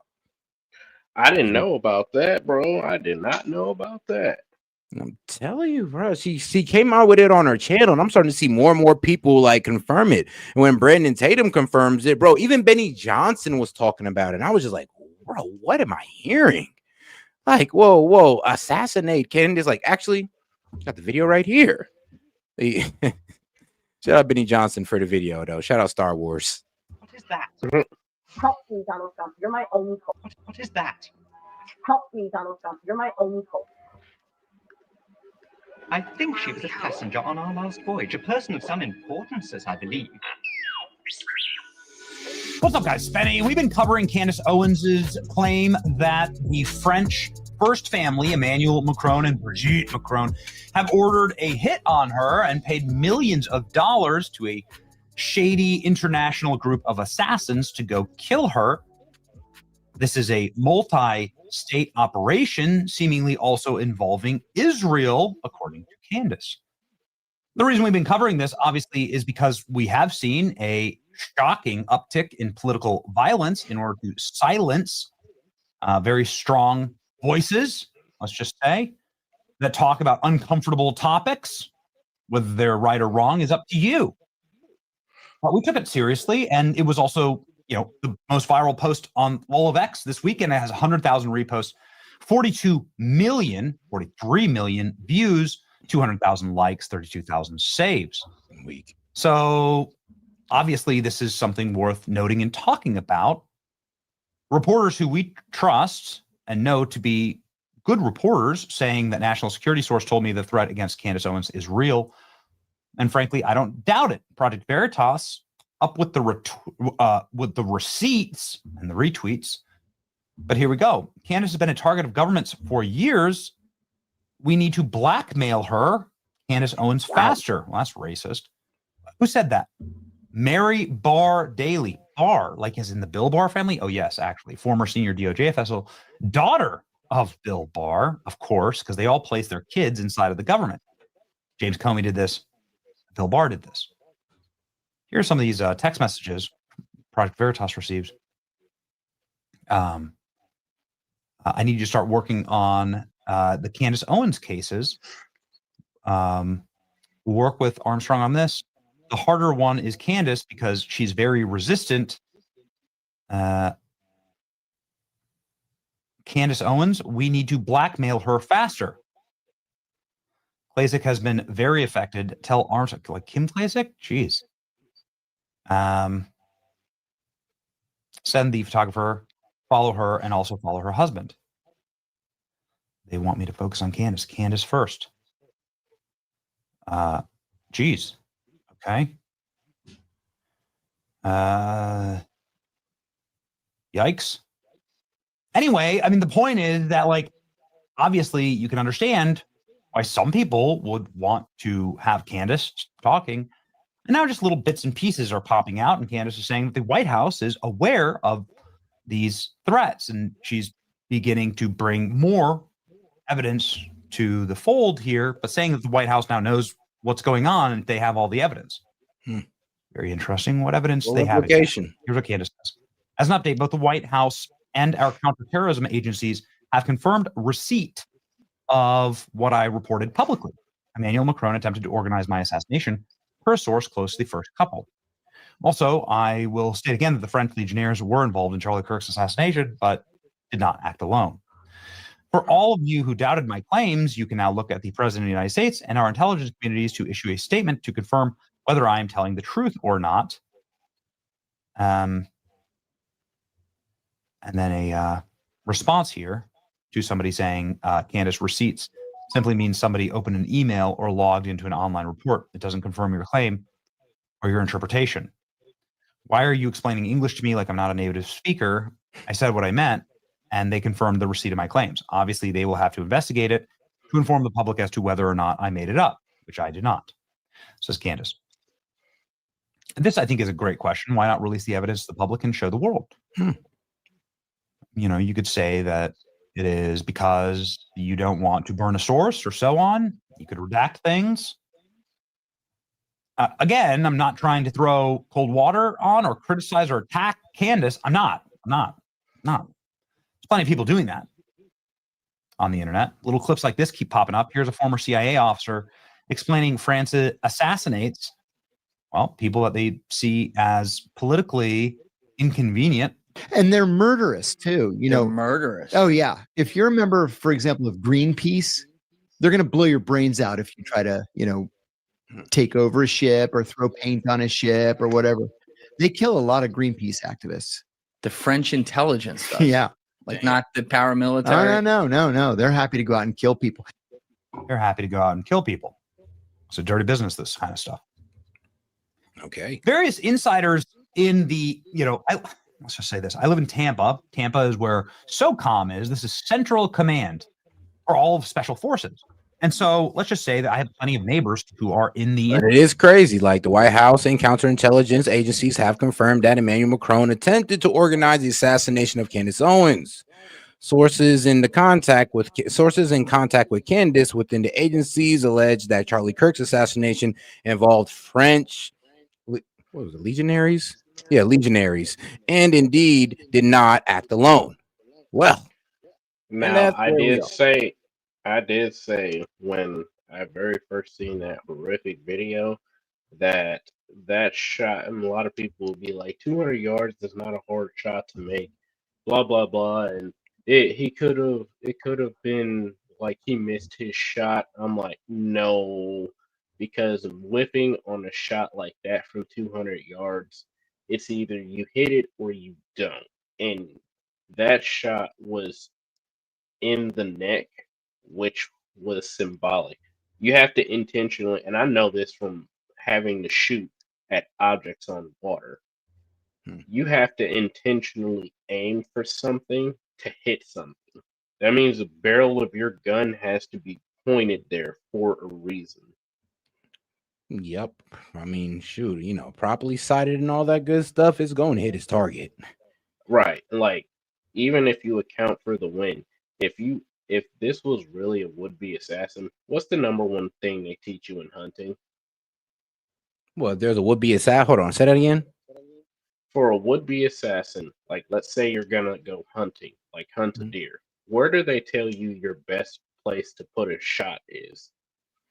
Ooh, in the lung, pretty much, or in that in the back part of the leg.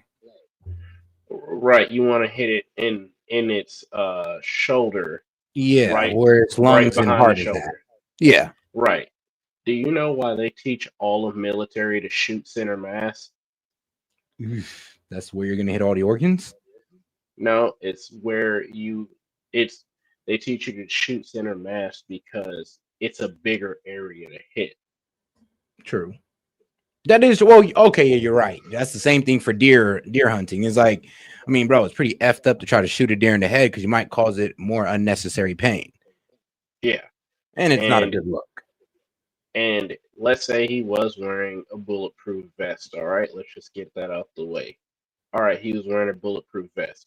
He wasn't wearing a freaking helmet. Why didn't the shooter take a shot at a bigger center of mass, the face, rather than the neck, which is the smaller center of mass?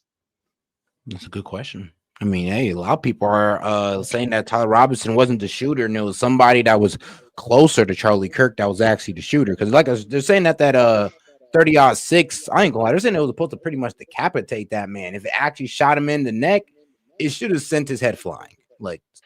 Oh, I've shot 30. I've shot 30-06. If it can leave a decent sized exit wound, in a freaking deer, there's no way a frail human, maybe not a bison, but like if it can leave a decent sized exit wound in like a deer or a doe or a coyote, there's no way a human neck is gonna survive a direct hit from that round. Oh yeah, man. I actually seen a video where they was shooting like through the bones of bisons, and they was like, yeah, 30-06 would have like destroyed it.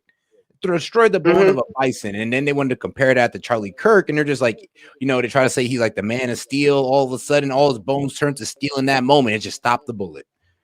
I mean, people that believe that don't know their ballistics. So they have something called ballistics jelly, which basically simulates human skin and human flesh.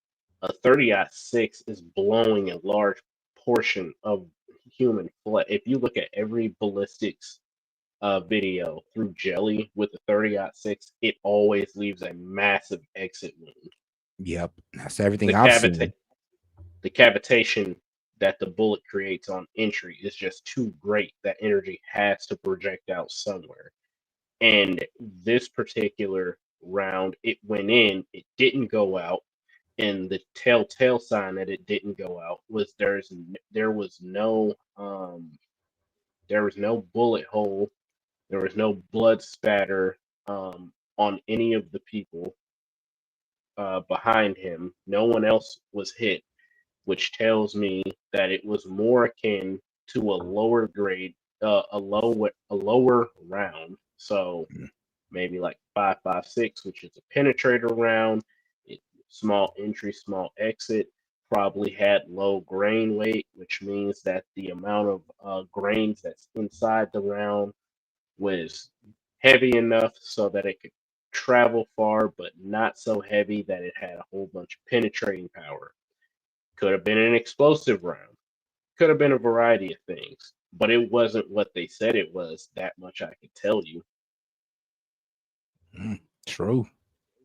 And it's true. But hey, a lot of people want to go with the original story. I just didn't like how they played on religious people like that. I was like, come on now.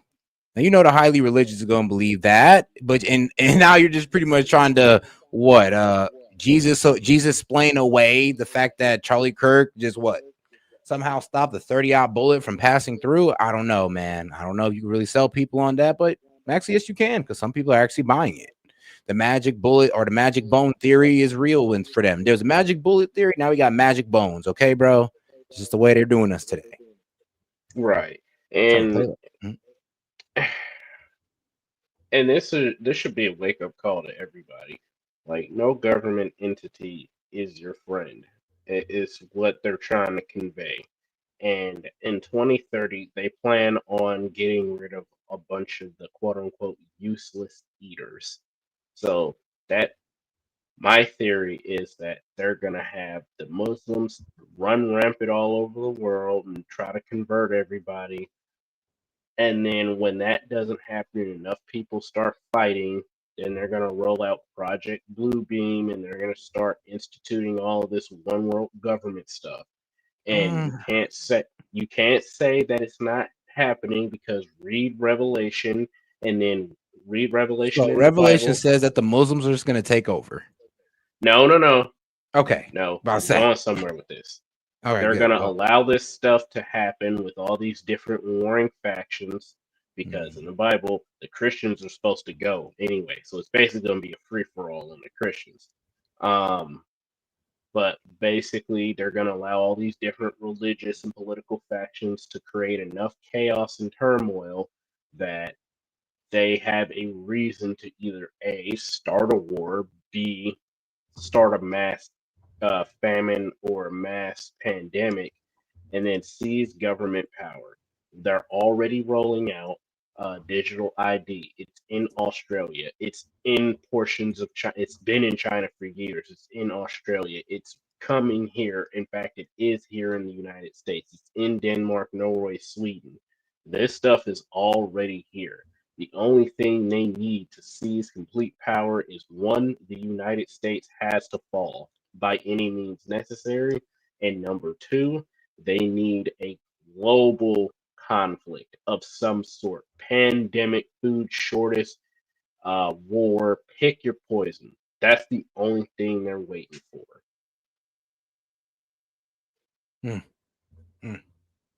But just to play into a little bit of conspiracy.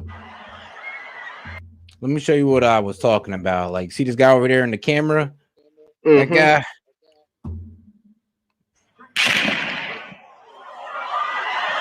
Roll it out. Mr. Smooth right there. Just an effort.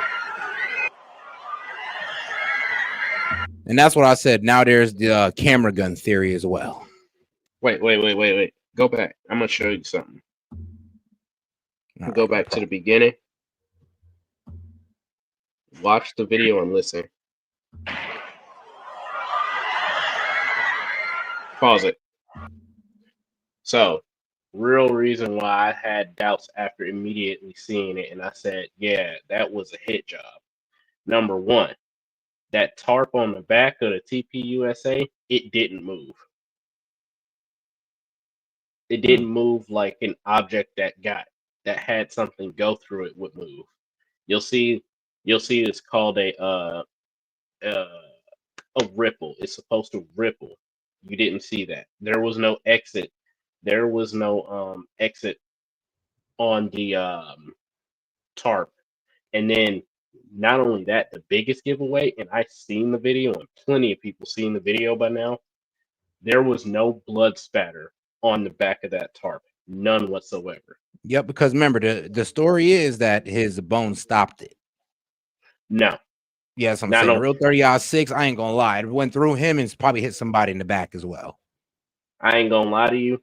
That sound was not a 30-06 sound. Because 30-6s aren't that loud. Really? Okay. From a true 30-06 from a lever action, the round is big, but it actually has a quieter noise to it. And it's all due to the way the bullet is made, the round is made. That loud banging sound comes from a gas-operated, high-pressure rifle round. That's more akin to a 7.62 5.56. Hell, even a 308. Hey. So, I mean, could you be of the mindset of believing that the shot came from behind? No. All right. I can.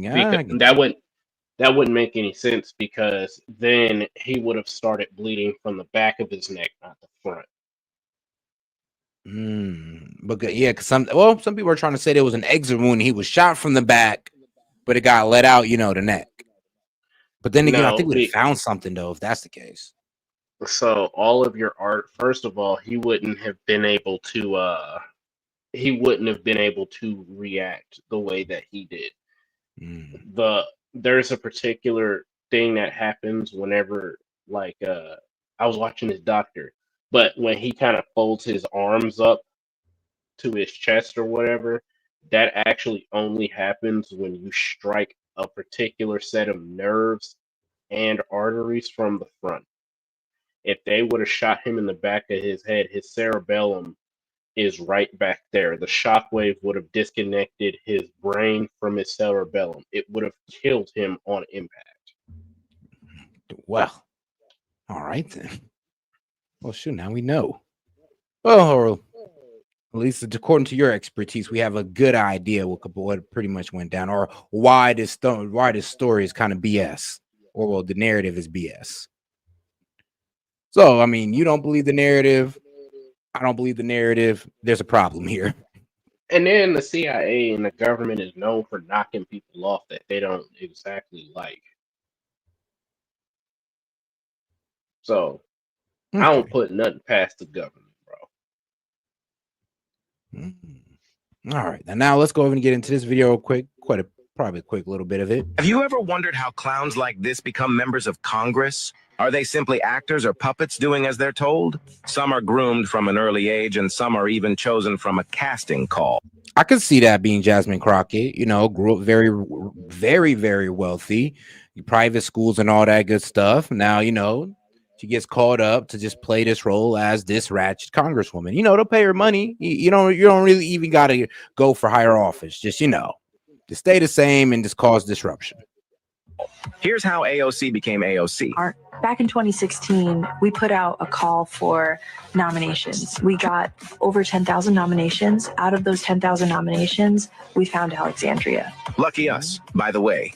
Who is we? I think we at Justice Democrats have a chance to really transform the Democratic Party. Look at the absolute dumpster fires the Justice Democrats have given us. The worst members of Congress. My brother. Yeah, the squad, all of them, every last one of them comes from this one organization. Think about that. Told me that he had sent my nomination in the summer, but I was like literally working out of a restaurant. And Sounds like the perfect qualifications for a Democrat House member. Her profile is not what you'd think of as someone who should run for office. I was like literally working out of a restaurant. Like you hadn't thought about running for office or anything at that point, right? No. You would call people up. Nope, she was chosen by the puppet masters or the so-called kingmakers, and kind of walk them through the platform. Every conversation would have a very awkward pitch. At the end. Like, do you want to run for Congress, maybe? She was like, well, would you be open entering this kind of nomination process? And I was like, sure. She entered a beauty pageant for political puppets. There were so many other amazing candidates. The entire time I didn't think I was going to be picked. Sounds like an American Idol interview. This is crazy. We invited people to an in-person summit in Kentucky when we started getting serious about who we were going to run. Being like, oh yeah, I'll do this because it's a bunch of crazy people.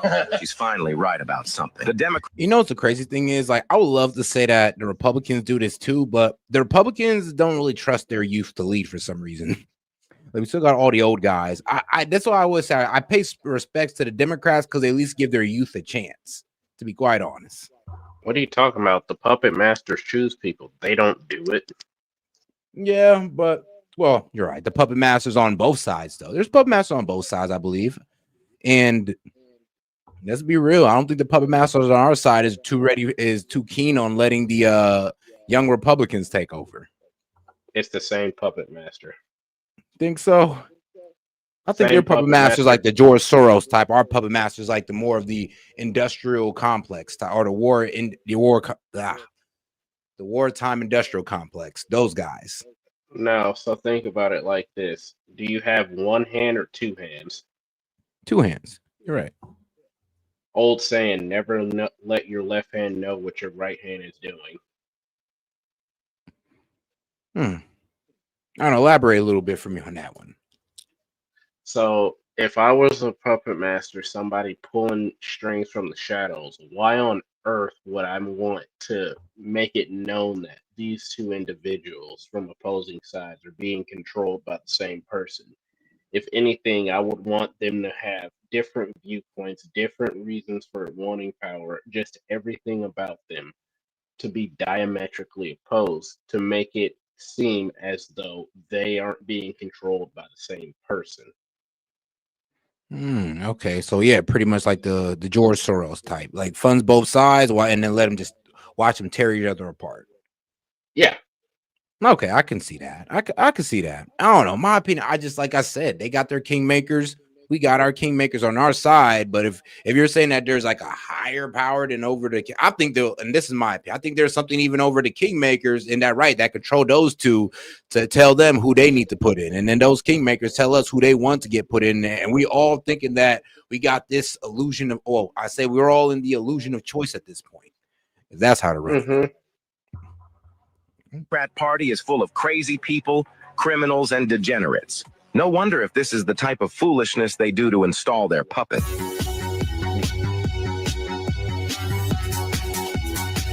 Let's talk about AOC. Here, let's play this AOC compilation. Damn. Of her attacking President Trump and claiming he's a dictator. And then just remember what a nutball she is. Then I got another video right here we're going to play after it to remind you that she's literally a casting call. That's how Democrats get their new people, is from actor casting calls, and she admits that. I mean, she admits she is a puppet. And that's who these people are. So let's also spend some of our time on them. Here's AOC. It's 3:51 long. Here's AOC. To be honest, the president's remarks are, I think, indicate a level of instability.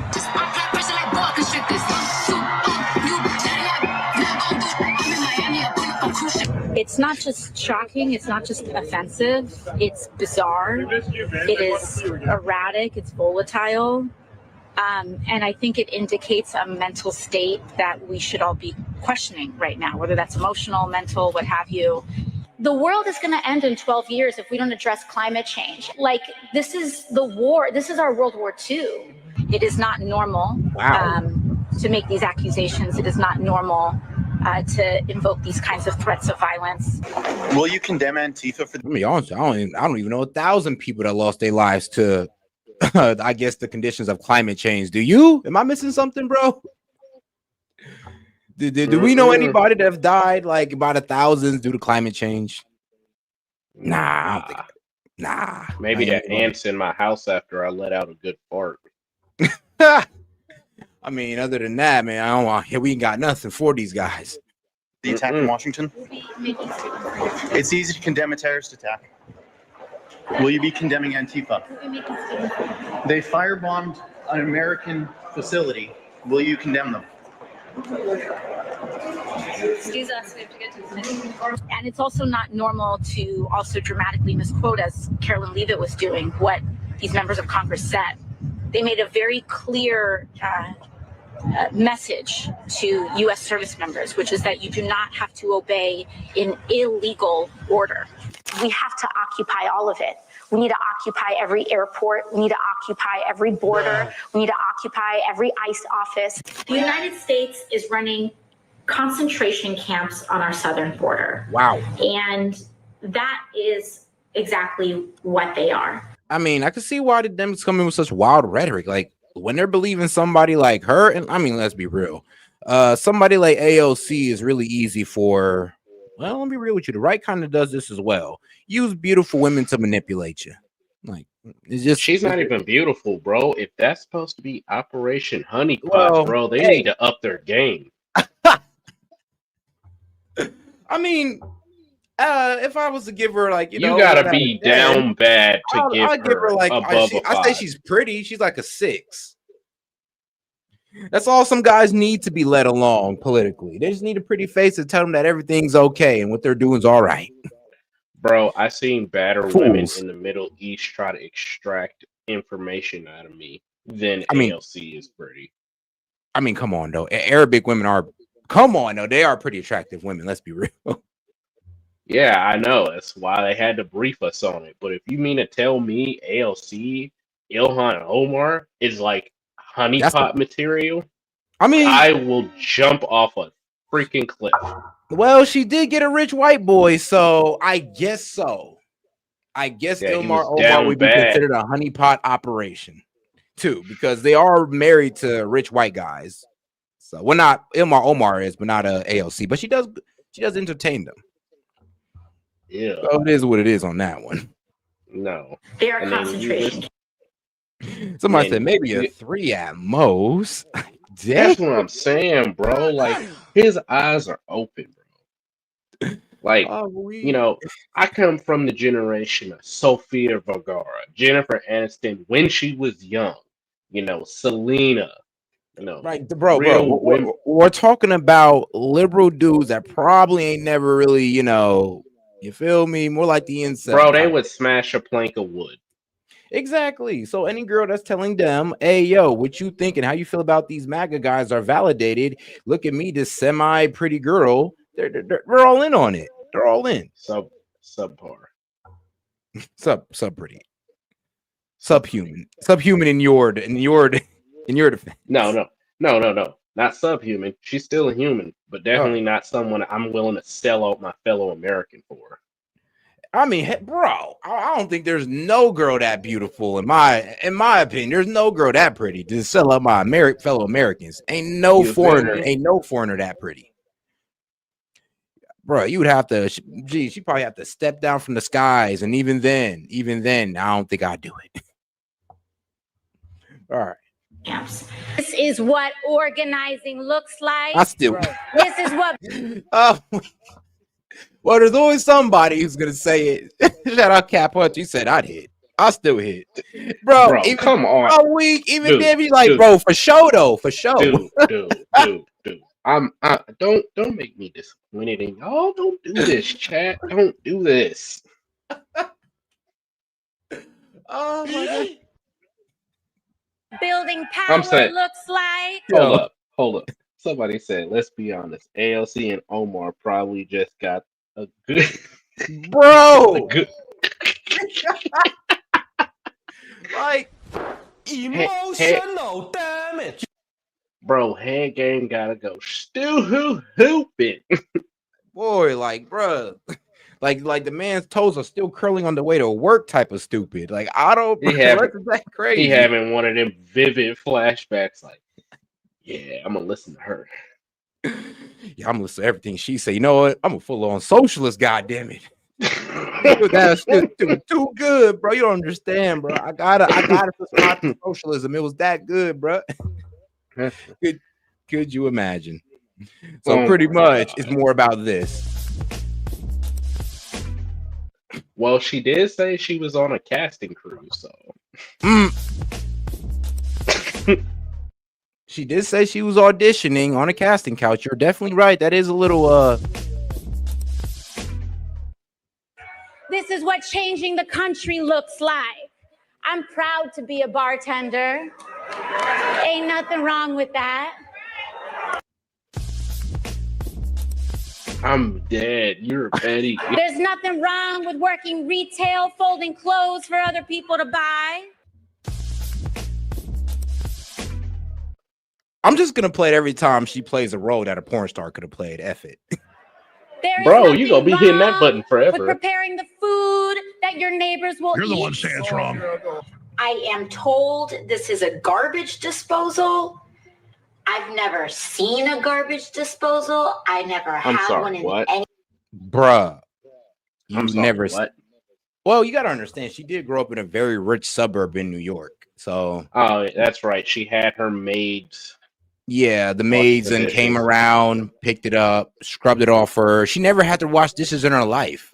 That's the only way you can never say you've never seen a garbage disposal, when you've never had to wash dishes in your life. No, Cap. Because even at bars they have garbage disposals. So she probably made that up. What was she doing the whole time? Like this? Gotta be. Like even the bar got a garbage disposal, or maybe she just was able to skirt dishes all of her life. Like, hey, I mean, like I said, she could have just been a bartender. Do they really have to wash dishes? She's probably giving that grapefruit technique to everybody she worked with so she could sidestep it. any place I've ever lived. It is terrifying. I don't know what to use it for. Really think about it. When someone says that it's too hard She's literally to retarded. do a green space that grows yucca instead of, I don't know, cauliflower or something, what you're doing is that you're taking a colonial approach to environmentalism. For President Trump to respond to. Oh my God. What did she say? You know, I don't what? even I know, can't. but this is how you know, bro. It's the power of a pretty face, to be quite honest with you. It's like you really don't gotta Bro, say much. she's If she not was ugly, bro, nobody would pretty. fall for this. Bro, there are people literally being cucked by fat, overweight, ugly, blue-haired, feminist, liberal women, bro. Come True, but on. that's personal, people. Like to do it on a mass scale, you got to be somewhat attractive. They're in politics, bro. Come on. Which? Oh boy. Like I gotta come on, because Jasmine Crockett and AOC, I'm like, they're not fat. They're annoying as hell to hear, but they're not fat and they're not bad looking. I wouldn't take them on, but hey, a lot I'll of give people you would. this. All right. I'll give you this. Jasmine Crockett's a little bit cute. Not much. But AOC, she's delusionally cute. Like you gotta be like down bad and be like, yeah, I'm 3 shots deep and it's been a while. Don't tell nobody this happened. Well, it is what it is. Hey, slow nights exist. Hey, slow nights Jasmine exist. Crockett. Jasmine Crockett is the one where it's like you sit down, you have a date, and then she start talking, and you're like, "Damn it, what a shame! What a shame." You were almost there. It's like you almost want to hit them like, man, you're too cute to be this stupid. Right. You almost want to hit them with that, but then you realize, know what? Usually the cuter they are, the stupider they are. Facts. Strongly with threats of accusations of sedition and threats of violence, I think indicates a nerve that was hit that I think it has been responded to in a completely inappropriate way. Donald Trump is also very old and a racist and Hey, shout out Dr. Luke. He said, hey, a Hollywood 9 is very different from a political 9. This is true. That is definitely true. Because hey, if she was a Hollywood 9, we'd really be scared. Because we'd just be like, you know what, bro? I can't even blame you for just leading this, following this girl blindly. I guess you're just too caught up in your lustful ways. You need to find Jesus. If that was the case.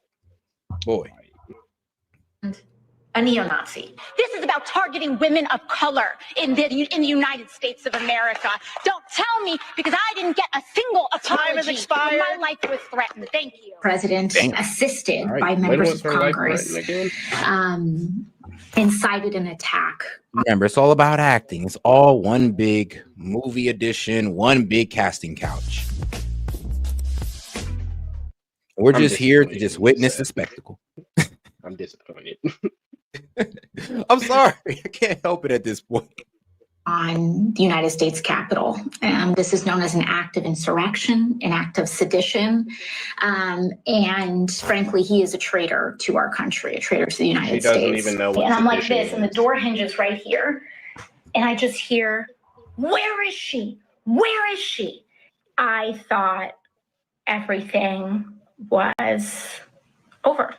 Have you ever wondered how clowns like this become members of Congress? Are they simply actors or puppets doing as they're told? Some are groomed from an early age, and some are even chosen from a casting call. Here's how AOC became AOC.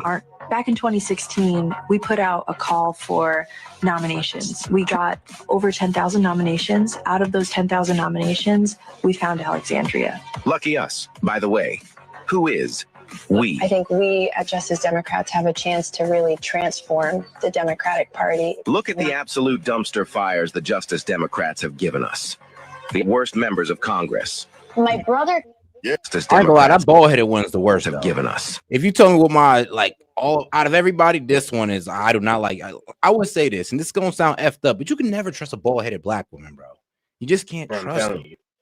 Like, bro, is she bald headed like this, dog? I don't care how cute she look. I don't care how thick she is, bro. Walk the other way. Nah, there was this one bald-headed black lady.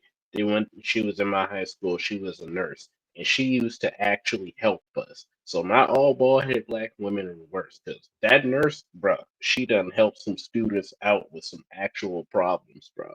Like, Really? All right, then she was fine. the All one. bald headed black women under the age of 30. Nah, bro, she was in her 40s. She just like actually helping students, bro. I know, She that's went why I down had to to switch it infamy. up. I had to switch it up for good people like her. Mm-hmm. I said, and that's why I said under 30. All right, under 30. All right, cool. I guess we could show some leniency there.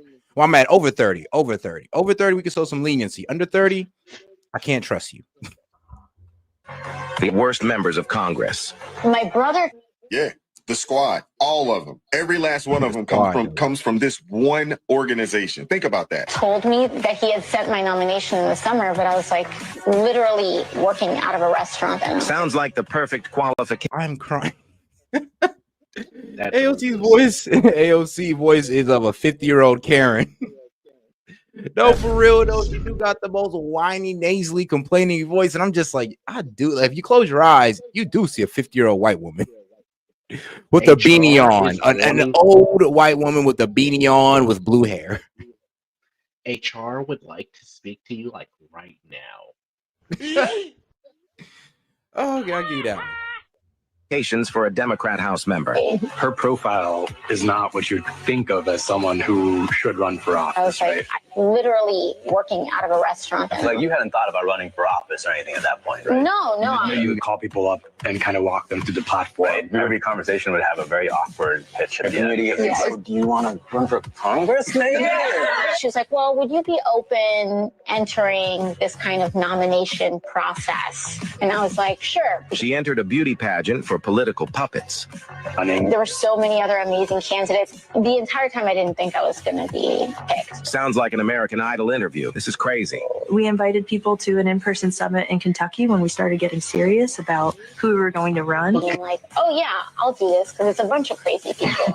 She's finally right about something. The Democrat Party is full of crazy people, criminals, and degenerates. No wonder if this is the type of foolishness they do to install their puppet. Everything we do is the tip of the spear. You are the tip of the spear.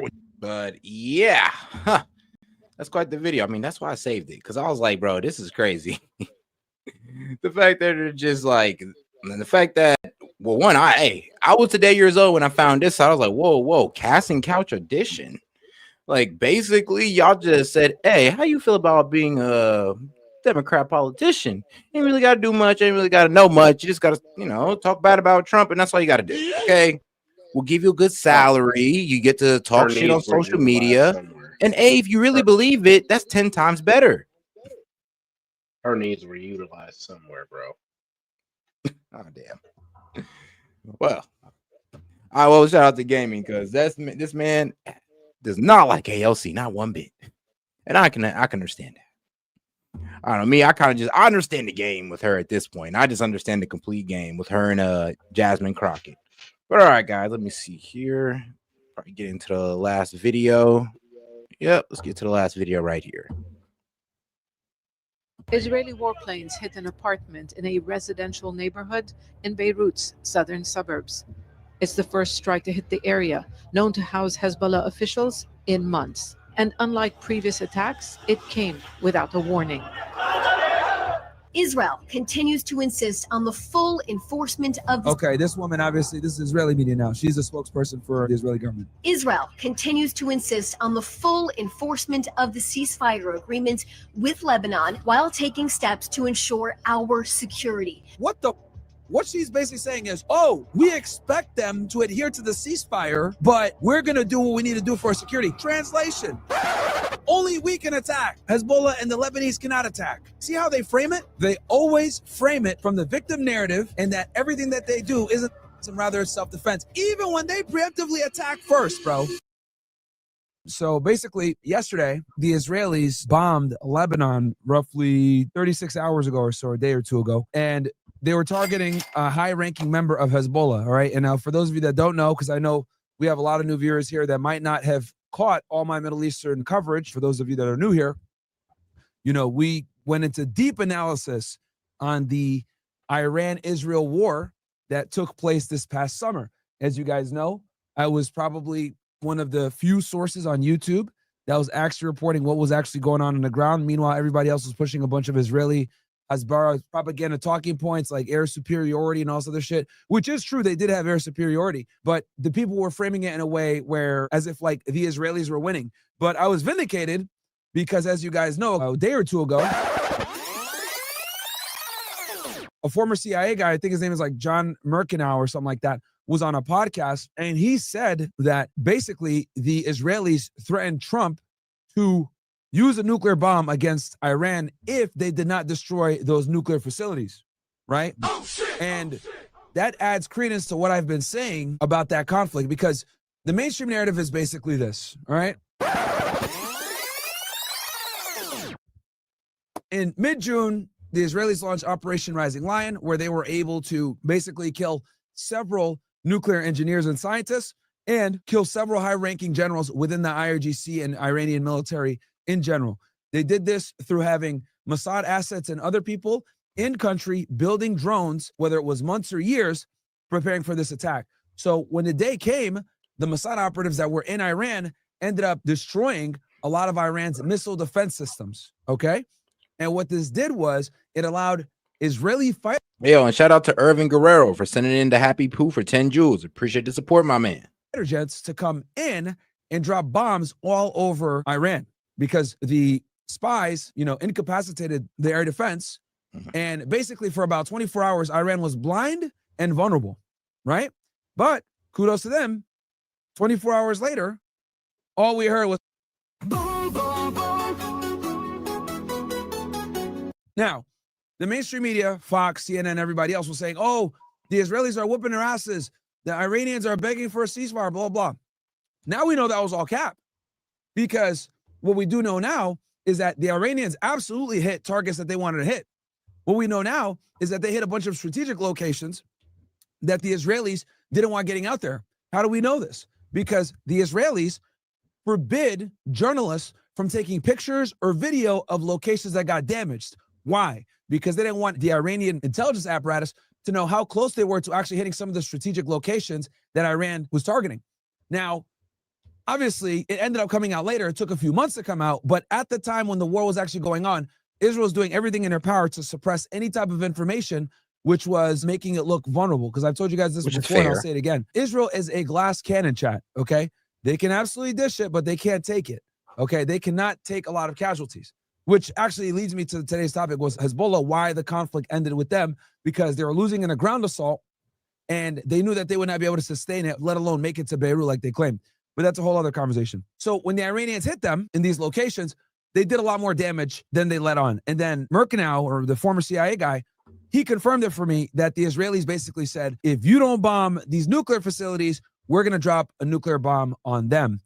And that obviously put Trump in a hard spot, because if you guys remember that whole week back in like June 12th time frame where people kept asking Trump, are you going to bomb Iran? Are you going to bomb Iran? Are you going to bomb Iran? Are you going to bomb Iran? Literally for a week straight, reporters were just pestering him about that shit, right? And you can see him visibly get frustrated throughout the week as it progresses on. Like, hey, I might do it, I might not do it, who knows, So what ends up happening is he finally does bomb Iran with Operation Midnight Hammer, where they flew a bunch of B-2 stealth bombers, a whole fleet of them, into Iranian airspace, and they destroyed the 3 nuclear facilities. The most important one that they finished off was Fordo. And Fordo, for those of you that don't know, is a nuclear facility that's deep underground. It's under a mountain, okay?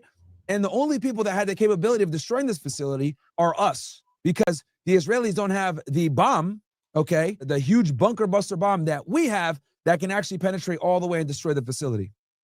And now that we know that the Israelis threatened potential nuclear warfare, that proves one thing, that the Israelis were not as, how do I say this, victorious throughout this conflict as they tried to claim. Because if you're going ahead and saying we're going to use nuclear weapons, that basically means you're getting your ass kicked, okay? This happened with the Yom Kippur War in 1973, where Arab nations invaded Israel, caught them with their pants down, and almost destroyed Israel. However, Golda Meir, who was the prime minister back then, called Nixon and said, look, if you guys don't airlift us support, we're going to nuke these Arabs. Nixon, seeing what happened during World War II and understanding the real consequences of nuclear warfare, gave her one of the biggest airlifts in history, and the Israelis were able to win that conflict. But they were losing, contrary to what popular belief. So history repeats itself. It was the same exact thing with the Iranians. Why? Well, I'll tell you why. And even the biggest Zionist will have to concede with me on this. The Israelis have a very complex and sophisticated air defense system. They have the Iron Dome, the David Sling, and then there's one other thing. But they basically have 3 different air defense systems, right, that shoot missiles down that come into Israel because they're constantly getting bombed by their enemies. They're getting bombed by Hezbollah. They're getting bombed by Hamas. They're getting bombed by the Houthis. So they've obviously been able to create a very elaborate and sophisticated air defense. But here's the problem. To run their air defense costs a lot of money. And then the interceptor missiles that they're using to shoot down missiles are far less in abundance than the missiles that the Iranians are shooting at Israel. So what does this mean? This means that this is a war of attrition, and in a war of attrition, time is your best friend. Well, who does time favor in this conflict? It heavily favored the Iranians. The longer the conflict went on, the less interceptor missiles there are, the more damage they could do at Tel Aviv and Haifa, okay? Which were some of the main areas that they were hitting, bombarding them. So clearly, in this military engagement, because keep in mind, there was no boots on the ground in either country, right? The Mossad operatives that had operated in Iran, a lot of them were caught and executed. So the way it went was going like this. Israeli air defense goes towards Iran, shoots missiles. Iran retaliates by shooting missiles and drones back into Israel, okay? Now, the Iranians have one of the most sophisticated ballistic missile programs in the world, okay? This is where they've dumped all their money, to be honest with you. It's a huge deterrent. They've given up on let's be real, they've given up on nuclear capability. Allegedly, that's what their president says. So take that with a grain of salt. And they've went completely all in on their missile and drone capability, which can actually be proven. So, hey, I can't sit here and say and prove that, oh, no, these guys stopped making nukes. No, we don't know that. They said they did, but we don't know for sure. But we do know for sure they have been working on their missile and drone game, which is quite concerning. The Israelis, though they don't have nuclear weapons, right, contrary to popular belief, they absolutely have a ballistic missile program that includes hypersonic missiles. What are hypersonic missiles? Hypersonic missiles are missiles that can basically penetrate through most air defense. They're too fast for the air defenses, especially the ones, the Iron Dome and the David Sling and Arrow and all that other shit. It's too fast to be picked up by traditional or conventional air defense. So a lot of these missiles came through. And then on top of that, the Iranians have a lot of drones. All right, guys, let me go ahead and close it out. We've been going for a while, but time to go ahead and close it on down. So I'm about to go ahead and start with them. I'm about to go ahead and end off with the monologue. My man, Gaming, you got anything you want to end off saying? Yeah, Jesus is the way, the truth, and the life, and nobody gets to the Father except through him. This day and age, the days are evil and the time is short, so stay prayed up, saved up, and get your gun game up, because people are going to try to come after you, and you need to protect what's yours. Man, ain't that the truth, man? Shout out to my man, Game. All right, my man, I'll see you. I'll probably see you tomorrow. Shout out to Game. All right. And all right, let me go ahead and start off on the monologue because, well, we got a decent amount to cover. And of course, we got some things to go back over. So, of course, we want to start at what we started at the top of the stream. Now, Trump, I do hope that due to the election loss on the 5th, that Trump is actually, starting to curve his course, starting to focus more about affordability than what's going on in Israel. But as you've seen, it seems like Israel always draws attention to itself. And I mean by bombing southern Lebanon. Now, we might actually have to get involved with that. I hope not. I hope Israel can handle this on themselves, but hopefully they don't allegedly pull a move like they did with Iran by threatening to nuke Lebanon unless we get involved. Hopefully we're not being held hostage like that. I hope it's not true, but you never know these days. Trust me, I heard Nixon was hit with the same threat. Now, let's get over to ICE. It's kind of funny how everybody's still demonizing ICE and all this crazy stuff, and the church trying to say that, they're trying to separate families and we're cruel and all this good stuff just for wanting the American people to prosper. Like, that's really what it's all about. Like, there is no hatred for the Mexicans, Haitians, nobody. We don't hate these guys, but they do cause a strain on our resources. They do keep wages low. And right now, that's one of the main things we need to make it out this hole we call inflation, is the raising of wages. So anybody who's for keeping these illegals or providing mass amnesty, or that's not the way, because all we're going to do is just add more people to the workforce, which is just going to stagnate wages. Either stagnate them or keep them low. So is that what we want? Of course not. So I always ask the Dems, I'm like, I got to take a pick. It's either us or them. Is either you guys get that wage, you guys either get the wage raises you want, or we keep it at the same level and you just letting a whole bunch of illegals, since you have such a big heart for them. I mean, cool, bro. If that's how you feel, it is what it is. But just don't ever call yourself America first or pro-American, because you're obviously pro-illegal immigrant. That's just what you want to do. I mean, if that's how you want to think, power to you. But and of course, the National Guard. Let's move on to the seditious six and their whole claim to, oh, you know, we were just reminding you guys. Who are you to remind them? You're not their higher ups. That's why, well, the FBI is coming down on most of them. They got the military ordering one guy back to damn near stand on military court. So was it really worth it? Of course not. But the funny thing is how they're trying to spin it. And then I don't really think people understand the gravity of what they did. Like, yes, of course, they were trying to advise these guys advise the youth or the military youth advise them to, well, do insubordination or to ignore orders. And it wasn't just that. They were also trying to make the American people believe that the National Guard is committing unlawful orders. Therefore, they will start attacking and going after the National Guard, because they did it so well with ICE, and look how well it worked out for them. They were able to demonize ICE to the point where there are people trying to dox them and ruin their lives. They were able to demonize ICE enough to where there are people dropping rocks on them, breaking their forearms with bricks. That's how well they were able to demonize ICE. Who's to say they won't do the same to the military? Because that's the next thing that's going to cause a civil war. If they just start going at it with the National Guard. And that's, I believe, it's what's next. Because what else was that for? But to sow doubt in the minds of Americans on what the National Guard is doing in their cities. And they don't ever want to blame their liberal politician or the leftist politician that let all this BS go down, like the high crime, high immigration, like crazy unaffordability. They don't ever want to blame them. They don't. So it is amazing how they just want to come back on us and just be like, oh, well, it's because of Trump and the National Guard. Like, the National Guard is only there because your leadership has failed y'all.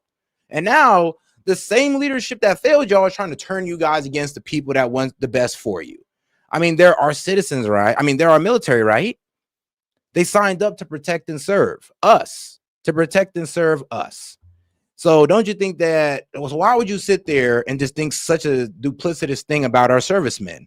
Just think that they're out there to get you. Like, how can you call yourself pro-American? These are the same people that says, oh, we love the military. Do you? Do you? Do you respect all of our troops? Because you sat there and literally try to paint a whole group of them as if they're following unlawful orders. So what's with that?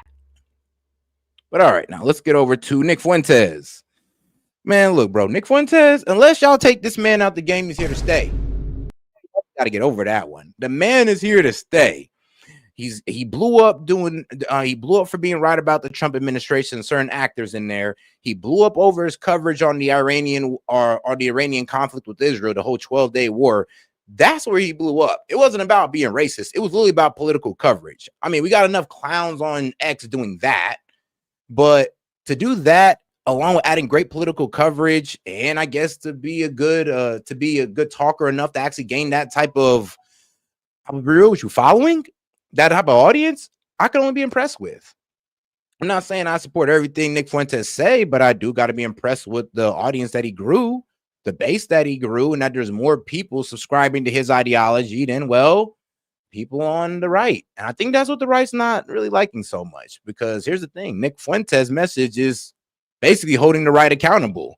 But for some reason, I mean, this is going to hurt to hear from my MAGA guys, but on our side, it does seem like you try to hold Trump accountable and they're trying to kick you out.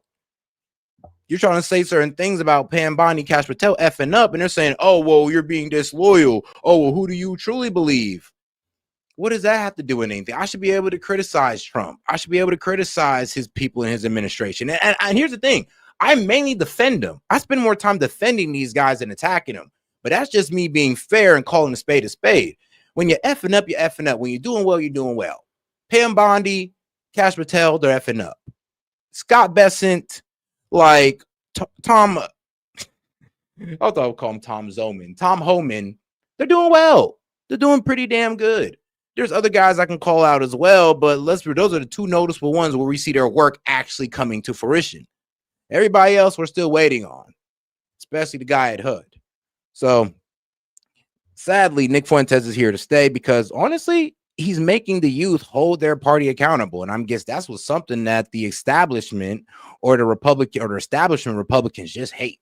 They hate to hear it. And they hate to hear it because let's be real, they're one of the most ardent supporters of Israel. Really, the most ardent supporters, the most vociferous supporters of Israel. They'll dress up in an IDF uniform and come to Congress. That's how much of a supporter they are. So yeah, when you got Nick Fuentes pointing out that on the right and we're seeing it and we don't like it either, what do you think's gonna happen? And then when you sit there and you try to call us anti-Semitic, turning us more against you, what do you think's gonna happen? Or how you think we're gonna start thinking? What you think gonna happen to Nick Fuentes? Well, we're gonna turn against the pro-Israel image, and let's be real, sometimes you just need a history lesson to go against it. And then of course, Nick Fuentes just gets bigger. So, I mean, radicalizing his message, guess what? It's only going to make people want to tune into him to see if he really said that. I mean, trying to demonize them and demonizing anybody who talked to him is only going to make people want to check out both of them. So, hey, if you're mad that I talked to Nick Fuentes, cry to everybody about it. You're only going to get more eyes on me, and I appreciate you. I do. I do. I'm an appreciative guy. I'm a grateful person. All right, but let's get over here to AOC and Jasmine Crockett.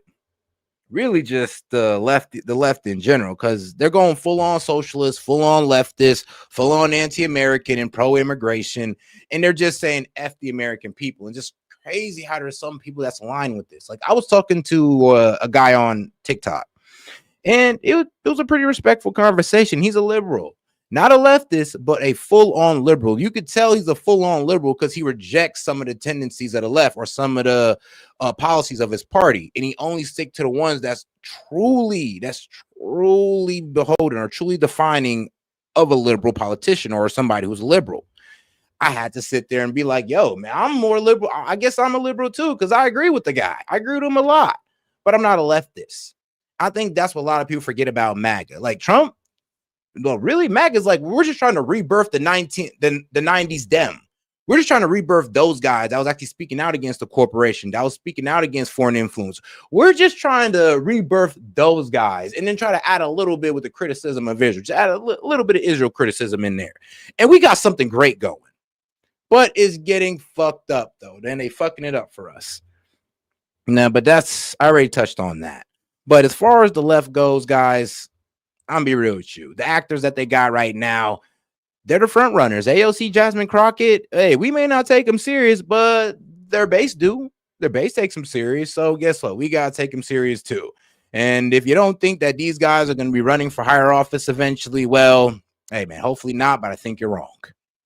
And that's just my thoughts on AOC and Jasmine Crockett. And I mean, personal thoughts on AOC is, well, she's a good performer, obviously.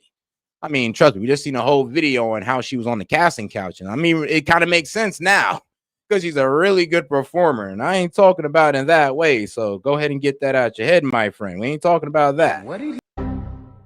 Okay. Jasmine Crockett, I mean, just like my man Gaming, I don't like her because she just plays fake ghetto and she's the furthest thing from ghetto. Jasmine Crockett is the furthest thing from a ghetto black woman, from a hood black bitch. She's the furthest thing from that. And I know hood black women. I've dated the hoodest of black, well, not the most hoodest black women, but I've dated hood black women. And I love them. And trust me, they are far. Like AOC, that's not a real one. That's not an authentic one. Sometimes you got to know the authentic to call out the fake. And trust me, AOC's a fake hood black bitch. Fake hood black woman. I don't even know why she plays the part. We'd respect her more for being a little bit more presentable with it. You can still have, I guess, the witty comebacks that comes with being a black woman, but you could at least sit there and, I don't know, like talk properly. You don't got to sit there and pop out the ebonics. You ain't got to do us like that. I mean, I can do it because I'm a political, like, basically, I guess I'm just a podcaster. I can do it. I'm held to a lower standard. But as a politician, Jasmine Crockett, and you representing the black community, I would hope I would hope you just wouldn't perpetuate all the stereotypes. I would hope you wouldn't do that, but that's exactly what she did. So tough. It is what it is. And let's be real, the Dems and the neocons and the neoliberals, they're all hurt over Ukraine. Still hurt over this Ukrainian deal. Still talking nonsense as if we can actually do something about Ukraine's land concessions or how some of it will become de facto Russia. There ain't nothing we can do. We tried everything. We literally tried. I mean, everything, but literally going to war with Russia with boots on the ground. That's what we won't do. But other than that, we tried everything. I'm pretty sure we even helped you guys assassinate Putin that one time when you tried to take him out the air on the plane or on the helicopter. I'm pretty sure we even helped you guys with that, but it still didn't work. So yeah, and the only reason we did this and try to cripple their economy and try to assassinate Putin and pretty much let NATO damn near get involved is because Russia was winning. I'm be real with you. If Ukraine was truly winning the way they was, then why constantly ask for support? I mean, why ask for missiles so they can fight on an even playing field than Russia? I mean, why you gotta fight on an even playing field? You're winning somehow, some way, even though you're not fighting on an even playing field, and they got missiles and all you got is drones.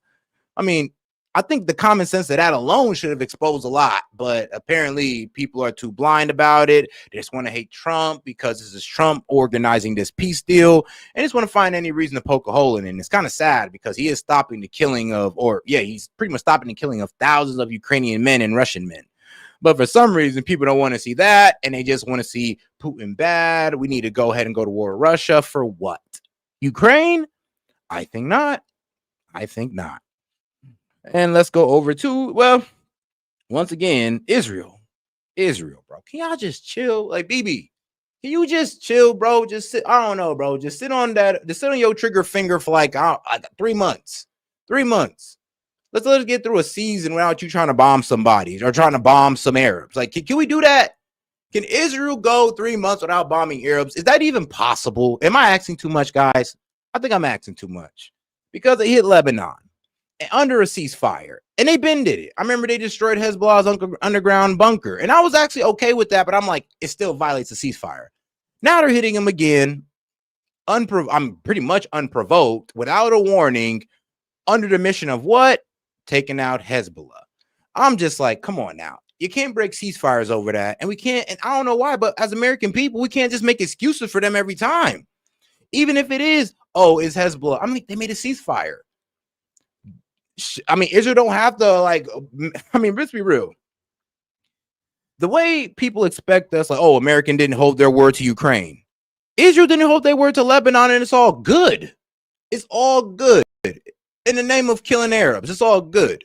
But I mean, in the name of saving countless white Christians, now it's evil. Now all of a sudden it's all bad. You're capitulating. We're saving Christians, God damn it. Like, what? And I wish we could stop Israel from bombing Lebanon. Could we be saving Muslims too? And I'm with saving people. I love people. I don't hate nobody. And as you can tell by now, like, come on, I'll joke about everybody, but I have no hatred for nobody. And the problem is with Israel, I have no hatred for Jews or Israelis. I just have a hatred for that government and how they move it. Like, they move too recklessly. Their foreign policy is reckless as fuck. They're like the YN of the Middle East. Literally, they're the YNs of the Middle East. Shooting up everything, bombing everything, and then asking what you gonna do about it. YN shit, like young nigga shit. And they are a young country, so maybe that's the reason. All right. Maybe that joke was a bit too far. I apologize. All right, but let's get on to the next one. Candace Owens versus France, basically. So yes, France done pretty much put out a hit on Candace Owens, and I wonder what we're gonna do about it. Because really, some people need, bro, it needs to be the point where we need to drag this man, Emmanuel Macron, to court, make him stand trial, and damn near put this man in jail. That's how I feel about it. Because I don't know if y'all heard me during the election, but I said, bro, if you touch a hair on any politician's head, from the left or the right, I want you to be in jail for the rest of your life. If you touch a hair on their head, I don't care if it's AOC, Jasmine Crockett, Kamala Harris, you touch a hair on any of those on those girls' heads, I want you in jail. Why? Because they're Americans. I don't really care. I don't care that I disagree with them. I do care about their safety, but that's it. And hey, look, and that's okay for me as an American. That's how all Americans should feel. We should be okay to disagree with each other and care for each other's safety at the same damn time. It should be that easy. But with this whole thing with France, I'm just looking at it like, all right, so Candace Owens said her life's in danger, a fellow American, and people trying to gaslight her. Like, instead of hearing her out, y'all just try to gaslight her off the rip. And now that everything's been proven, I hope all those gaslighters are willing to apologize for Candace, because she literally ran to us into the world and said, hey, yo, I'm in danger. And we try to gaslight her about it. Like, what the fuck? What the fuck, guys? Like, really? Come on now. And now all this is about to come out as true. And then and then a lot of y'all really gonna look like some assholes. But hey, man, that's up to you. All right. Let me see here if I had anybody. Well, like I said, you can super chat any question, comment, jokes, or disagreements. I guess I'll talk about one more thing before I close it down, though. Because yeah. Let's see here. Well, I guess I can talk about Mandani a bit. Because when it comes to Mandani, I just wish New York the best. I hope he watered down the socialist policies, and I hope that he finds a way to, like I said, water down the socialist policies without causing businesses to flee for the hills or to flee to Florida and Texas. Like, I'm gonna be real with you. As much shit as we talk, we don't want that for you guys. We don't. As much shit as we talk, as much as we tell y'all, get y'all about the F around and find out, we don't want that for you. Like, to be so honest, like, trust me, we disagree with you, but we care what happens to you guys. Like, just being real. All right, though. And then, talk about the Christian genocide. Oh, yes, the Christian genocide in Nigeria by this radical group called Boko Haram. It's a African Muslim group that's out there killing Christians. They've been killing Christians since 2009, about 100K so far. 100K so far since 2009. That's what we've been dealing with. And that's an atrocity. And that's something that, honestly, I'm actually happy. Yo, most unlikely suspect to actually come out and actually come to the White House about this. Nicki Minaj. Nicki Minaj, shout out. I mean, she was a real one. She actually came out there and stood up for Christian Africans. Literally asked Trump to, low, we need you to handle this. We need you to be on top of it. We need you to start sending some threats down there to those bastards to lock that up, like to get that solved. Because like I said, I hate when bro, I'll be real with you, especially when it's Christians. But yeah, what can I say? Hey, I know I defend Muslims, but Christians, hey, I love Christians more. What can I say? It's a religion I guess I found more of a connection to. And I love Muslims too. And trust me, and I hold that religion in high respect. But what can I say though? Christianity is where my heart's at.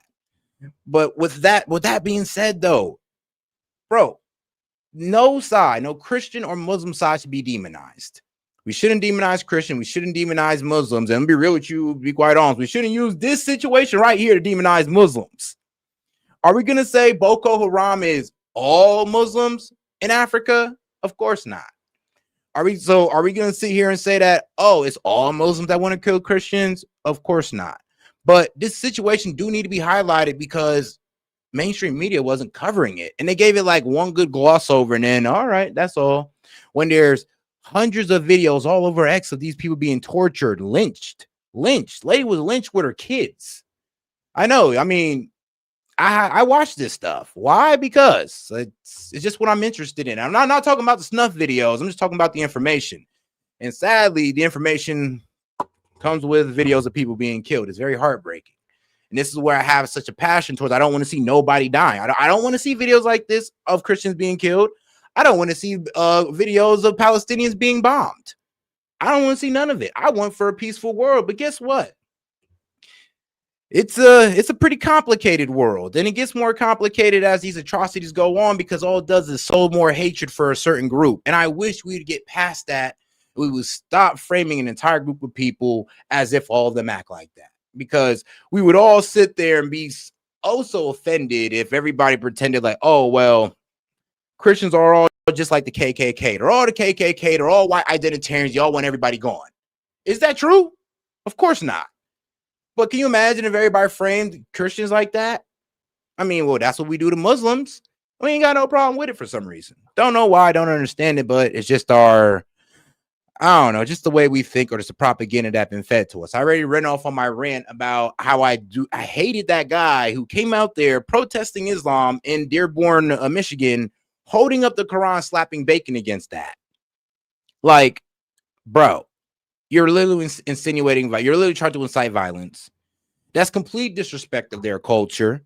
And why even do that? Because he literally hates Muslims. He literally hates those people.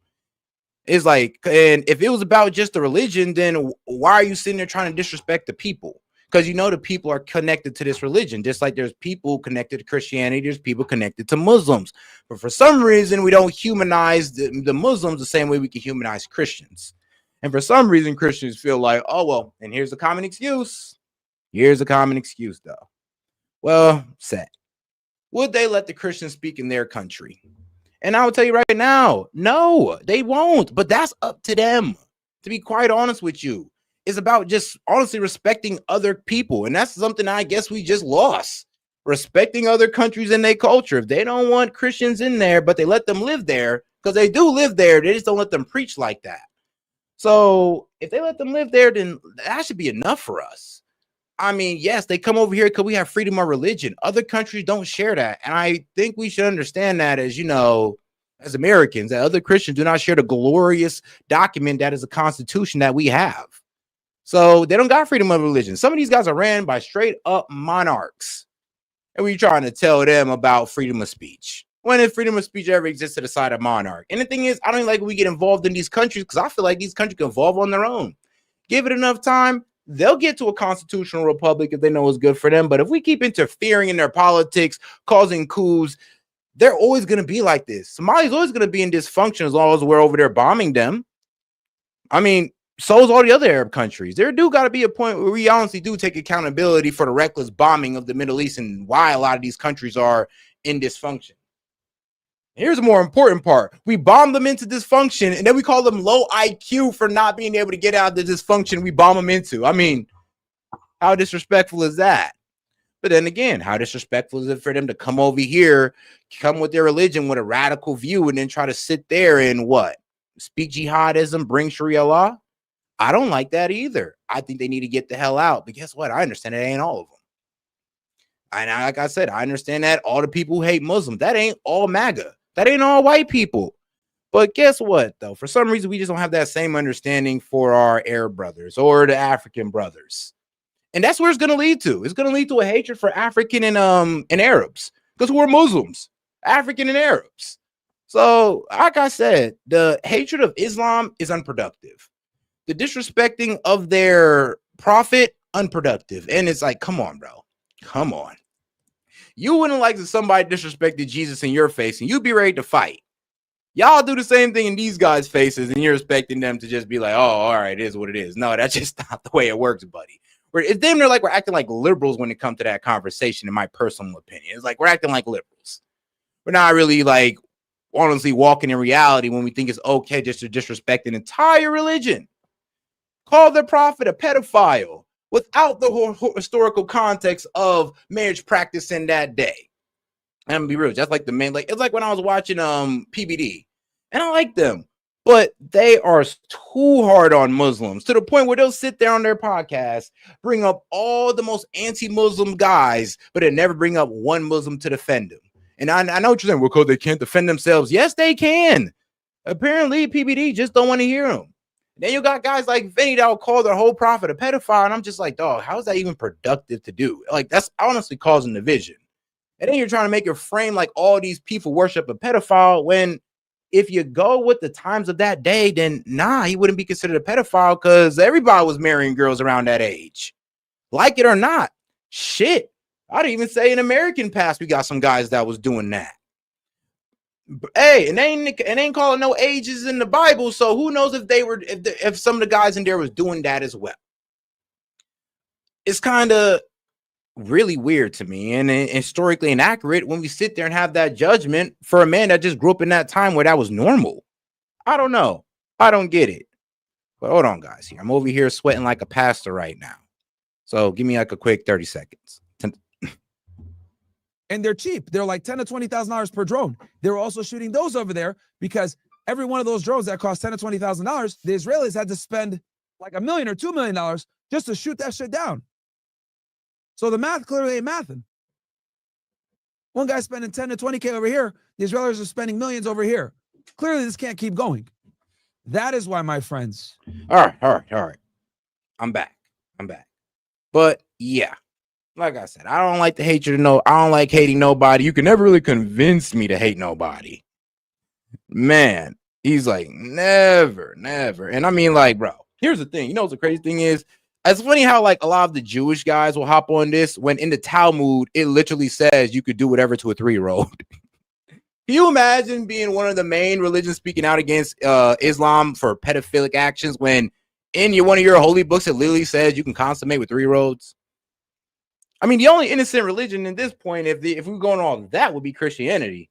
And that's because they just wasn't calling out no ages. So that's just that. And like I said, we should have an understanding of historical context within that time. I mean, it's not really fair to call a guy a pedophile past what BC, past like 1 AD. Like we're really gonna call that guy a pedophile for what something that everybody was doing back in the day? Like that was just common practice. Nobody thought of it. There was no morality check on it, nothing. I'm glad we evolved out of that. Don't get me wrong. Trust me, I ain't for that. But in all fairness, to call the prophet out for that, to call Muhammad out for that, I think it's a bit childish and it's lacking historical reference, to be real with you, because that's what everybody was doing back then. I mean, shit, even Christians were doing that back in the day. So I'm just a little baffled on how y'all can just sit there and judge them for it. I mean, what did Jesus say? What was it? Something about don't cast a rock if he who sins, don't cast a rock or something like that. I know I butchered it completely, but y'all get my point. I know y'all do. But hey, I'm weak. He said Muhammad tried to make some other people pedophiles. I said, no, he didn't. That's what I'm saying. And then y'all going off of stuff y'all ain't never read it. Ain't never read the Quran. Ain't never read it in full context. But then will sit there and try to say, oh, we trying to make other people pedophiles. Bro, you know, in that context, like I said, in the context of history, basically you're trying to get other people married off to be married and build families. And like I said, in the context of history, like that's what everybody was doing back in the day. So like I said, you're being historically dishonest with people when you sit there and try to say he's a pedophile as if this man's in like what? Like the 1950s, or like if this Muhammad was walking around in the 1950s or something. Like, or like, let's be quite honest. And this is where we started getting this 18-year-old stuff. Thank God, by the way. But yes. So treating this man like he was walking around among us in recent times is historically inaccurate. And it's not really being fair. But it is what it is. Like I said, y'all gonna say what y'all want to say. Y'all gonna say what y'all want to say. And like I said, there's still marriage, and actually there is still child marriages practiced today, but that's not all Muslims. Actually, those are certain cultures of Muslims that completely follow the prophet in that manner. Said, all right, cool. Well, if he was able to marry a 9-year-old, so can I. And they're wrong for that. And other Muslims called them out for that. Y'all know that, right? That other Muslims called these guys out for the marriage of children. It's not just us. I would hope you would know that. It's very important to me that you know this.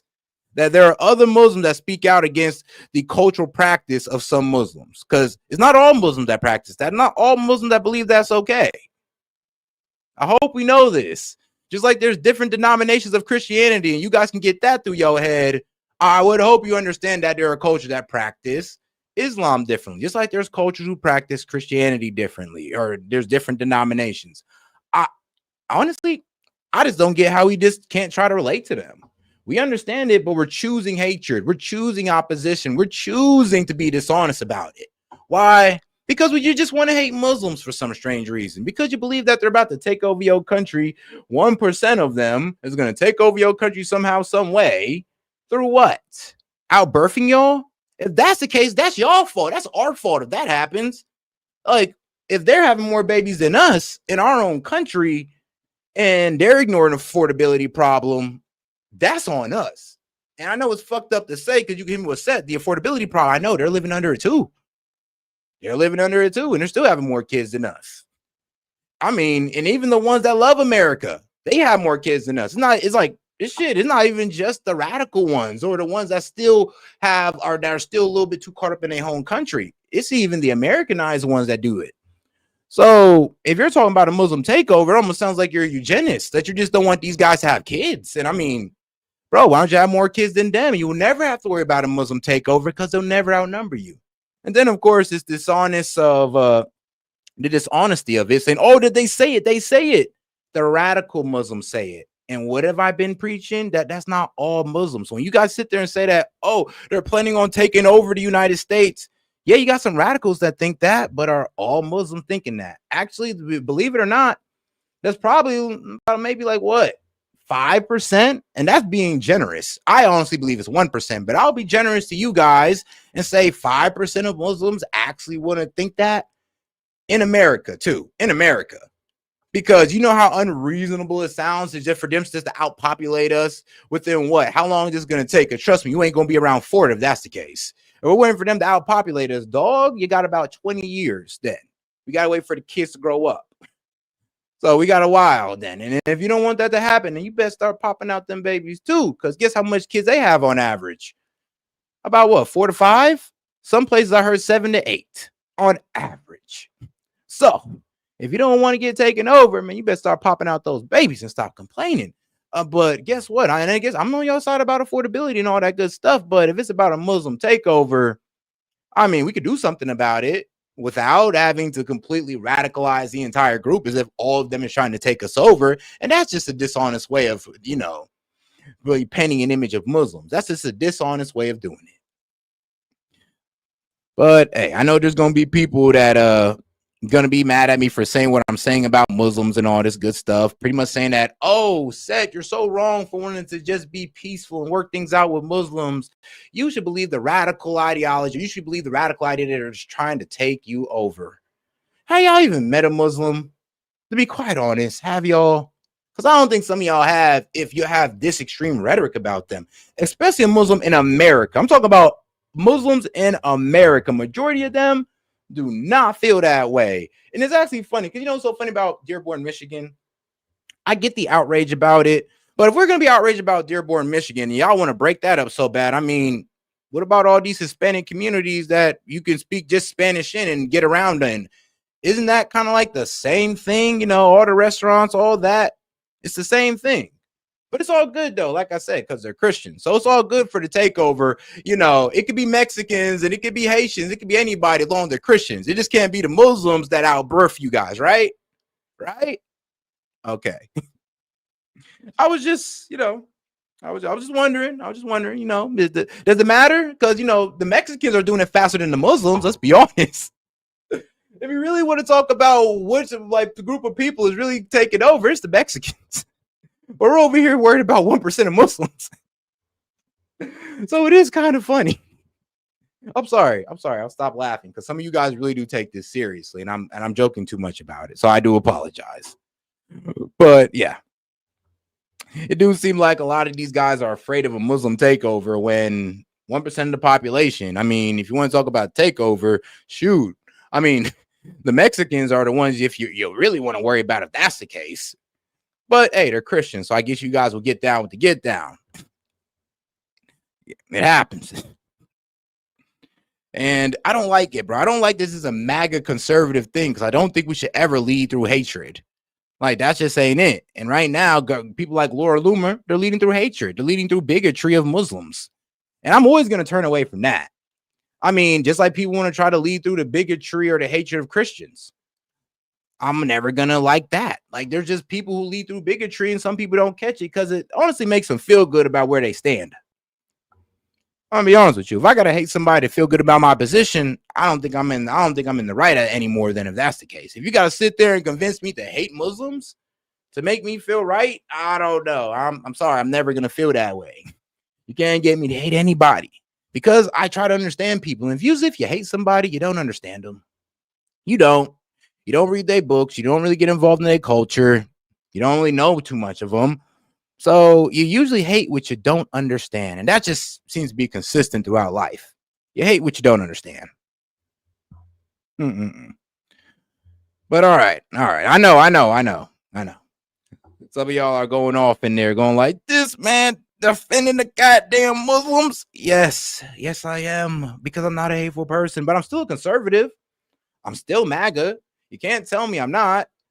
But the reason why, because we just sat down grilling the liberals for a minute. I play videos where I've even called out the Islamist radicals and said, yo, these guys need to go.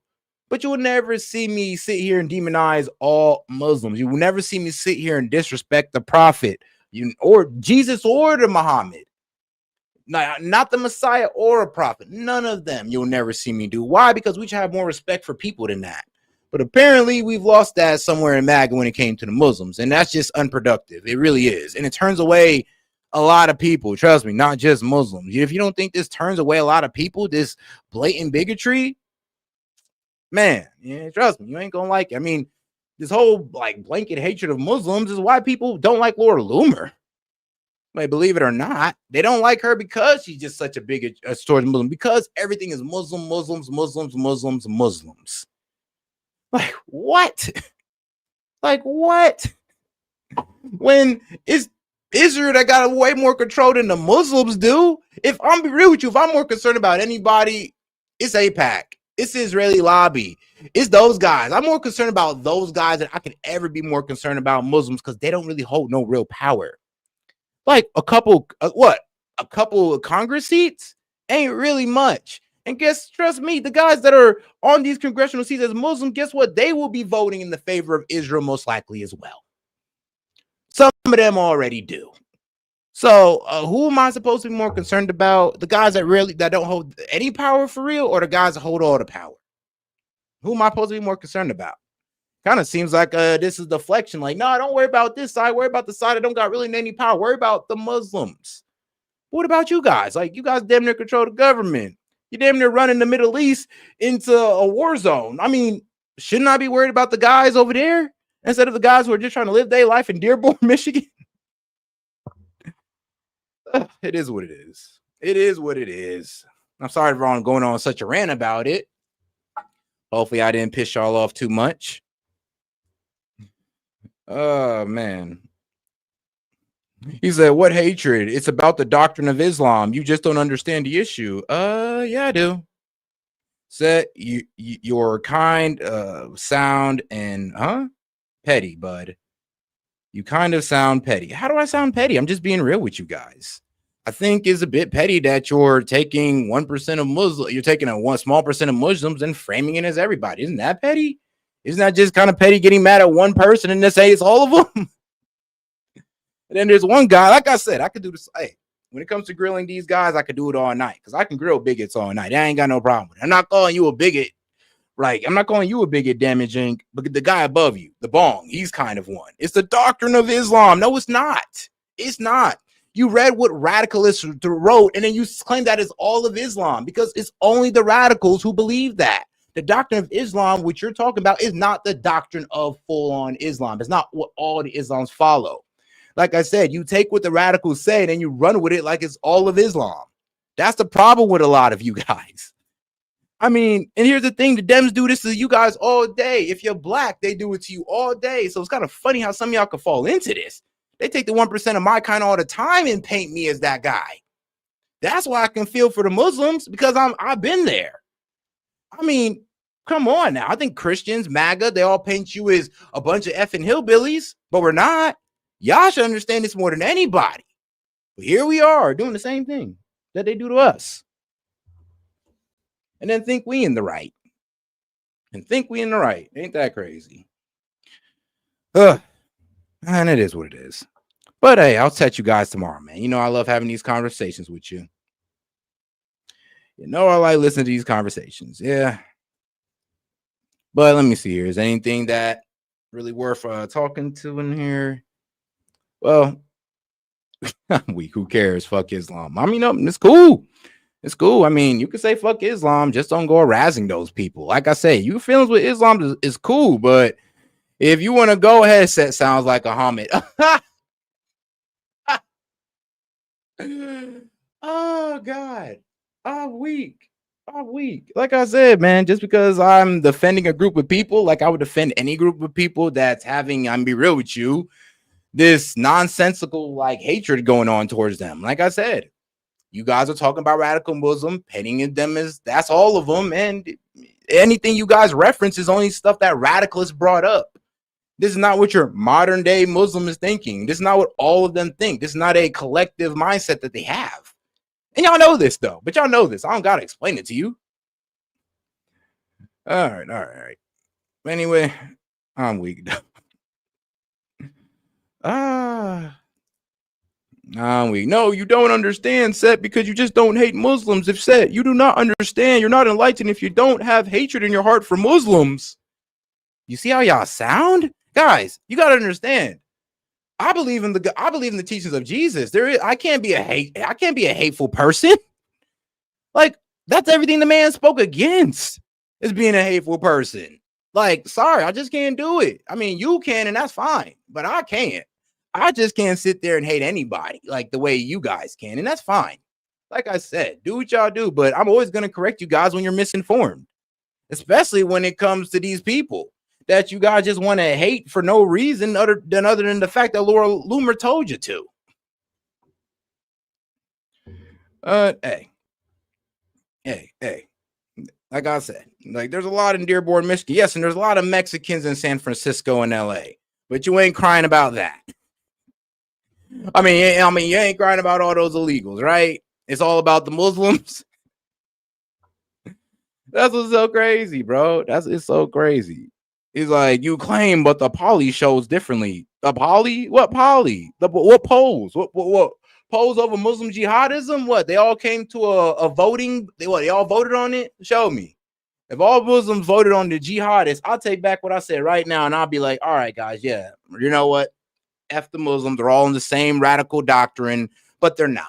And you can't show me nothing on that. All you can see here is do is just try to shame me. And that's the only tactic you got. No facts. Just regurgitating radical Islamists and then thinking that's all Islam. Sorry, but yeah, you can't radicalize me this way. And you can't make me hate Mexicans. You can't make me hate Muslims. You can't even make me hate Jews. As much shit as I talk, yeah, I don't hate nobody. So I'm not even understanding why y'all trying to sow hatred in me. Just say S.E.T, but you gotta hate the Muslims to be enlightened. You gotta hate Muslims to be truly MAGA. Then I guess I was never truly MAGA. Guess I was never truly conservative, guys. I guess that's it is what it is. I just can't hate the Muslims, guys. I guess that's why I just can't get to it. Oh man, ain't that funny? Because you're afraid, you are afraid to destroy your delusion. My delusion over what? Everything I said was straight facts. What delusion of barely the 1% of Muslims that y'all crying about? Since the fact that you guys are trying to bastardize a guy who lived in the times of child marriage, what am I missing here? What delusion? I'm calling out the facts and y'all don't like it. And the reason I'm so hard on you guys about this is because I low-key want to talk it out of you. I'm low-key trying to talk the bigotry out of you, and it's all good though.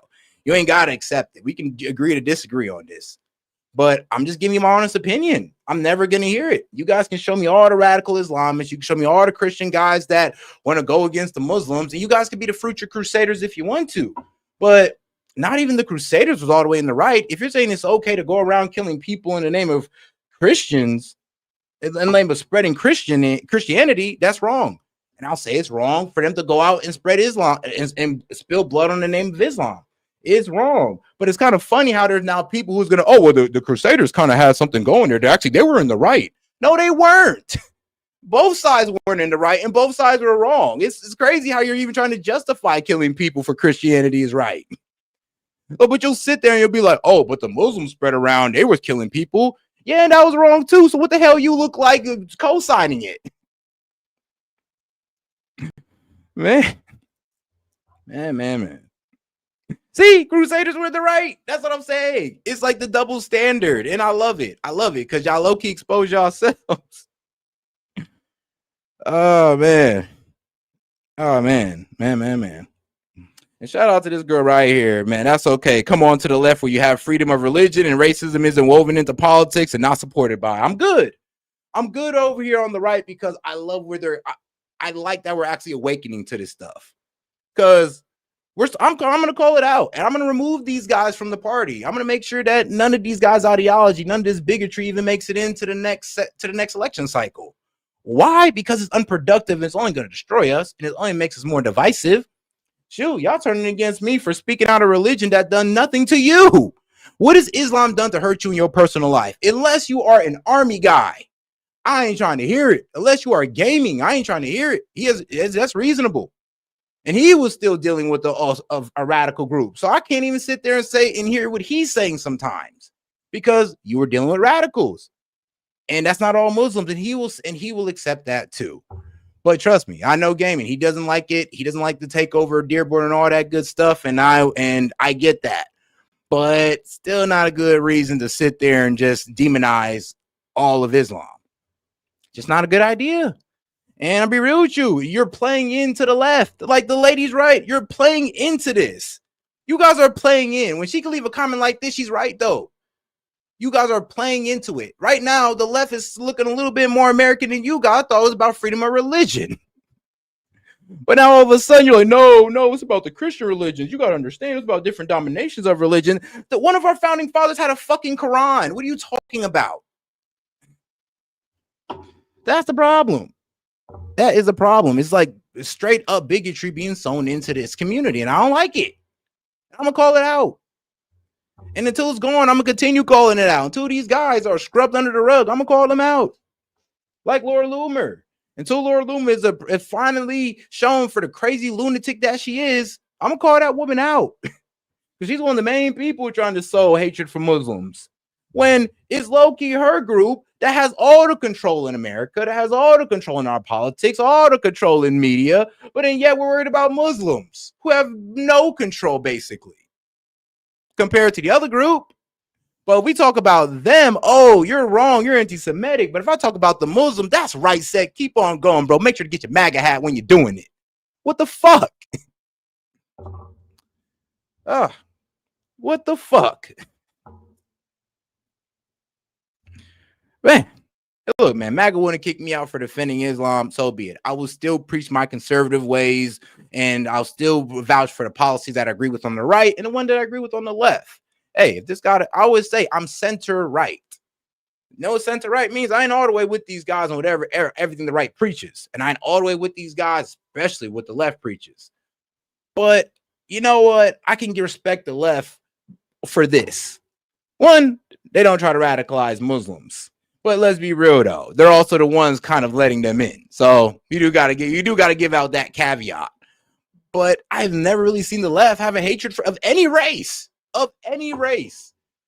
Only in the right now, we're trying to develop a hatred for Arabs or Muslims or whatever. Like only on our side. Why is that? I thought we're supposed to be better than them. We're over here picking up bigotry. I mean, they hate you for your political ideology, not because of the color of your skin and what you practice. What the fuck? We're supposed to be better than them. But here we are, being bigots like they paint us as. What the fuck? No, it is hate, bro. Don't even try to paint it. When you're sitting there insulting a group of people's religious figure that they hold high respect to, that you're being hateful towards those people, being disrespectful towards those people. This stuff, there was an Arab was to rip a Bible in your face and spit on the word of Jesus, you'd be ready to fight that man. So shut up. Oh, man. But yeah, it is what it is. All right, I've been ranting too much. Shout out to my man Castro. They get amplified for the same reason, to piss off the middle. Facts. Muslims sold your ancestors first to Africa. I mean, yes, and the Christians perpetuated by literally writing it in their Bible, literally making slavery okay in the Bible. Y'all contributed too. Don't play stupid. Don't play stupid with me.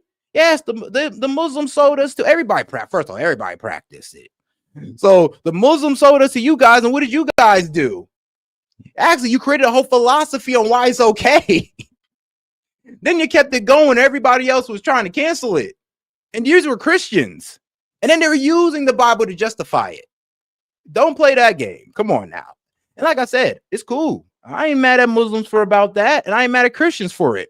Really, like, shouldn't I be mad at Christians? Shouldn't I be mad that, black people in America don't have the best history with the Christian, faith? Considering that it was forced upon us on slavery to brainwash us into thinking that it was okay? And I'm not saying, and that's what the masters did. They bastardized the word of Jesus for slavery when it was never supposed to be used for that. But that's what they did to the Bible. But you don't see me hating that. Now I have all the reason in the world to, but I don't, because I have understanding, and I understand that those Christians of the past, the past, don't represent all Christians, because there were some Christians that actually wanted for slaves to be free. There's some Christians that believe that slavery was damn near in the Bible, and they had a right to do so. But here we go, trying to pick at the Muslims, right? It's on the Muslims that did it, right? It was on the Muslims that commit all the atrocities in the world. It's on the Muslims that go out and kill for their faith, right? Wrong. Wrong. But all right, I'm gonna go ahead and drop out for real on this one. I know I've been cooking too long. I think I done pissed y'all off enough. So don't worry, guys. I'll be back to piss y'all off tomorrow. Anyway, guys, it's Set with S.E.T Media, and I appreciate the support. I'll catch you guys tomorrow.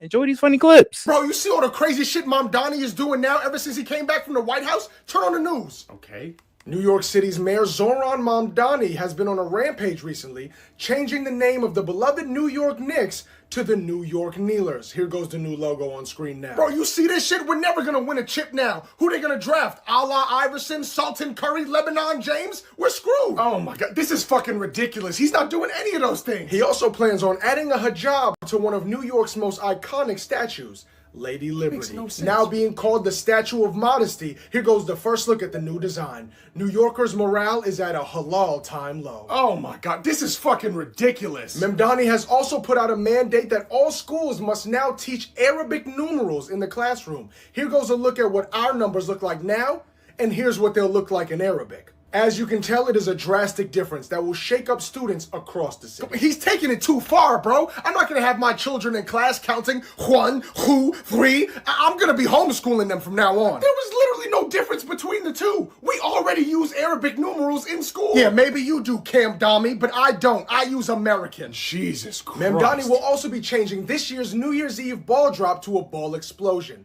This is what it sounds like currently. A classic. And here's what it sounds like under Mamdani. 3, 2, 1, what a shame. Oh, was that a bomb countdown? What the fuck? Bro, between this shit and all the YMs running the street now, the who? The young Muslims wearing their alaka shiesties, it's time to pack up and get the fuck out of here, and you should too. You know what? That's a good idea. You should leave the city. I'll be right behind you, you fucking idiots.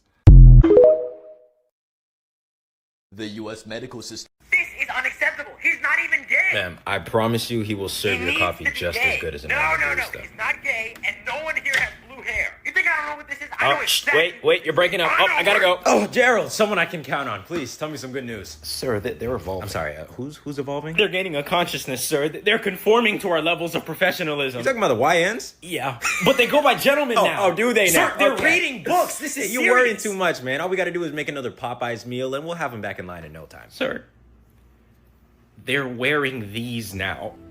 Quarter zips? Mm-hmm. God help us. Do they not know how hard it was to contain them in the Nike Tech? I know. No. You don't know, Gerald. You don't know. They're gonna start getting confident. Okay, and once they get confident, that's a whole national threat that I have to deal with. When, God forbid, they start putting the collars up, then we gotta evacuate the entire eastern seaboard. What is it? They already started doing that. Fuck! Shit, bitch, ass, hell! They also started wearing dress shirts and ties underneath them. Hell no! Okay.